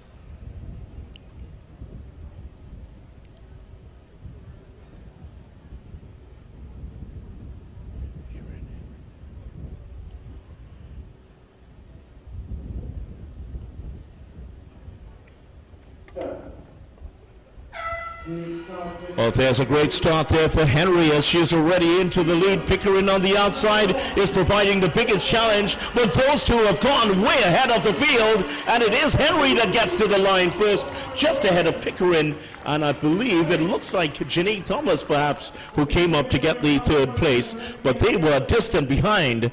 Definitely true to the final here would be the athletes in 4 and 3. Alexi Henry and Khadija Pickering are there. Henry 11.76 and Pickering 11.79. You get the feeling that Henry wanted to lay down a marker and get the psychological advantage ahead of Pickering for the second time they meet later on today. Mills 12.68, a distant third behind. Girls under 20 heat number 2. Here's how they go. Kira Balchand in Mountain Eagles in 1. Maya Shepherd of Phoenix in 2.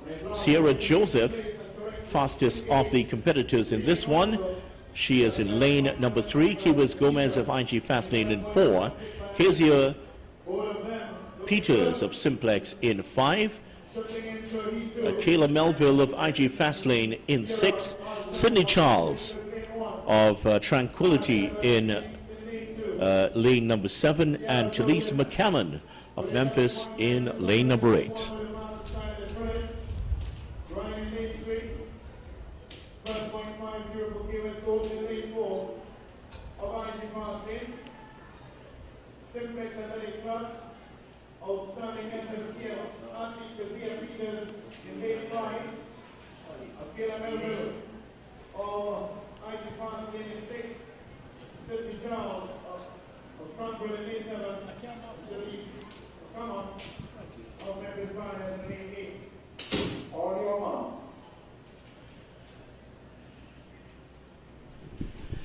So here we go once again. Heat number 2, Balchan in 1, Shepherd in 2, Joseph 3, Gomez 4, Peters 5, Melville 6, Charles 7, and McCammon 8.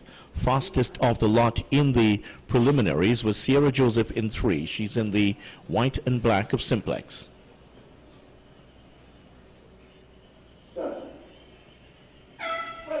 And there we go with the start, and it is Joseph that is away fastest here, but she is under heavy pressure here from Kezia Peters. Peters is starting to accelerate to the line, and Peters takes it. The two Simplex athletes get there 1 and 2. Kezia Peters followed by Sierra Joseph, and they were significantly ahead of the next competitor, but no doubt about who's going to the next round. There will be the Simplex athletes, Kezia Peters and Sierra Joseph. Peters gets there 11.79 and Joseph in 11.88. And third place, it looks like Gomez got there for third. Her time just over 12 seconds there. So the two to join already competing, Khadija Pickering and Alexi Henry. We will have Sierra Joseph and Kezia Peters, the two Simplex runners in the finals. Coming up in the final heat of the girls under 20 100-meter dash, Tahila Lewis of Genesis in 1, Kanisha Alexis of Concord in 2, Mariah Second of Fulfilling Athletic Dreams in 3, Andrea Legare of Phoenix in 4, Symphony Patrick of Concord in 5, Khadija Lee of Genesis in 6, Imani Bishop of Concord in 7, and Amaya Ferreira of Lions in 8.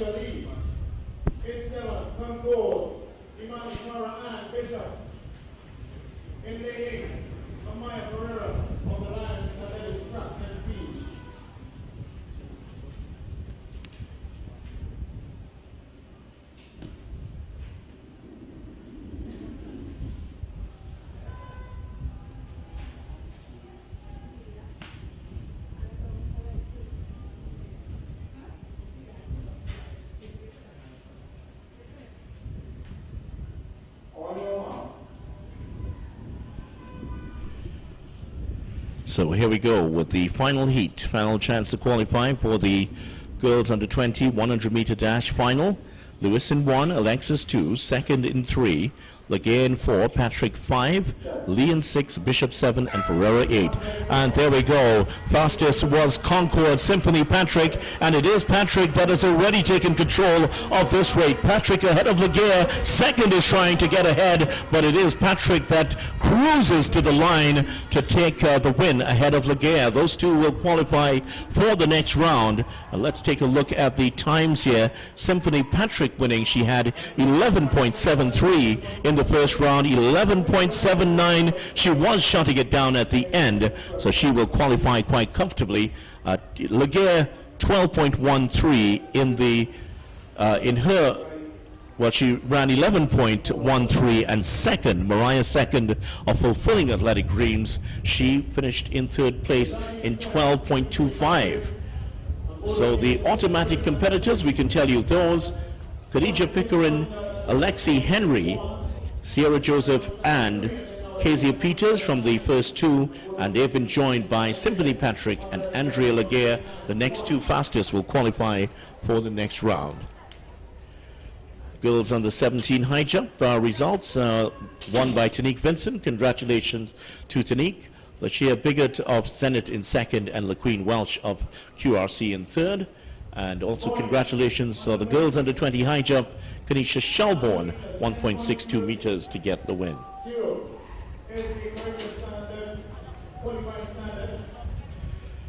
Well, final semi-finals about to take place. These are the boys under 20 100-meter dash. So we go to heat number 1. Sydney Gibbs of Maximizing Athletic Potential in 1, Jeremiah Lopez of Abilene in 2, Hakeem Chinapu, the favorite for this event, of Simplex in 3, Jamaria Russell of Memphis in 4, Enoch Joseph of Mountain Eagles in 5, Trevon Stewart of Burnley in 6, Caron Pear of St. Augustine in 7, and Jonathan Laudeo of Stallion in lane number 8. 3 fastest in lane 3, 4, and 5. That's Chinapu, Russell, and Joseph 3 to get under the 11-second mark in the last round. So Chinapu, Russell, and Joseph, that's where the action will most likely be in this one. There's no Sydney Gibbs. He is out of this one. The MAP athlete is out of it.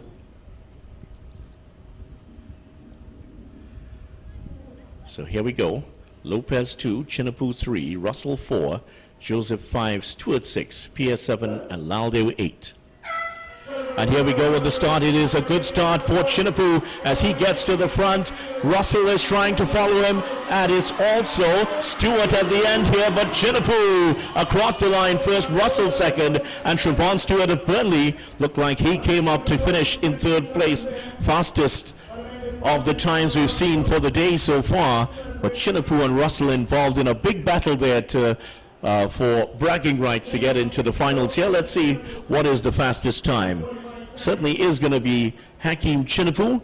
He ran 10.55 in the preliminary round. They're still looking at the times, and I think it was very, very close. They're trying to separate the athletes in the photo finish room away to our right, and we'll find out in a moment or two. It is Russell to get there first. Russell 10.60. He took it at the end, just did enough to get past Chinapu, who got there in 10.60. Both of them at 10.60. A dead heat between those two. So they are qualifying for the finals. And who got up there for third place? Still trying to separate them. They were that close to each other. It was Stewart that got there in the end. 10.67 for Stewart. So dead heat between Hakeem Chinapu and Jamaria Russell. Boy, this is getting to be a lot of fun here. What will they produce for us later on today? Let's go now to heat number 2. Daniel McDonald of Mountain Eagles in 1. Jaden Phillips of Zenith in 2. Dylan Woodruff, the fastest man in the field. He got 10.46 in the opening round. He's the Cougars man is in 3. Kareem Solomon of Simplex in 4. Jordan Noel of IG Fastlane in 5. Zacchaeus Charles of Point Fortin New Jets in 6. Zion Sylvester of Neon in 7. And Daniel Williams of Zenith He is in lane number 8. Fastest man in the middle of the track. Woodruff in 3, Solomon in 4, Noel in 5, and Charles in 6. All 4 of those dipped under 11 seconds in the final. The man in green, Woodruff, was the fastest in the preliminary round. Can he reproduce his good form in the first round? He has Solomon beside him, then after that Noel and Charles. Those are the 4 fastest in this race.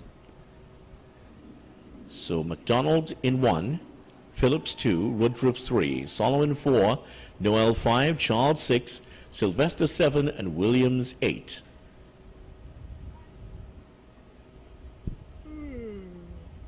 Second semi-final, men's 200 meters. Oh, there's a false start. Oh boy, there are one athlete on the ground. That's Tanyan Williams of Senate, fell to the ground. But I feel the man in trouble here, Zion Sylvester of Neon Wolves. He's holding his head, and he looks to be the one that has jumped the gun here. He's wearing all black today, but will it be red? That's going to be shown to him in a minute. The officials are sure they're coming across quickly. Who is it going to be? Yep, it is Sylvester who has to go. Zion Sylvester, unfortunately, was the man holding his head, and he has to go. The Neon Wolves man, unfortunately, his race has already been run. So here's the field. MacDonald 1, Phillips 2, Woodruff 3, Solomon 4, Noel 5, Charles in 7, and Williams in 8. Sylvester out of the running.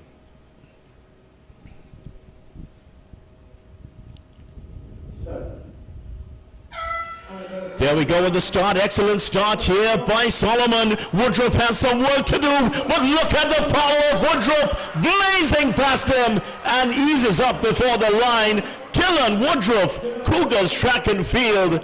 Boy, was that an impressive run. Finished, didn't have as great a start as Solomon, but he was certainly impressive through the middle of the race. And by the time that he got to the 70-second mark, he was there to close things up. 10.51 for Woodruff. Impressive in closing things up. Noel is there in second place, 10.65. And 10.93 for Charles Phillips, but the man finishing third, Solomon, 10.69. 10.69. But the fastest run in the field, once again, belongs to Dylan Woodruff. And it might be Chinapoo, might be the favorite, but boy, it is Dylan Woodruff that has now put his name up in lights here as the man who possibly could go on to take the boys under 20 title here, the Carifta Trials. Well, it's a mouth-watering prospect, but we still have one more race to go, so hold the headlines at the moment. Let's give you the field for heat number 3. Nicholas Bob Cougars in 1. Alicia Sylvester of Simplex in 2. Shea Wickham of Stallion in 3. Mikhail Bayer of Simplex in 4. Kadeem Ryan of Cougars in 5. Sharon Yeloy of Phoenix in 6. Jafari Farrell of Simplex in 7. And Daniel John of Burnley in 8. Those are the 8 competitors for this one. Fastest in the field in the opening round, Shea Wickham in 3, 10.56. Mikhail Bayer of Simplex, 10.75. Ryan, 10.89. And Jaron Yeloy, correction, he was 10.93. Fastest runners in 3, 4, 5, and 6. Keep your eye on Shea Wickham, Stallion Man, 10.56 earlier today.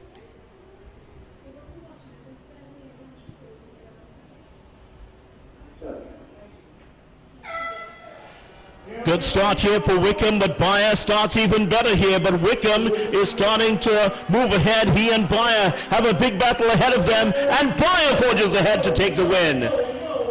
Bayer wins it just ahead of Wickham, and I believe It was the Cougars man, Kadeem Ryan, that came up to get third place. He was at least a meter behind.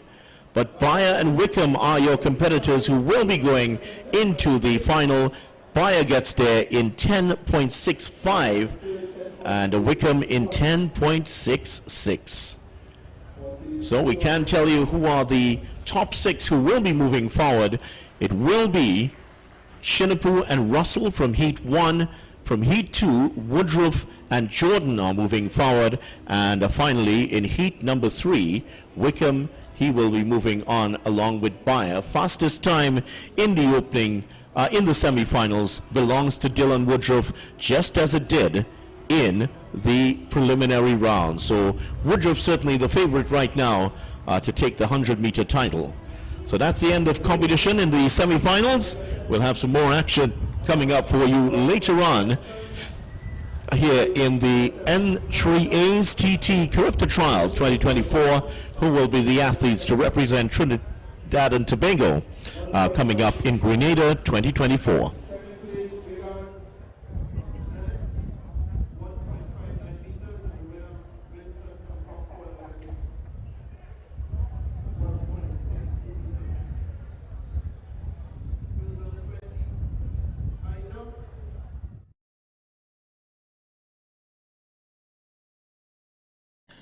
For all your catering needs, weddings, baby showers, sporting events and much more, Rachel's Catering Services. WhatsApp at 715-0696.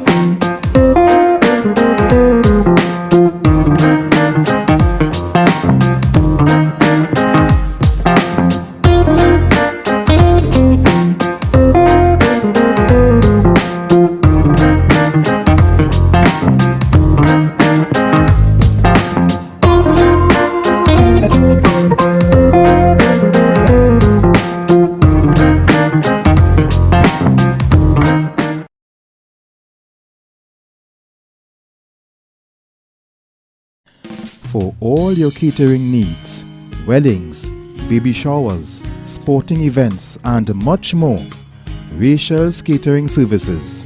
WhatsApp at 715-0696.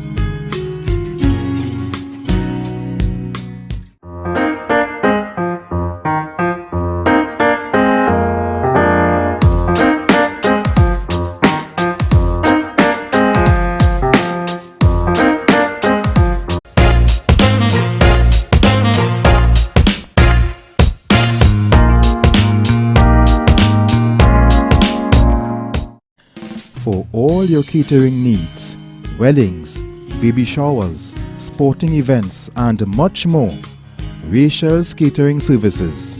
WhatsApp at 715-0696.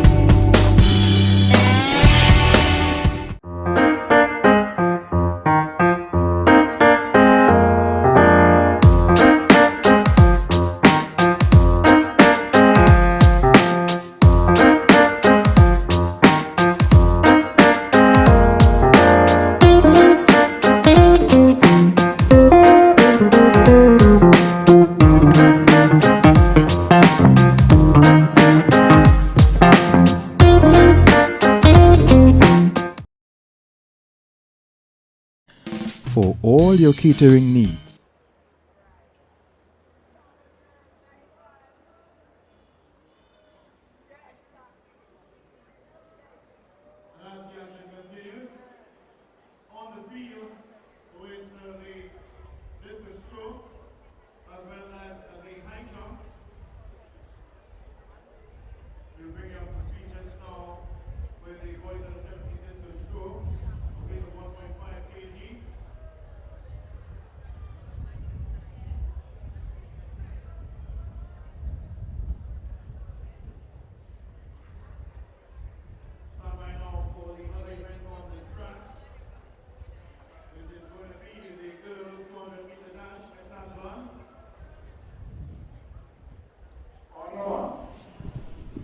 So here we move on in the program. Girls Heptathlon 200 meters about to take place. Let's give you the field quickly for this one. Jilon Innes of Zenith in 1.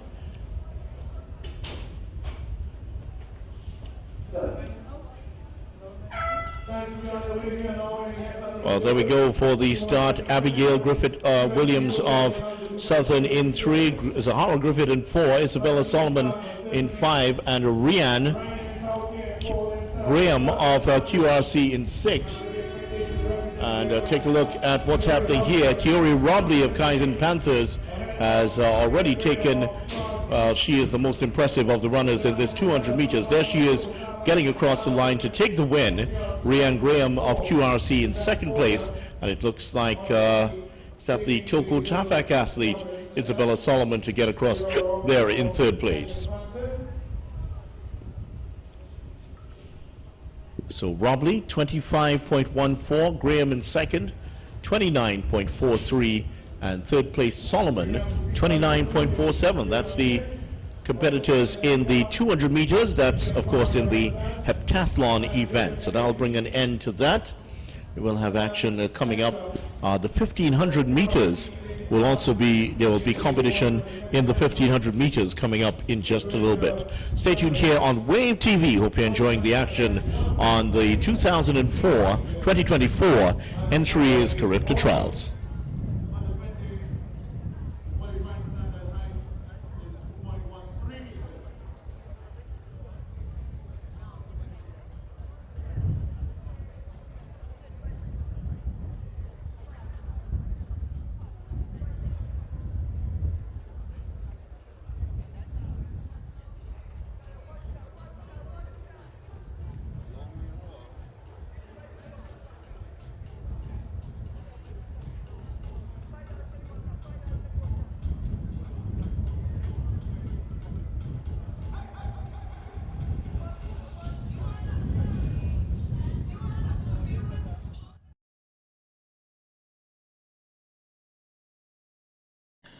For all your catering needs, weddings, baby showers, sporting events and much more, Rachel's Catering Services. WhatsApp at 715-0696.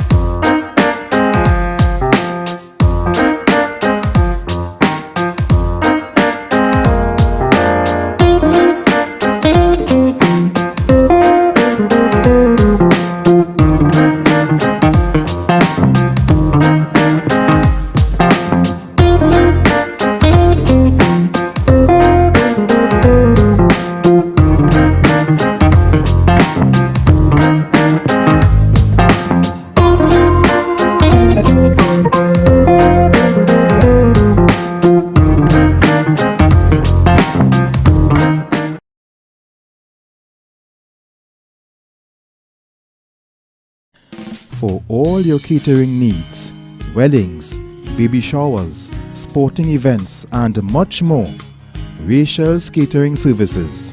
WhatsApp at 715-0696.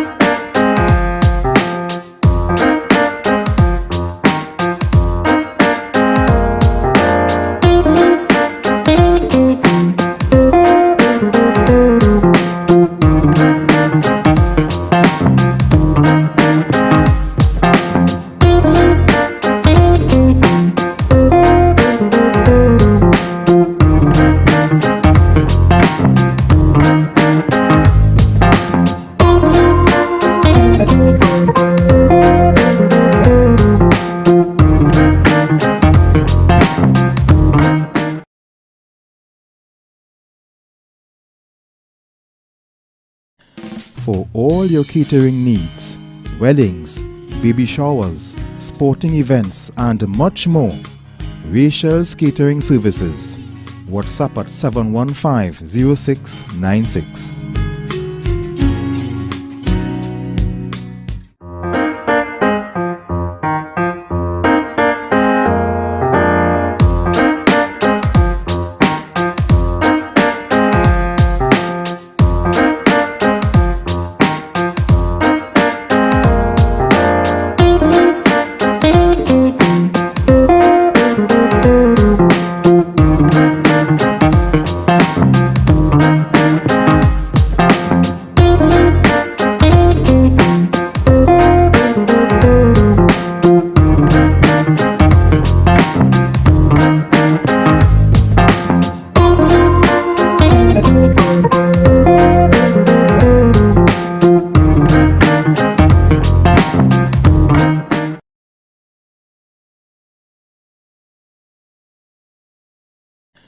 For all your catering needs, weddings, baby showers, sporting events and much more, Rachel's Catering Services. WhatsApp at 715-0696.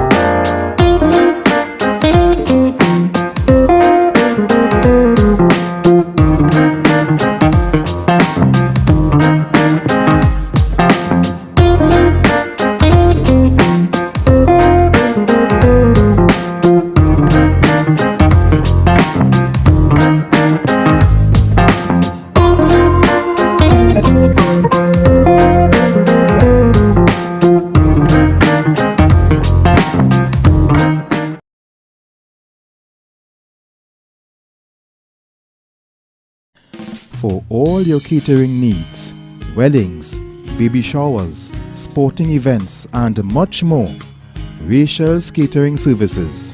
WhatsApp at 715-0696.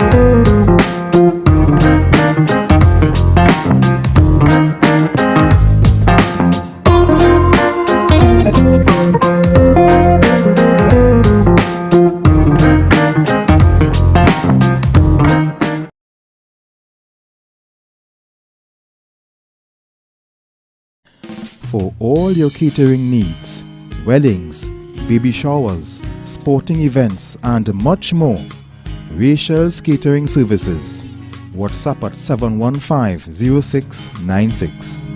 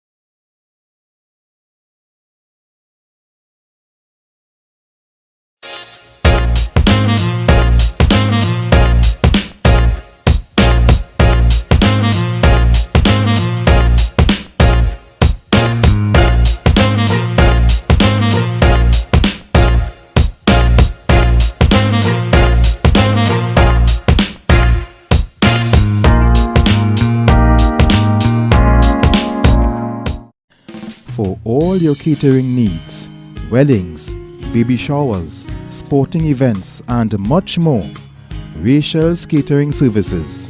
WhatsApp at 715-0696.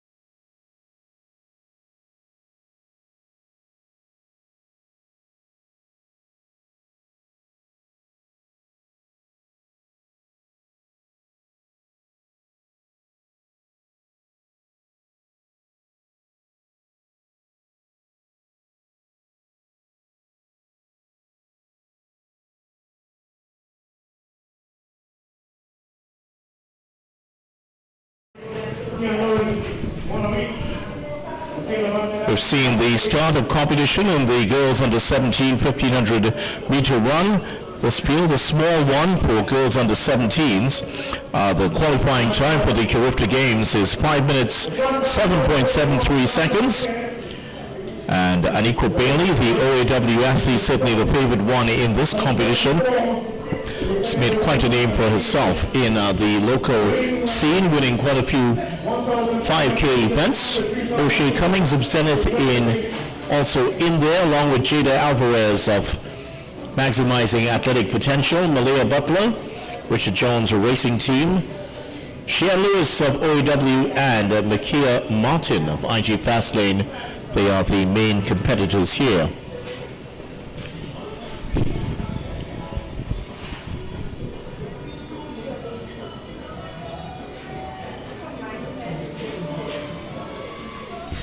And Bailey just campaigning in second place at the moment. Shea Lewis just behind her.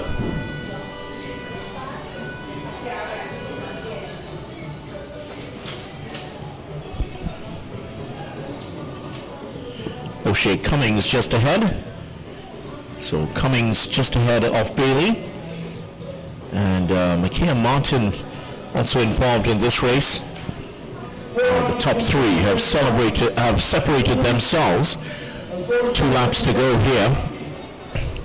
And the athletes will come for the bell as they get towards the line here for the second race. But right now it's the top three athletes going along. And there is an athlete down at the moment here. One of the athletes has collapsed on the back straight during the last lap, and she is now in some distress here. The medical staff are racing just outside of your picture. They're now racing along to assist her at the moment.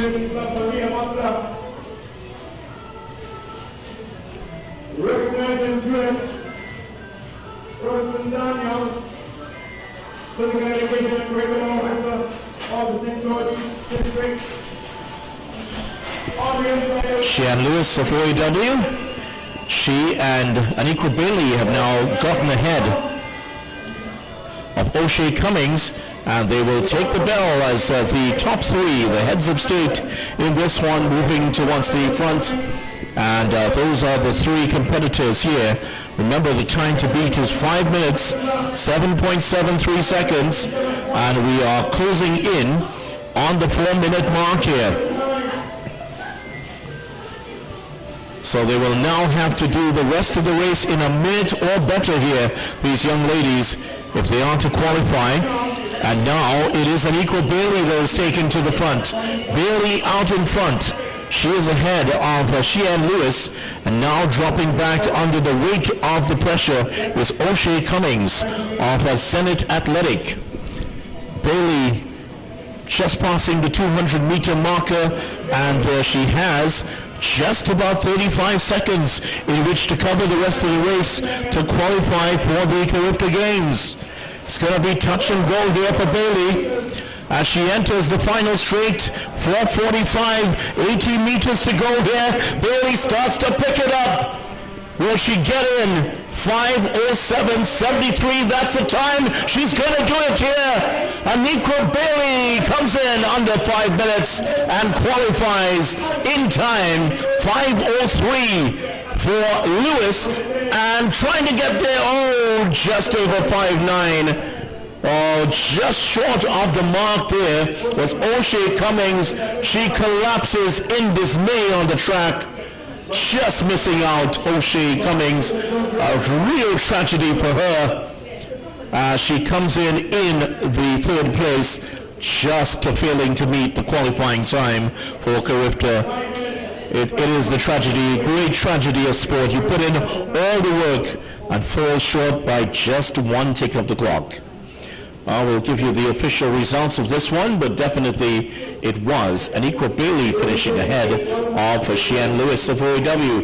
And Bailey gets there 4:59.39, Lewis in second 5:02.71, and she will also qualify for the Carifta Games. Cummings 5:08.8, just falling short. Oh my, less than a second that she would have failed to qualify by. Wow. So that's unfortunate for the youngster, finishing just short. In just a minute, we'll have the boys under 17 1500 meter event. In fact, they are on the line at the moment and are getting ready for the start.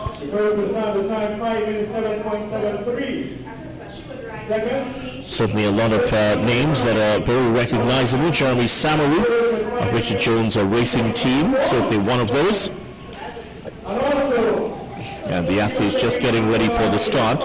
Let's give you the starting, the runners who are due to start. The boys under 17 500 meter. Shaden Alexander, Aiden Marshall, Zaidi Hamid, Israel Mayer, Alien York, Jeremy Samaru, Luke Williams, Armani Dillon, Asais Leith, Christopher Sammy, Zachary Frank, and Jabez Hospitalis will join Isaiah Alder for this event. Clubs include Richard Jones Racing Team. They're on the line, and this is the boys under 17 1500 meter final. And there we go with the start of it already.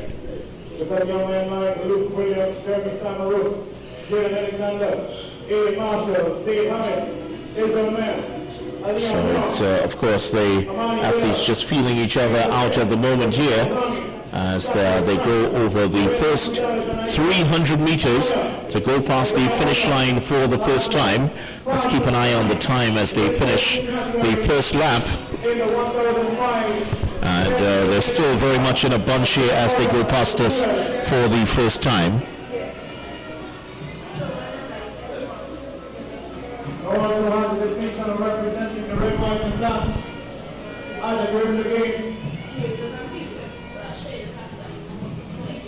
Running shoulder to shoulder now, he's not very proud of Memphis running in. Takes the lead ahead of QRC. Looking for Sami. Blue Williams, not 1, 2, 3 now. Completing the first.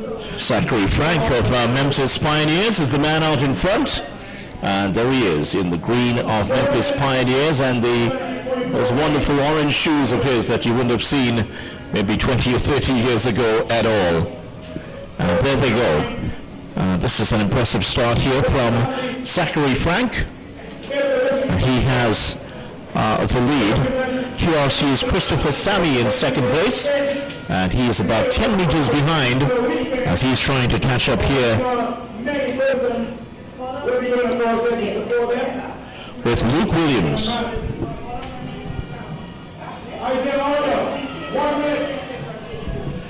And let's see, where's he? Just above 155 as he crosses with 2 laps to go here, Zachary Frank.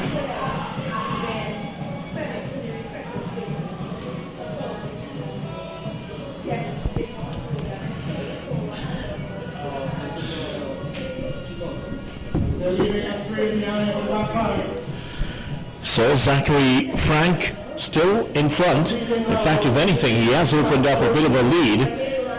QRC's Christopher Sammy is starting to fade a little bit here, and coming up in 4th place and looking pretty comfortable at the moment is Burnley's Armani Dillon. He looks to be challenging for a place in the top 3. But as we're coming down for Zachary Frank to take the bell for the last lap, let's have a look at the time. 2:45 at the moment. Qualifying time for Carifta is 4:17:48. He's looking in good shape here, Zachary Frank, to qualify. Let's see how long he'll have as he goes across the line now. There he is, 3 minutes and 6 seconds as he goes across the line. And he will have just about a minute and 10 seconds to get under that Carifta qualifying time. Frank looking impressive here.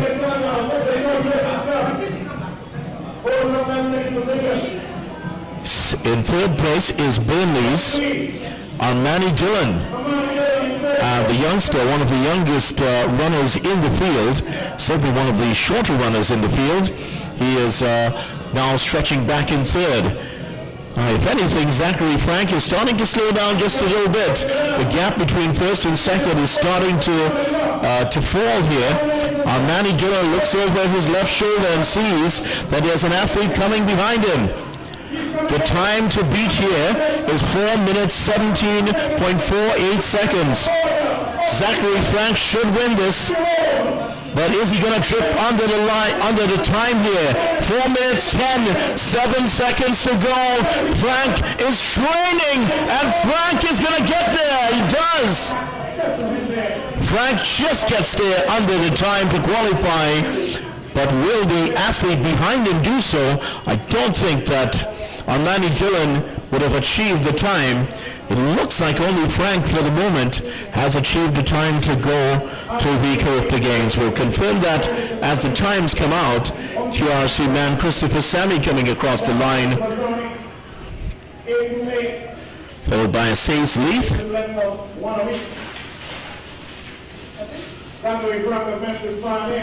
Zachary Frank of Memphis Pioneers is the man who's won this one quite comfortably in the end.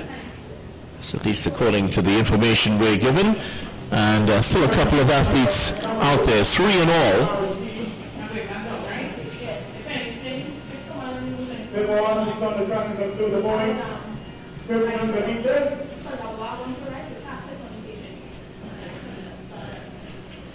Young Samu getting across the line. A couple of unattached athletes also involved in this one. Just coming across there in the second to last athlete in just over 5:30. And the final athlete about to come across the line here, one of the younger athletes in the race. Just coming across the line in just under 5:50. We'll get the time here and confirm if Zachary Frank was able to get across the line. He certainly was slowing down at the end. Let's see if he did enough to get the order correction. Let's see what the times are. Alder 4:16.30, Alexander 4:17.22, and Dillon in third place. Yes, and it seems that 4:17.22, yes, just did enough. The top two moving forward, and a correction there. It was Isaiah Alder of Cougars, apologies there, and Alexander, Jaden Alexander,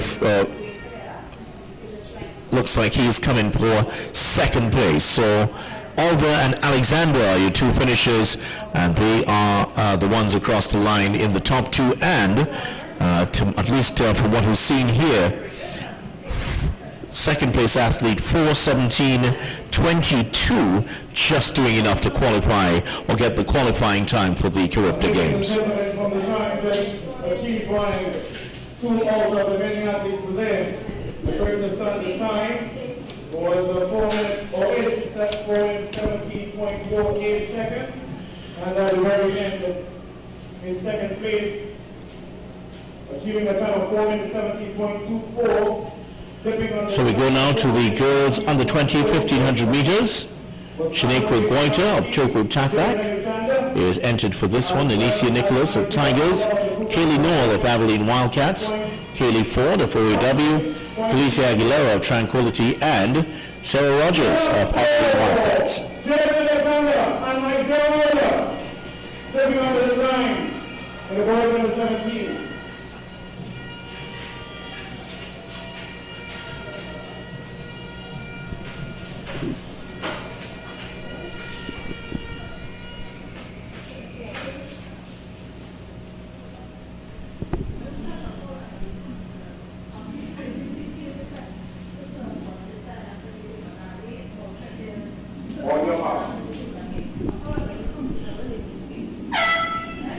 There is the start of the girls under 20 1500 meter run.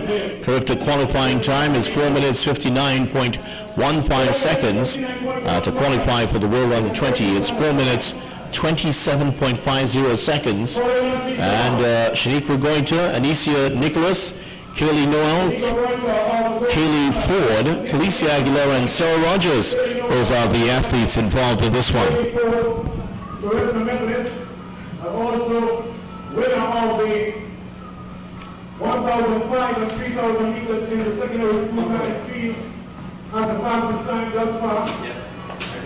In this age group and in the country, Felicia Aguilera of Crawford. Let's look at the time as they go past us for the first time. Just about 51 seconds, that's pretty good.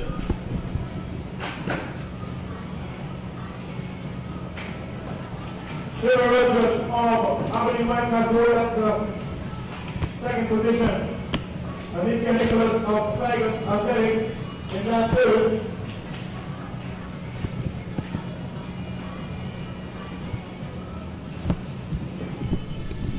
So the top three so far. Kelly Ford of OAW, well, she's taken a real stranglehold on this one. Sarah Rogers of Abilene Wildcats in second place. Alicia Nicholas of Tigers Athletics, she was in third. She's now been passed. And it looks like it's that Tranquility's Calicia Aguilera who's gone in front of her. But the pace certainly very, very slight.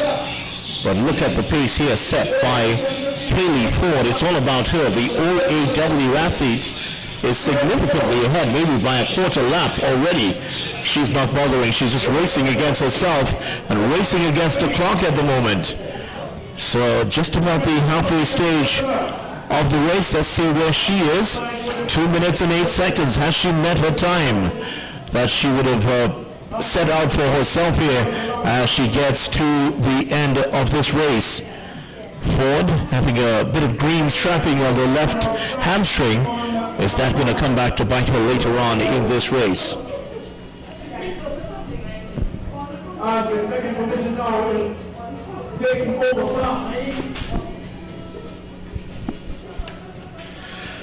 So with 2 laps still to go.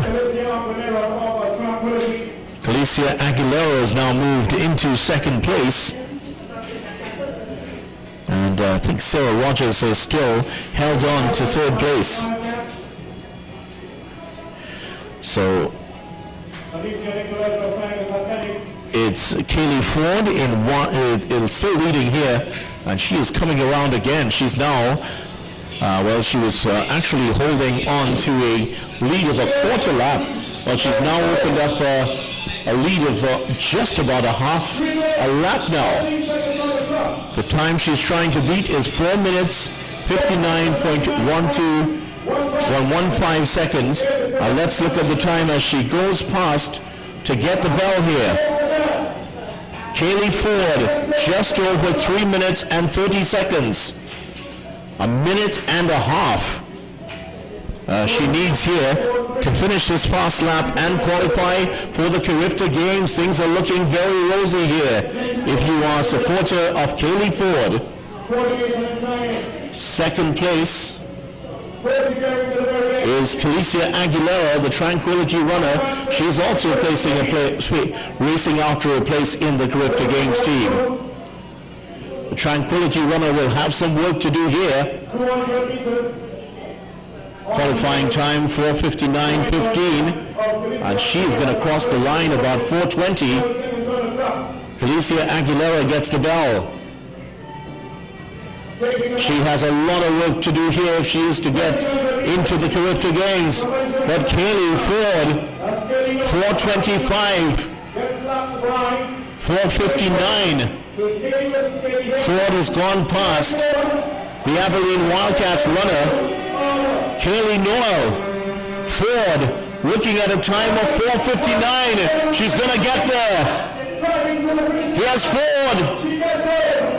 Ford is home in time. She qualifies. Ford throws her hands up in joy. She will be going to Grenada. Kaylee Ford, OAW, getting the win here and, more importantly, qualifying for the Carifta Games. Just about 7 seconds or so under the Carifta qualifying time. So congratulations to Kaylee Ford. She is the winner of the girls under 20 1500 meter event. And the rest of the runners are spread around the track here. all of them in their final lap at the moment. And it looks like Felicia Aguilera is going to come in. She's now into the final stretch, and she's going to come in for second place. Fortunately for her, she's not going to be qualifying for the Carifta Games, has already gone past that qualifying time. But a brave effort here by Felicia Aguilera. This experience will certainly favor her as she goes into the future, and she knows exactly what she needs to do in terms of getting forward in the competition. There she is, coming in at just under 6 minutes, Felicia Aguilera of Tranquility. On the back is on our way for that third position. 6 minutes and 30 seconds on the clock. Well, there's a huge battle going on for third place here, and well, Tigers athletes just seem to give up on it there.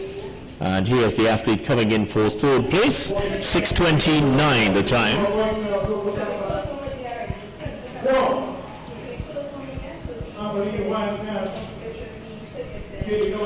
Finishing in third place, Shaniqua Goitia of Toko Tafak. And Sarah Rogers coming in after that. Oh my, there's an athlete down here, and she is cramping up at the moment, and she is down on the track just as you watch the last set of athletes.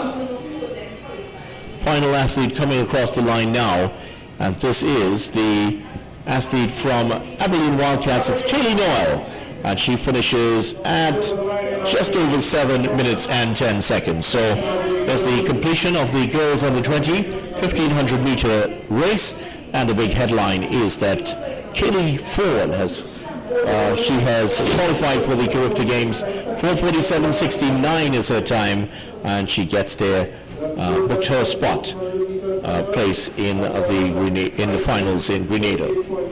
Now we do have two boys on the 20 1500 meter events to come. We'll give you the starting 11 in the first race shortly.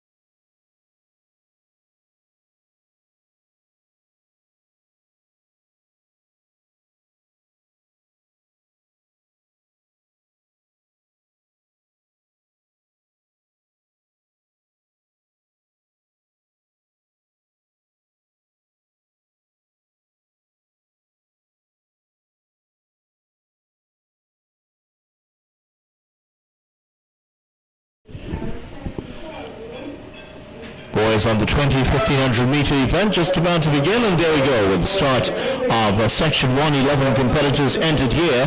Josiah Abraham of Phoenix Athletic, Aiden Joseph of OAW, Zachary Lackraj of Abilene Wildcats, Nelson Rivas of OAW, Gabriel Francis of Lions, Emmanuel James of Mason Hall, Isaiah Jacot of Suriname is also competing in this one.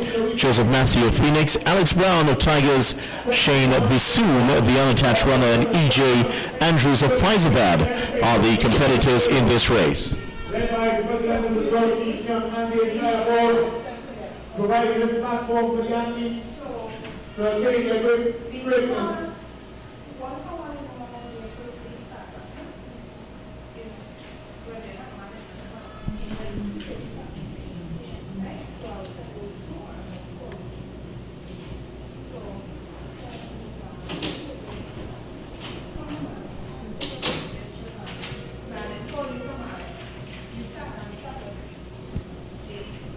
Making the lead there for a week.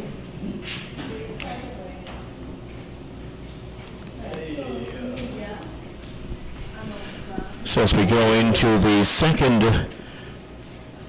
lap of the race, the 1 a week man, Nelson Rivas, there is the one who's taken a stranglehold on this one. I can see the figure of Alex Brown in the orange of Tigers Athletic. He's right now in 4th place, just on the shoulder of the green. The man in green, and now coming into 3rd place, the Abilene Wildcats runner, Zachary Lackraj, is also running there. He's in 2nd place at the moment. Lackraj about to be overtaken by the orange of Alex Brown. Alex Brown and Lackraj in 2nd place.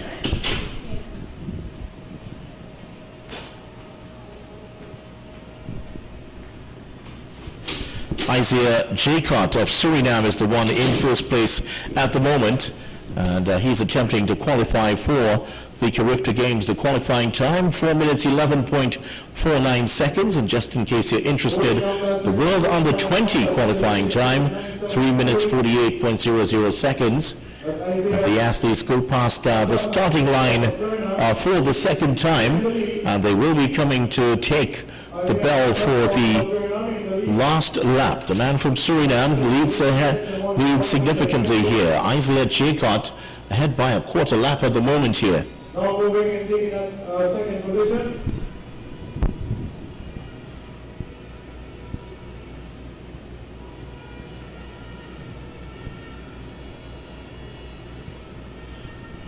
Jacot is about 80 meters ahead. He takes the bell. 3 minutes and 8 seconds as he gets across the line, so he is in good position to qualify for the Carifta Games. 1 minute and 3 seconds he has to complete the final lap.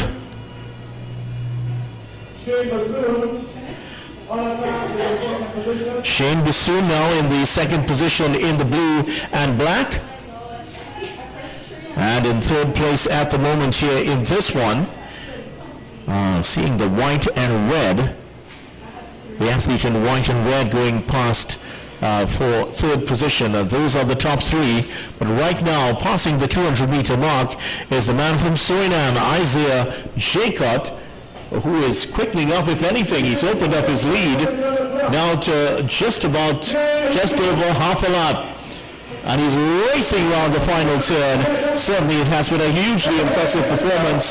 He's trying to beat the time of 4:11:49, 4:06, 4:07, 4:08, 4:09. Will he get there? Oh, is he short? Is he short? Just about 4:11. Isaiah Jacot, has he gotten across to qualify? We'll have to check the time at the end of the race. Now, there's a battle on for 2nd and 3rd place here. Shane Bissoon looks like he's going to soar up 2nd place, races ahead of the field here, and he is going to take 2nd place. There's a man coming to take 3rd. Bissoon gets there in 4:44 to get 2nd place. And it looks like Andrews has taken the 3rd position. E.J. Andrews of the Faizabad Club has gotten there in 3rd position. So, of course, the big question here, did the Surinamese runner, Isaiah Jacot, do enough to qualify for the next stage of the competition? There is a runner out on the field still, And they're just trying to find out if he's going to be finishing. I think the runner has just fallen to his knees here at the moment. No medical staff around. Oh, he's picked up a cramp. That's what's happened here. And the youngster is bravely trying to finish off the race. That is, I believe, the Abilene Wildcats runner, Zachary Lackraj, who's pulled up with a muscle injury here. Boy, and he is trying to limp across the line, pounding the right side of his thigh. He can actually do more damage to himself more than anything else. He pounds the track in disgust here. And you might see him in a moment or two just coming around the turn. Well, the crowd is really giving him a good round of applause here. Now he gets into a gallop, trying to get across the line. And there he is, a huge moment here. Huge round of applause here. The athlete stumbling as he comes across the line in just about 6:15. But this is a hugely brave effort here by this young man. Showing great perseverance and determination to get across the line. He's trained very hard, and unfortunately for him, has pulled up in the last lap with an injury, but he's found enough in himself to get himself across the line and finish the race. Brave effort. We hope that all will be well with him. Jaycott, 4 minutes, 11.78 seconds, just outside, desperately outside of the Carifta finishing time. For a moment, I thought that he was going to make it, but just falling short, the Surinamese runner, Jaycott.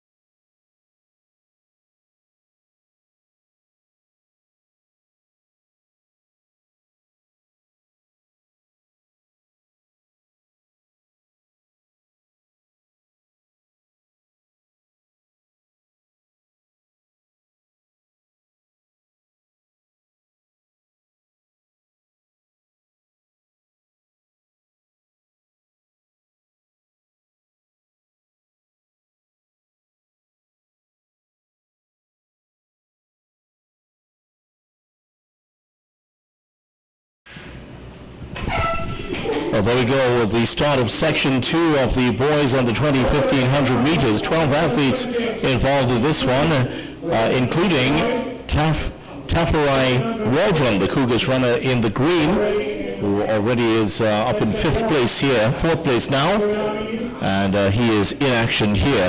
Isaiah Williams of Point Fortin New Jets, Darius Harding of Burnley, Jaffa Woodley of Memphis, Omari Thompson of OAW, Tafarai Waldron of Cougars, Omari George of Davide, Micaiah Mahon of OAW, 1 a week.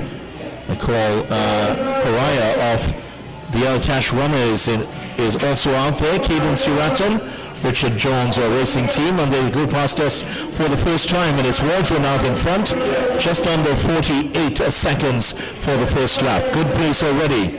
Caden Suratan of Richard Jones racing team, Jaden Rodriguez, the unattached runner, Caleb John, one of 2 Point Fortin New Jets athletes, and Shenny St. Hilaire of FAD.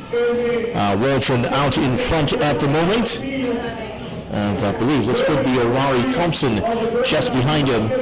Those are the top two. They're heading across to get the bell, not the bell, correction, 2 laps still to go, and the first, there certainly was a very quick first lap here, and let's see what Waldron's strategy will be here. We'll try to hold his pace before he launches at the end. Certainly Waldron, one of the rising stars of the 1500 and the 5,000 meters here in Trinidad and Tobago.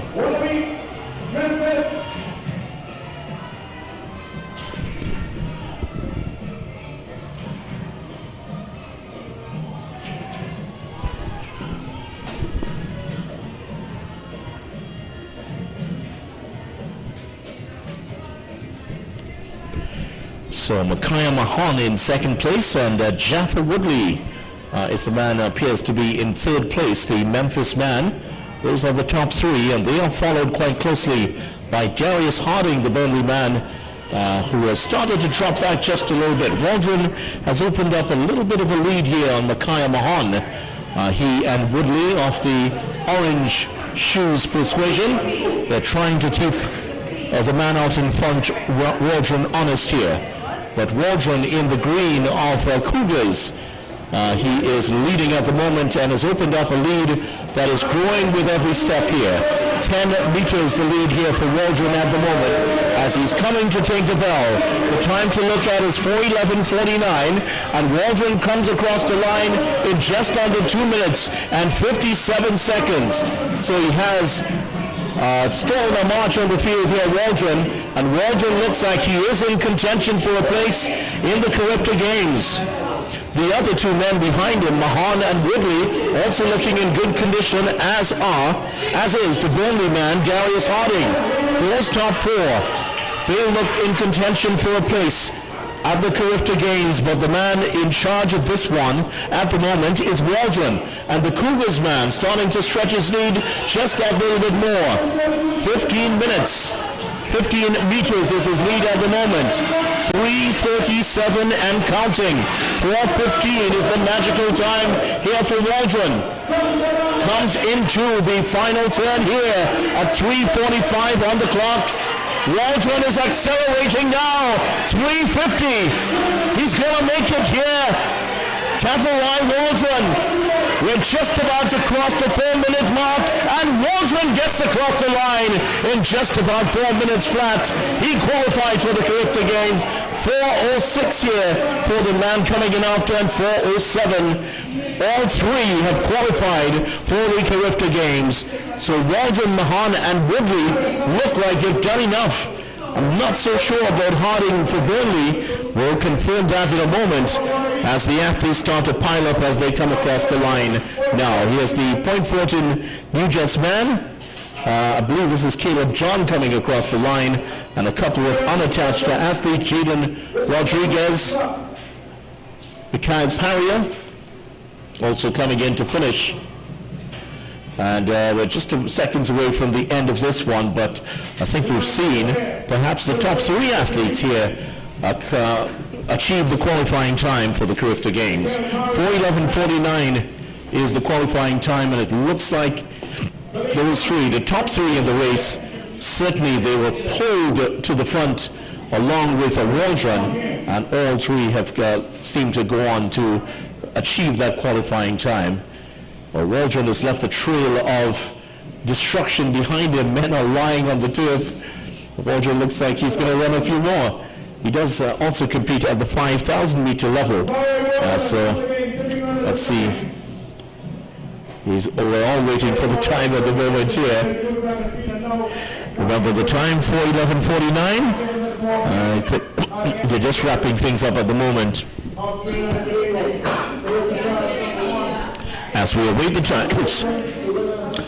Top three, all under the 4:11 mark.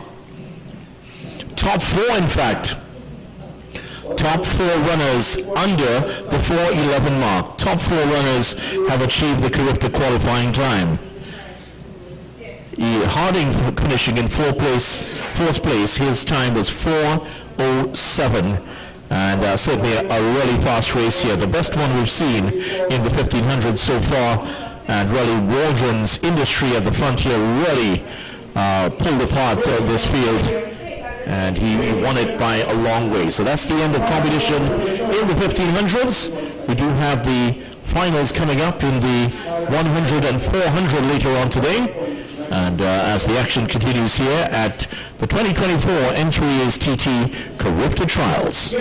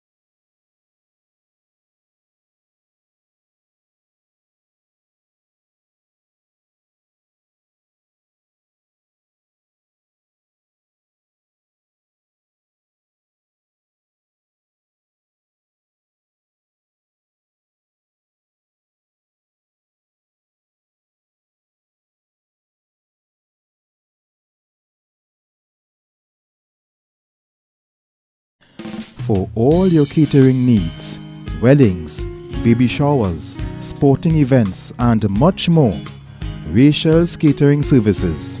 WhatsApp at 715-0696.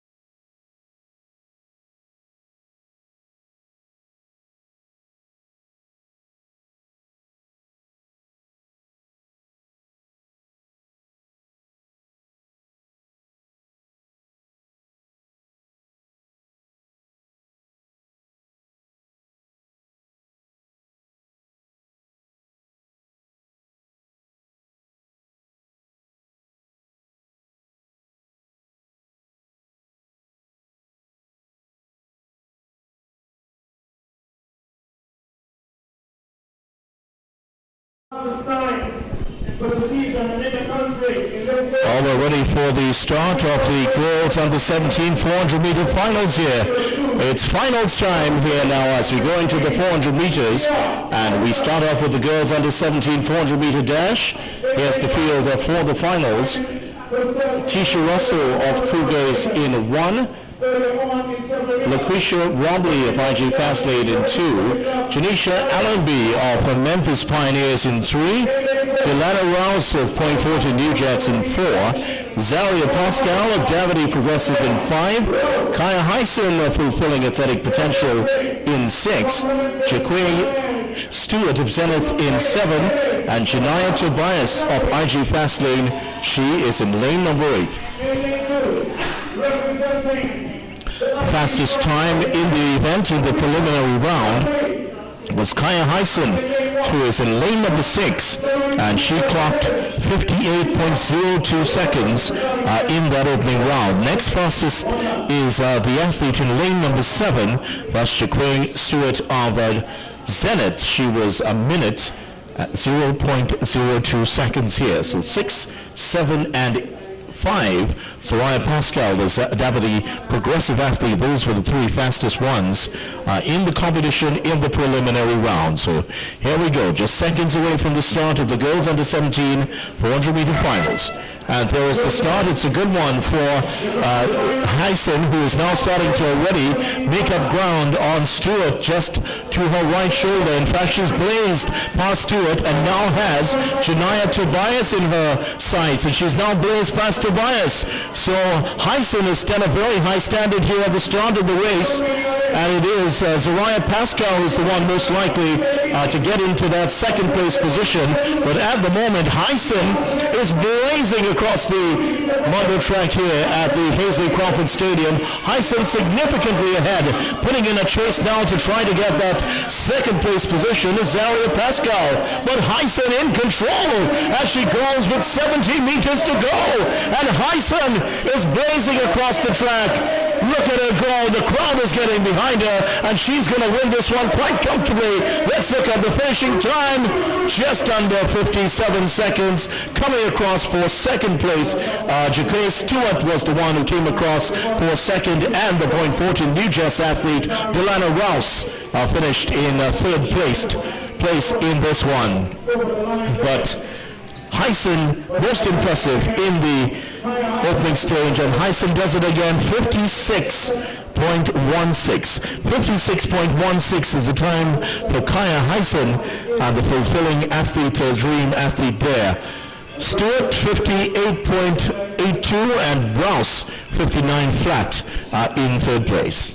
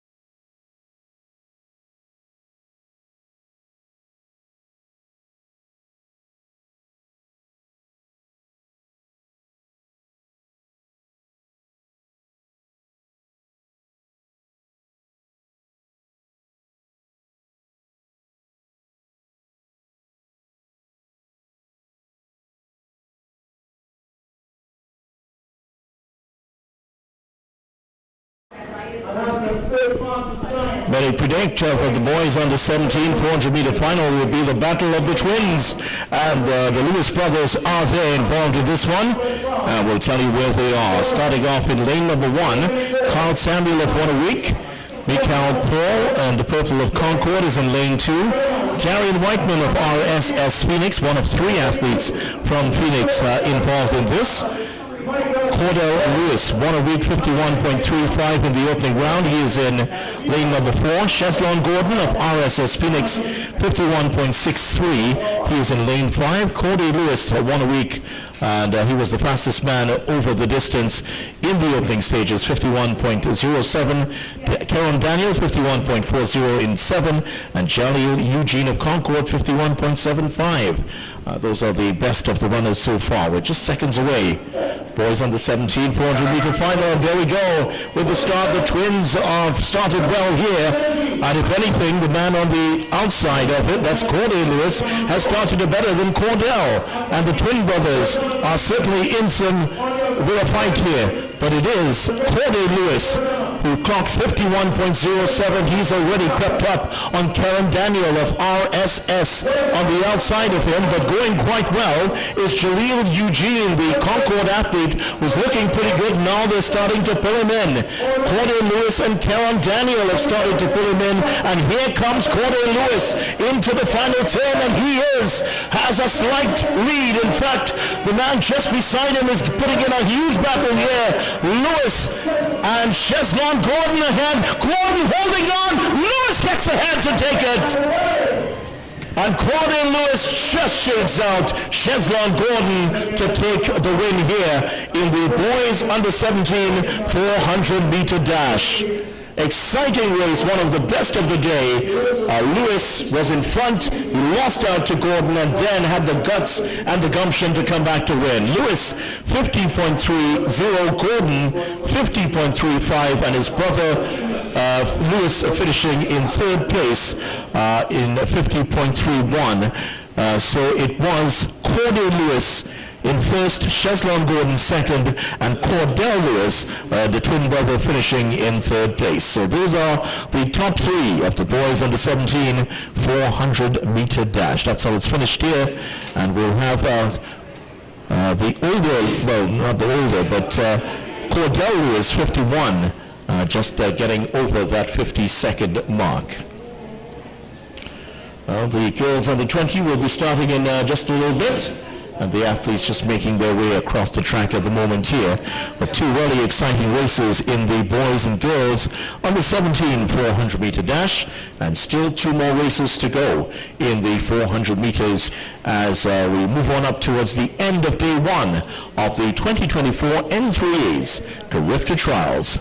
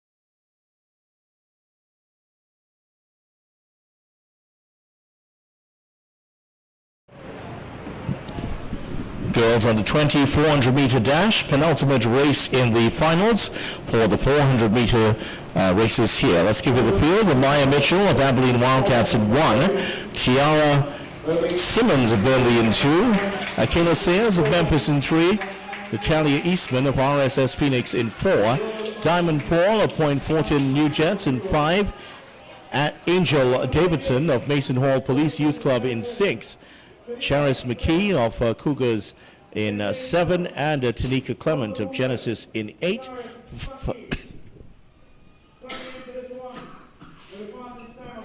Davidson of Mason Hall in the yellow.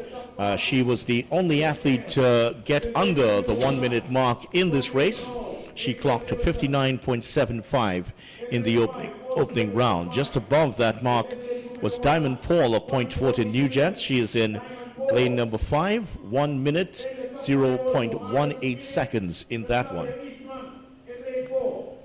So as the officials get themselves in readiness for this event, one of the big races, of course, the 400 meters, always eagerly anticipated here in Trinidad and Tobago. So many of these athletes have gone on to Olympic glory for Trinidad and Tobago. Certainly, when you think of the top times achieved, a top time in the women's 400 meters overall at senior level, Janine Belil, 51.83. Well, these young athletes would love to have a time like that, but that's in the future for many of them, if not hopefully for all of them, times in that region. Mitchell, Simmons, Sayers, Eastman, Paul, Davidson, McKee, and Clement, girls under 20 400 meter dash finals here. And there we go with the start of the race, and already a good start here for Davidson of Mason Hall. But just ahead of her, McKee of Cougars has taken off as she has something to prove here. She's already gone past Clement of Genesis, but here is Davidson now fighting back, and Davidson is on the heels of McKee at the moment, and Davidson has taken the lead. The Mason Hall Police Youth Club athlete has now opened up a 5-meter lead here. Can they reel her in at the moment here? It's a big battle going on. The blue and white of Memphis, Akela Sayers, is also trying to find something out of nothing here. Natalia Eastman is now taking over the lead here. Eastman is in front. And Davidson fighting back. Eastman's uniform is starting to fall apart, and she might still hold on. Eastman! Oh, it was very close at the end. Did Davidson do enough to get across? I'm wondering what it is. It was the bandages of Eastman that started to flap as she got into the last 20 meters, and she may have just held on. However, well, Davidson was closing like a freight train. It is Eastman who wins it. Eastman wins it in 58.37.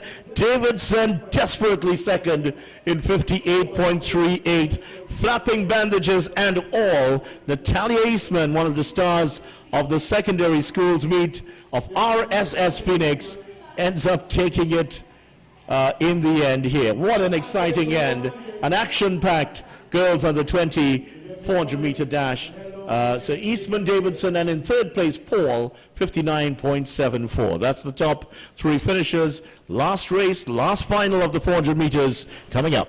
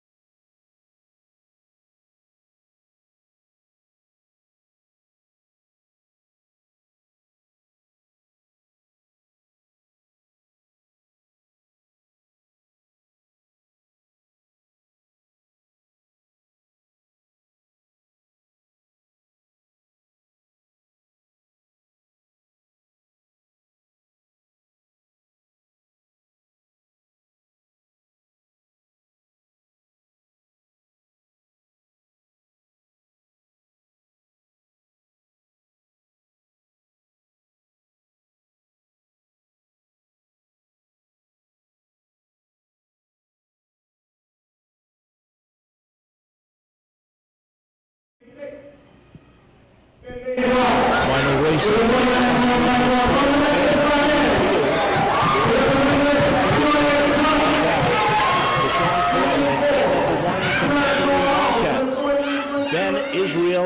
youngster of Mercury Athletics in second. He ran 49.91. Hall's time in the first round. Well, it's not given here, but we'll find out what that is. Joshua Perry of Memphis Pioneers, 49.91 in the first round. Kyrell Thomas of Cougars, 49.03. Keon John, Memphis Pioneers, 49.51. And then the two fastest men, Jaden Clement of Maximizing Athletic Potential. He finished the race in 48.65, fastest time overall. Deshaun Lizama of Wannaweek, 48.97. And Jaffarai Farrell of Simplex, last man. He is on the outside in 8:50.12 his time at the start. So all the action in 6 and 8, but watch out for a possible upset in this one here.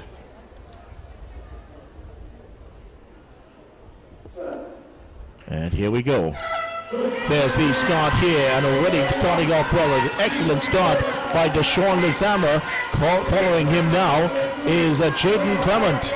Those two have gone well, and already Lizama has blazed past Jaffarai Farrell on the outside. Some work to do here for Clement, as the man in neon also goes past Farrell, and he has some work to do if he is to catch up with Deshaun Lizama. Sean Lizama, the one-a-week man, is ahead here, but here's a new challenge coming from the blue and white of Keon John of Memphis, and the Memphis man has now gone to the front. Keon John, he's also getting some pressure to the left, as the Cougars man, Kyrell Thomas, is there. Thomas just ahead, and Thomas might take it. Thomas does. Gets across the line to take it ahead of Keon John. Deshaun Lizama's brave fight has ended, it seems, in third place.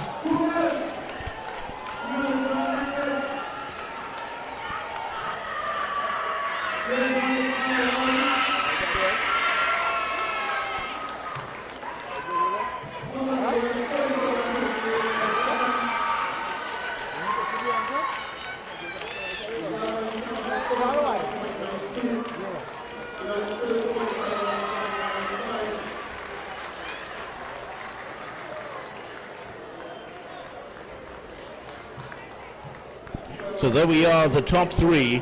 Winning the event, Kyrell Thomas Cougars, 47.89. Second place went to Deshaun Lizama. Eventually did hold out to get second and finished in 47.92. And Jaden Clement just losing out on the top two, finishing in 47.95. There's the end of competition in the boys under 20 400-meter dash. And the Cougars supporters have massed at the bottom of the track. There they are to support their athlete, Kyrell Thomas. They are just at the top of the stadium, and certainly Kyrell Thomas, one of the more popular runners among them.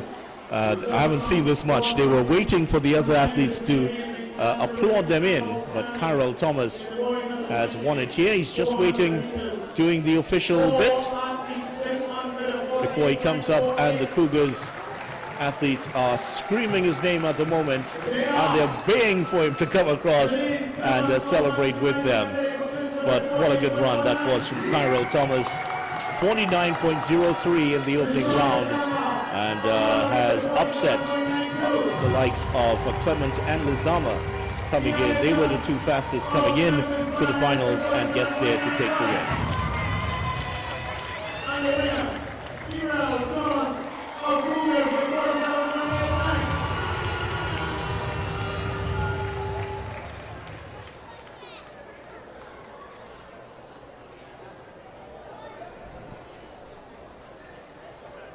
The athlete being tugged away at the moment. Certainly a difficult moment, even as we look at the winners enjoy the praise and the adulation of all around men. Also, you have to remember that the athletes who don't win, they have to now pick themselves up and honestly have a look at an evaluation of their performances, see where things went wrong and what could be improved for the coming meets. This is the 2024 N3A's Carifta Trials. 100 meters will be coming up.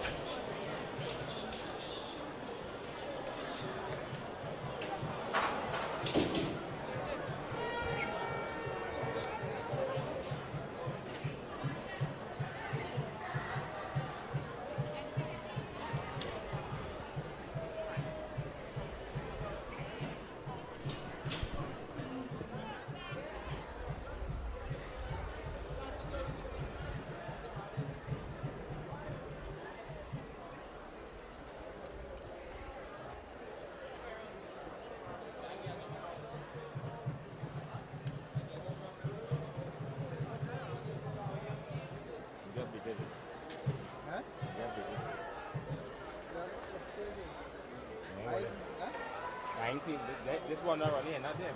Huh? This one now finishing off here, not there. Yeah. That was this. I don't see 3 ways there. Oh, I mean the name. No. This is what I have to this morning. Yeah, this is. You're getting things for progressively doing it now. Right.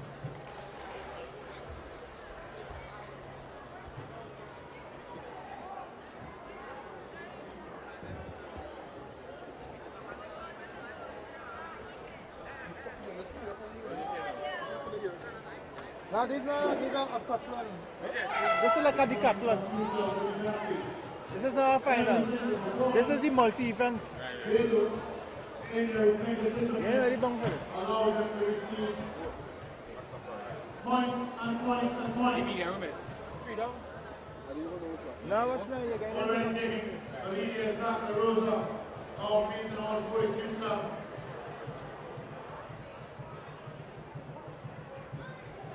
Put it on the inside.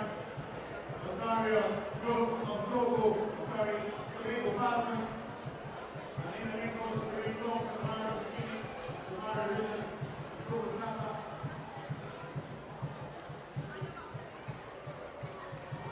Let's give them the encouragement to the finish line. Multi-disciplinary athletes. Look over their shoulder. 3, 5, 7.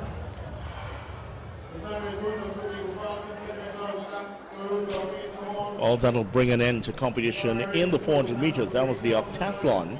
400 meters. Jones, 53.47 to get across the line first. La Rosa in second, 54.21. Richards third, 55.93. All in the effort to win points to end up as the overall champion in the octathlon. And Jones, La Rosa getting across there in the top 3. There will be another octathlon 400 meters. Kent, Campbell and Moore in 6 and 7. Kent, Hernandez and Francis are among the runners in this one. 2 sides of the octathlon event being competed at the moment. We'll give you the results as they come to us.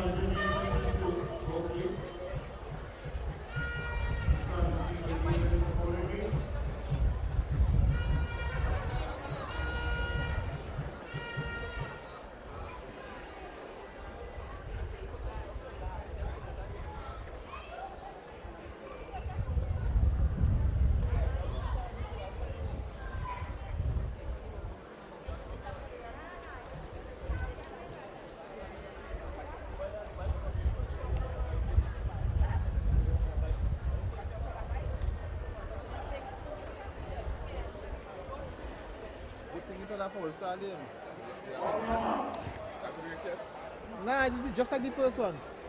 Octathlon.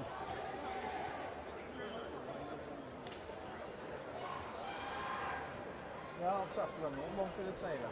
I will shoot him as people like tonight. I shoot him. I'm really going to this.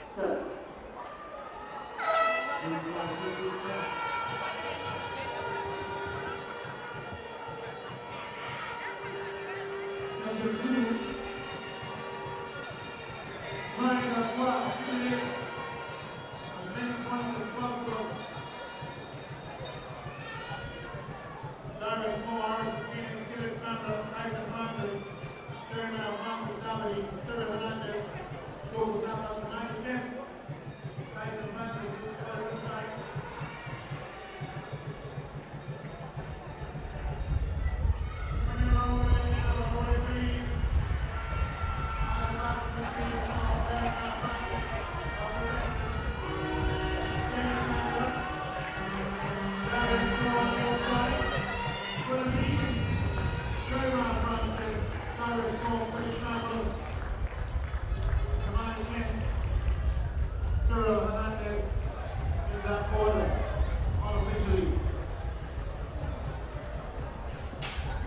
Well, that was the end of competition in the octathlon, the multi-event format. Francis winning in 50.76 in the boys 400-meter octathlon. Moore in second, 51.82, and finishing in third place, Campbell, 52.15.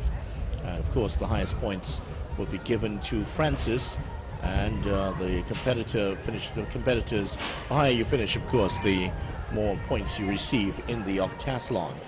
Right now, we're getting ready for the final events of the day. Those are the 100-meter events, girls and boys under 17 and girls and boys under 20. That is coming up, the century, and 4 of them coming up next.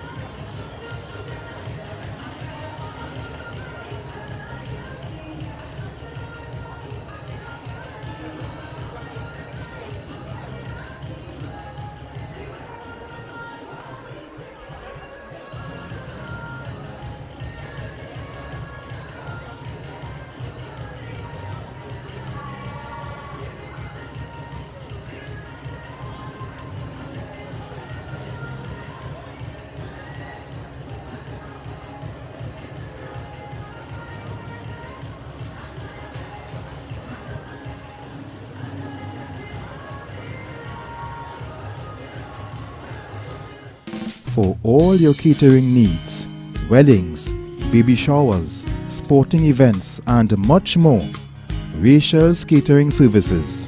WhatsApp at 715-0696.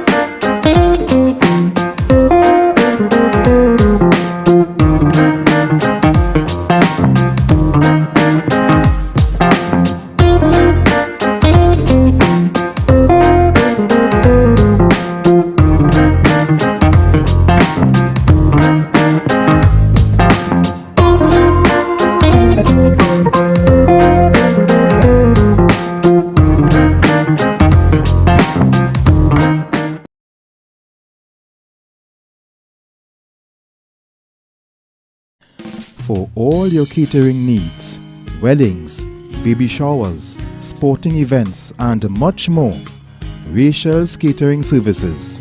WhatsApp at 715-0696.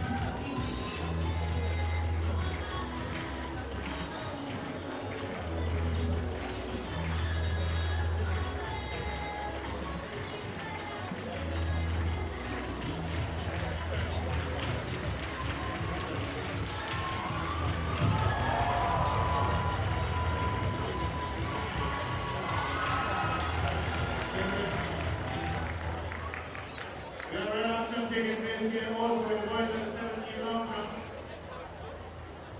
The Murray Brown of New York was the most outstanding athlete in the just concluded SSPF championship. Continues to perform tremendously well in the long jump.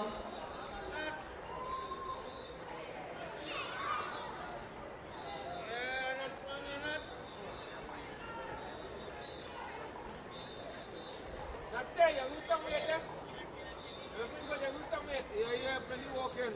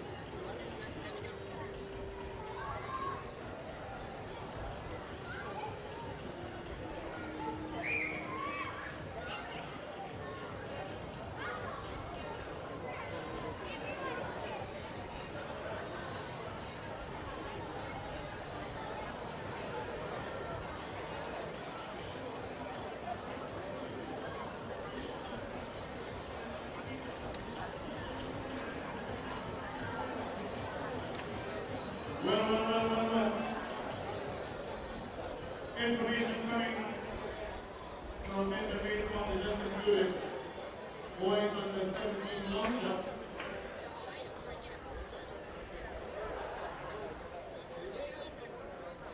The first standard distance, qualifying distance is 6.34 meters.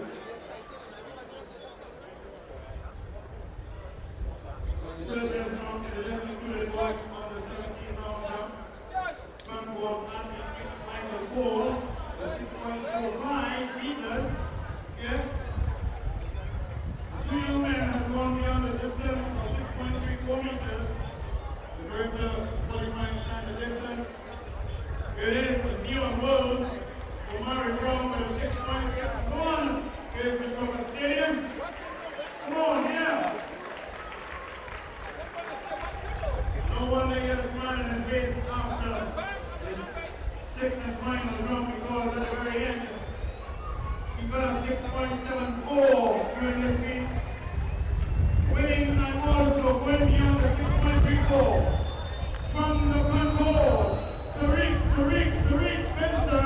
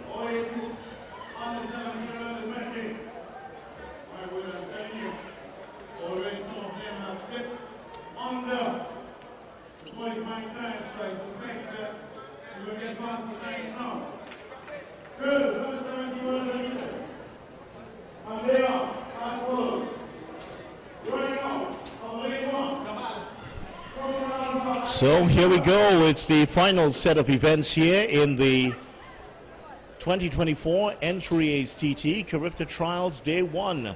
The last 4 finals taking place here at the Hasley Crawford Stadium. There's the girls under 17 and boys under 17 100 meters, and after that it's the boys and girls under 20 event. Everyone's stayed around because As you know, the 100-meter event is the most exciting. Everybody wants to see and find out who will be the athletes representing Trinidad and Tobago at the Carifta Games. So many sprinters have come out of TNT that have gone on to glory at the 100 meters. And of course, in the women's side, as we start with the women's event, the first sprinter to compete for Trinidad and Tobago at the Olympics on the women's side, Gillian Ford, all the way back in 1984. Which of these young ladies will follow in her footsteps? Here's the field. Michaela Grandison of Alpha in 1. Michaela Cupid of Zenith in 2. Keone Devonish of Phoenix in 3. Janaya McLaren of Toco in 4. Zaya Tobias of Zenith in 5. Tiana Richardson of Fulfilling Athletic Dreams in 6. Janique McLaren of Toco Tafak in 7. And Naomi Theodore of Phoenix in 8. That's the field for the girls under 17 100-meter dash. And that's who they are. 2 Toco runners in the red out there today. But really the favorite for this one is Zaya Tobias, who is in lane number 5 in the blue with the orange shoes out there. She clocked a 12.15 in the preliminary round. Many feel that she still has something in the tank here for this race. Tiana Richardson was second in 12.27, and in third place in the preliminary round, Janaya McLaren in Toco Tafak. So 4, 5, and 6, many would expect that's where the action will come from in this race. McLaren, Tobias, and Richardson, the big three that many will expect to. One of them is going to go on to win this race. Of course, it's a final. Nerves will tell, and who will rise up among the rest. So we go back over the field. Grandison in 1, Cupid 2, Devonish 3, McLaren 4, Tobias 5, Richardson 6, McLaren 7, and Theodore in 8. Zaya Tobias settling into her blocks, getting ready to blast down the field into this final. There is the start there, well legally, and Tobias has a wonderful start in the middle of the track. She has a slight lead. She's under some threat here to her right. Richardson is coming. Richardson is coming, but Tobias wins it. Tobias getting in and just had enough at the end to hold off the run of Tiana Richardson of Fulfilling Athletic Dreams. But Tobias wins it in 12.19, not quite as fast as she did earlier. Tobias wins it. Richardson in second in 12.28, and finishing in third place. They're just trying to figure it out now. Devonish in 12.40. 12.40. Devonish had 12.39 in the opening stages and just slightly outside of that to finish third. As for Tiana Richardson, 12.28, didn't improve on her time, and that's where it all went awry for her. But congratulations to Zaya Tobias winning in 12.19. Congratulations, excellent run, and she is the winner of the girls under 17 100-meter dash here. Boys under 17 100-meter dash coming up. Let's give you the field as we start off. Jaquan Douglas in lane number 1. He represents Zenith. Timothy Hamilton of IG Fastlane is in 2. Caden Herbert of Memphis Pioneers in 3. Kadeem Chinapu of Simplex in 4. Shane Camejo of Memphis in 5. Cameron Powell of Phoenix Athletics in 6. Aaron Dowridge of Stallion in 7. And Jeremiah Nanton in lane number 8. 4. Make that, yes, it is 4 of the runners in this race have gone under 11 seconds in the preliminary round. That is Caden Herbert in 4, Kadeem Chinapu in 5, Shane Camejo, let me start that again, in 3, Caden Herbert in 3, Kadeem Chinapu of Simplex in 4, Shane Camejo of Memphis in 5, and in 6, the fastest man, second fastest man across, Cameron Powell of Phoenix in 10.74. Kadeem Chinapu was the fastest of the day and he did it in 10.52. Ttnaaa is in lane number 4. So let's give you the top 4 again. Ttnaaa, 10.52 in the preliminary round. Cameron Powell, 10.74 in the prelims. He is in lane 6. Herbert, 10.78. Caden Herbert, he is in lane 3. And lane 5, Shane Camejo, Memphis Pioneers, he is the 4th fastest in the field. So 3, 4, 5, 6. But the favorite is Kadeem Ttnaaa of Simplex Athletics Club. Lane number 4, 10.52 on the 17s. Acknowledges the crowd with a small wave of the hands. Man in the white and black of Simplex. Camejo holds both arms aloft. Will he be doing so in about a minute or so? Cameron Powell of Phoenix is next in the white and red. Dowridge in the all black of Stallion Athletics Club. Acknowledges the applause. And then Jeremiah Nanton of Davide Progressive in the light blue and yellow of Davide. He and Dowridge clocked 11.17 in the preliminary round. First two, Douglas and Hamilton, 11.14 and 11.13. Here they are once again. Douglas 1, Hamilton 2, Herbert 3, Ttnaaa 4, Camejo 5, Powell 6, Dowridge 7, and Nanton 8.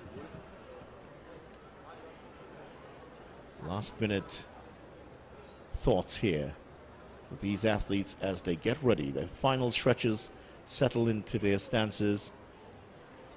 Blocks feeling firm under their feet. Brilliant start here for Ttnaaa as he gets to the front. Work to do for Herbert to his side. Camejo is beaten. Powell is coming for him, but it is Ttnaaa that takes the win. Ttnaaa wins it, and it looks like Dowridge may have done enough to rise up to get into second place there, but no doubt about the man who's going to wear the gold medal at the end of today, and that is Kadeem Ttnaaa gets the win, and he does so in 10.59 seconds. 10.59, Powell 10.71, and Herbert in third, 10.86. Herbert in third, 10.86. Herbert at one point looked that he was absolutely beaten, but fought back bravely to get the third place here. But congratulations to Kadeem Ttnaaa and the St. Benedict's College faithful. He has turned out the winner here, 10.59 seconds to win the boys under 17. We have the girls and boys under 20 coming up, and that will be shortly.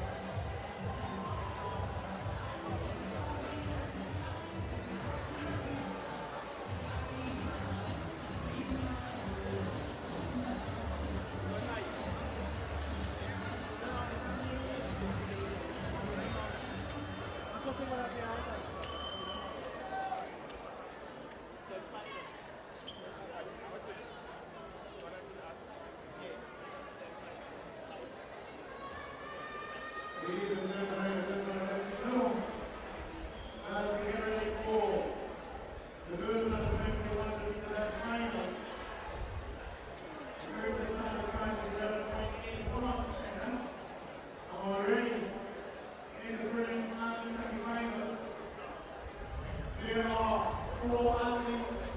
Already we have hit on that 11.81 seconds. And we are here to final of the girls of the 20. So we can expect most likely a fast time.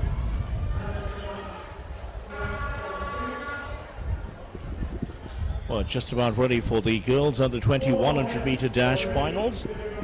Here's the field for this event. Kiwes Gomez of IG Fastlane in 1, Andrea Legay of Phoenix in 2, Kezia Peters of Simplex Athletics Club, she is in 3, Alexi Henry of Zenith Athletics Club in 4, Symphony Patrick in 5, she represents Concord Athletic, 6, Khadija Pickering of Abilene Wildcats in the yellow, Sierra Joseph of Simplex Athletics Club, she's in the white and black of Simplex, 2 Simplex athletes in the final, and finally Mariah Second of Fulfilling Athletics Dreams. She is in lane number 8. 5 of the athletes in this field have come in under 12 seconds in the race, and all of those 5 within 0.3 seconds of each other. The athlete fastest in this one is Alexi Henry of Zenith Athletics Club, and she is in the middle of your picture in lane number 4 and has the trademark buns tied on both sides of her head. Not quite Princess Leia type, but just around that type, if you understand what that means. She looks very confident at the moment, Alexi Henry. Right next to her, perhaps the biggest threat is Symphony Patrick. She is in the purple of Concord, and Symphony Patrick looks to be the one to challenge. She's a slighter figure in terms of her size than the more powerful looking Henry, but don't underestimate her at all. Khadija Pickering of Abilene Wildcats just to her Symphony Patrick's right, and that is the yellow and blue of Abilene Wildcats, yellow and black, correction, of Abilene Wildcats today. Sierra Joseph of Simplex Athletics Club in the white and black, and Mariah Second in Fulfilling Athletics potential in the very dark blue. We're just seconds away from the start of the girls under 20 100-meter dash final. Gomez in 1, Legare 2, Peters 3, Henry 4, Patrick 5, Pickering 6, Joseph 7, and Second in 8. Carifta standard time is 11.81. Several of these young ladies have already gone past that. And the fastest athletes are between lane number 3 and lane number 7. Alexi Henry, the favorite, is in lane number 4.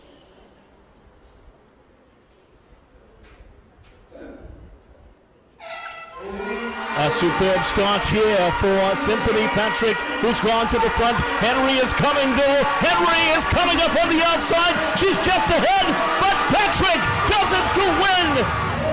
Symphony Patrick of Concord gets the win and embraces her opponent, Alexi Henry. Those two were certainly the favorites for this one.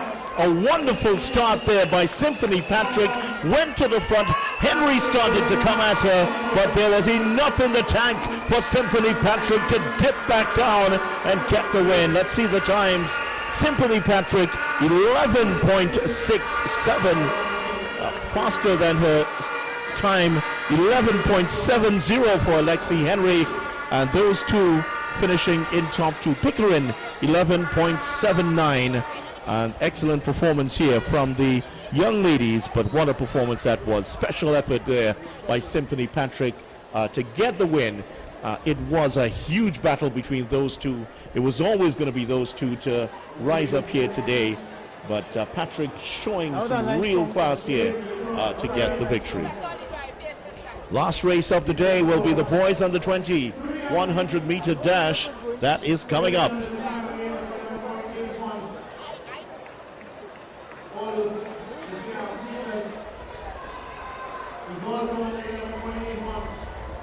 Third place,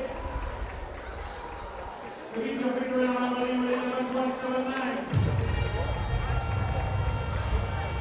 Second place, Gonzalez Athletic Club with 11.70, Alexi Henry.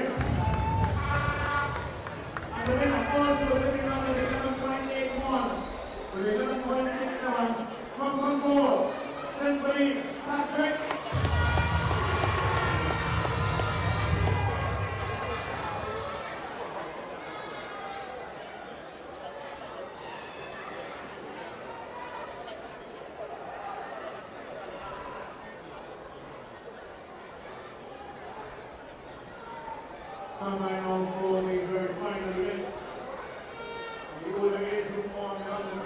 So the future stars of the sprint here in Trinidad and Tobago are the ones who will be competing in the final event of the day, and many of these will be hoping to go on and represent Trinidad and Tobago at the highest level and emulate the likes of Richard Thompson, Atto Bolden, Caston Bledman, Emmanuel Callender, and the rest who've represented Trinidad and Tobago with so much and bringing so much joy to people all around the country, and including, of course, Hasley Crawford, the man whose name is on the stadium.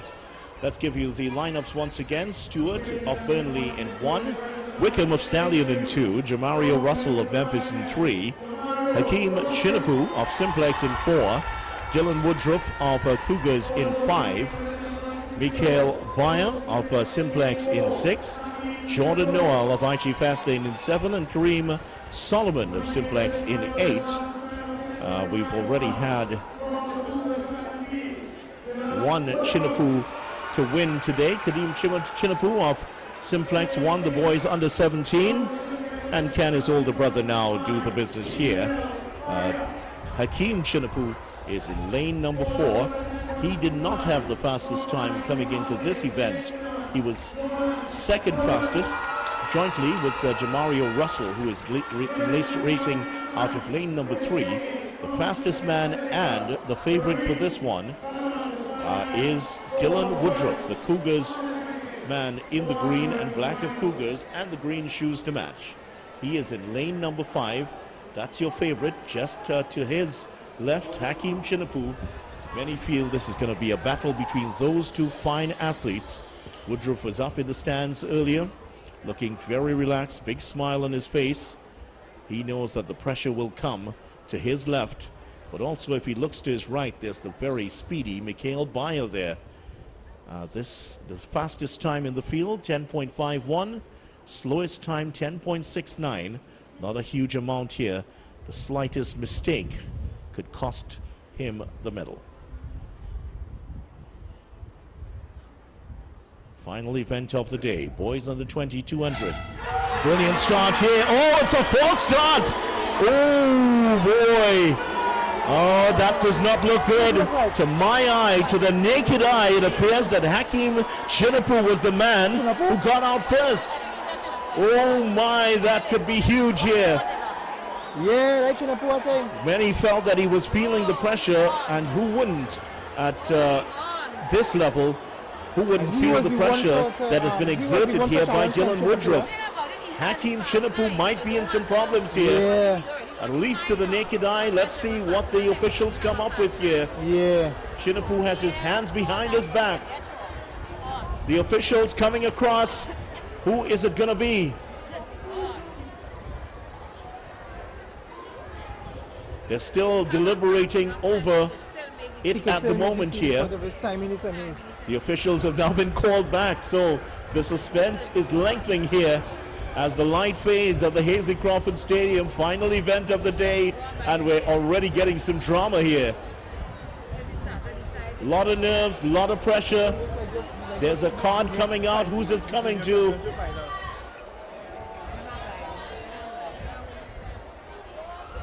It's a green card. A green card, yeah. Oh, somebody's escaped here. Green card. Many thought it would be red. It is not. Well, they'll have to refocus here. To my eye, I felt that Chinapu was the man who perhaps looked like he'd gotten out to a slightly earlier start. He will have a chance to race here. Here we go once again. The hands are on the trigger. Here we go. Stewart in 1, Wickham in 2, Russell 3, Chinapu 4, Woodruff 5, Bayer in 6, Noel in 7, and Solomon in 8. Thanks, Ayana. The adrenaline is flowing here. Let's see what happens now. The suspense is killing. Everyone has their phones out at the moment recording the race. The athletes have massed close to the finish line, ready to erupt in celebration. Who is it going to be? Fastest man in the field is Dylan Woodruff, 10.51. He's in lane 5, just to his left. Hakeem Chinapu, 10.60. And outside of him, Jamario Russell, also 10.6. They start off legally here, and it's a brilliant start by Memphis's Jamario Russell, but Russell is being overtaken here. Here is Woodruff. Woodruff is going to take it. Yes, he does. Woodruff goes 1, 2, 3, winning all 3 races, and Woodruff establishes himself as the king of the sprint here at the Carifta Trials. Well, nobody was talking about him coming into this event. Everything was about Hakeem Chinapu, but Dylan Woodruff of Cougars Track and Field sends the Cougars faithful. Their tongues are wagging at the moment. 10.49 is his time, improving on his first round time. Bayer 10.59, he was second, and Wickham rising up to take third place, 10.61. Yeah, Wickham had a really wicked start there along with Jamario Russell, but unfortunately for Hakeem Chinapu has not been able to finish in the top 3. In fact, Chinapu finishes in 4th place, 10.63, and I'm wondering how much of an effect that green card had on the field here for this one.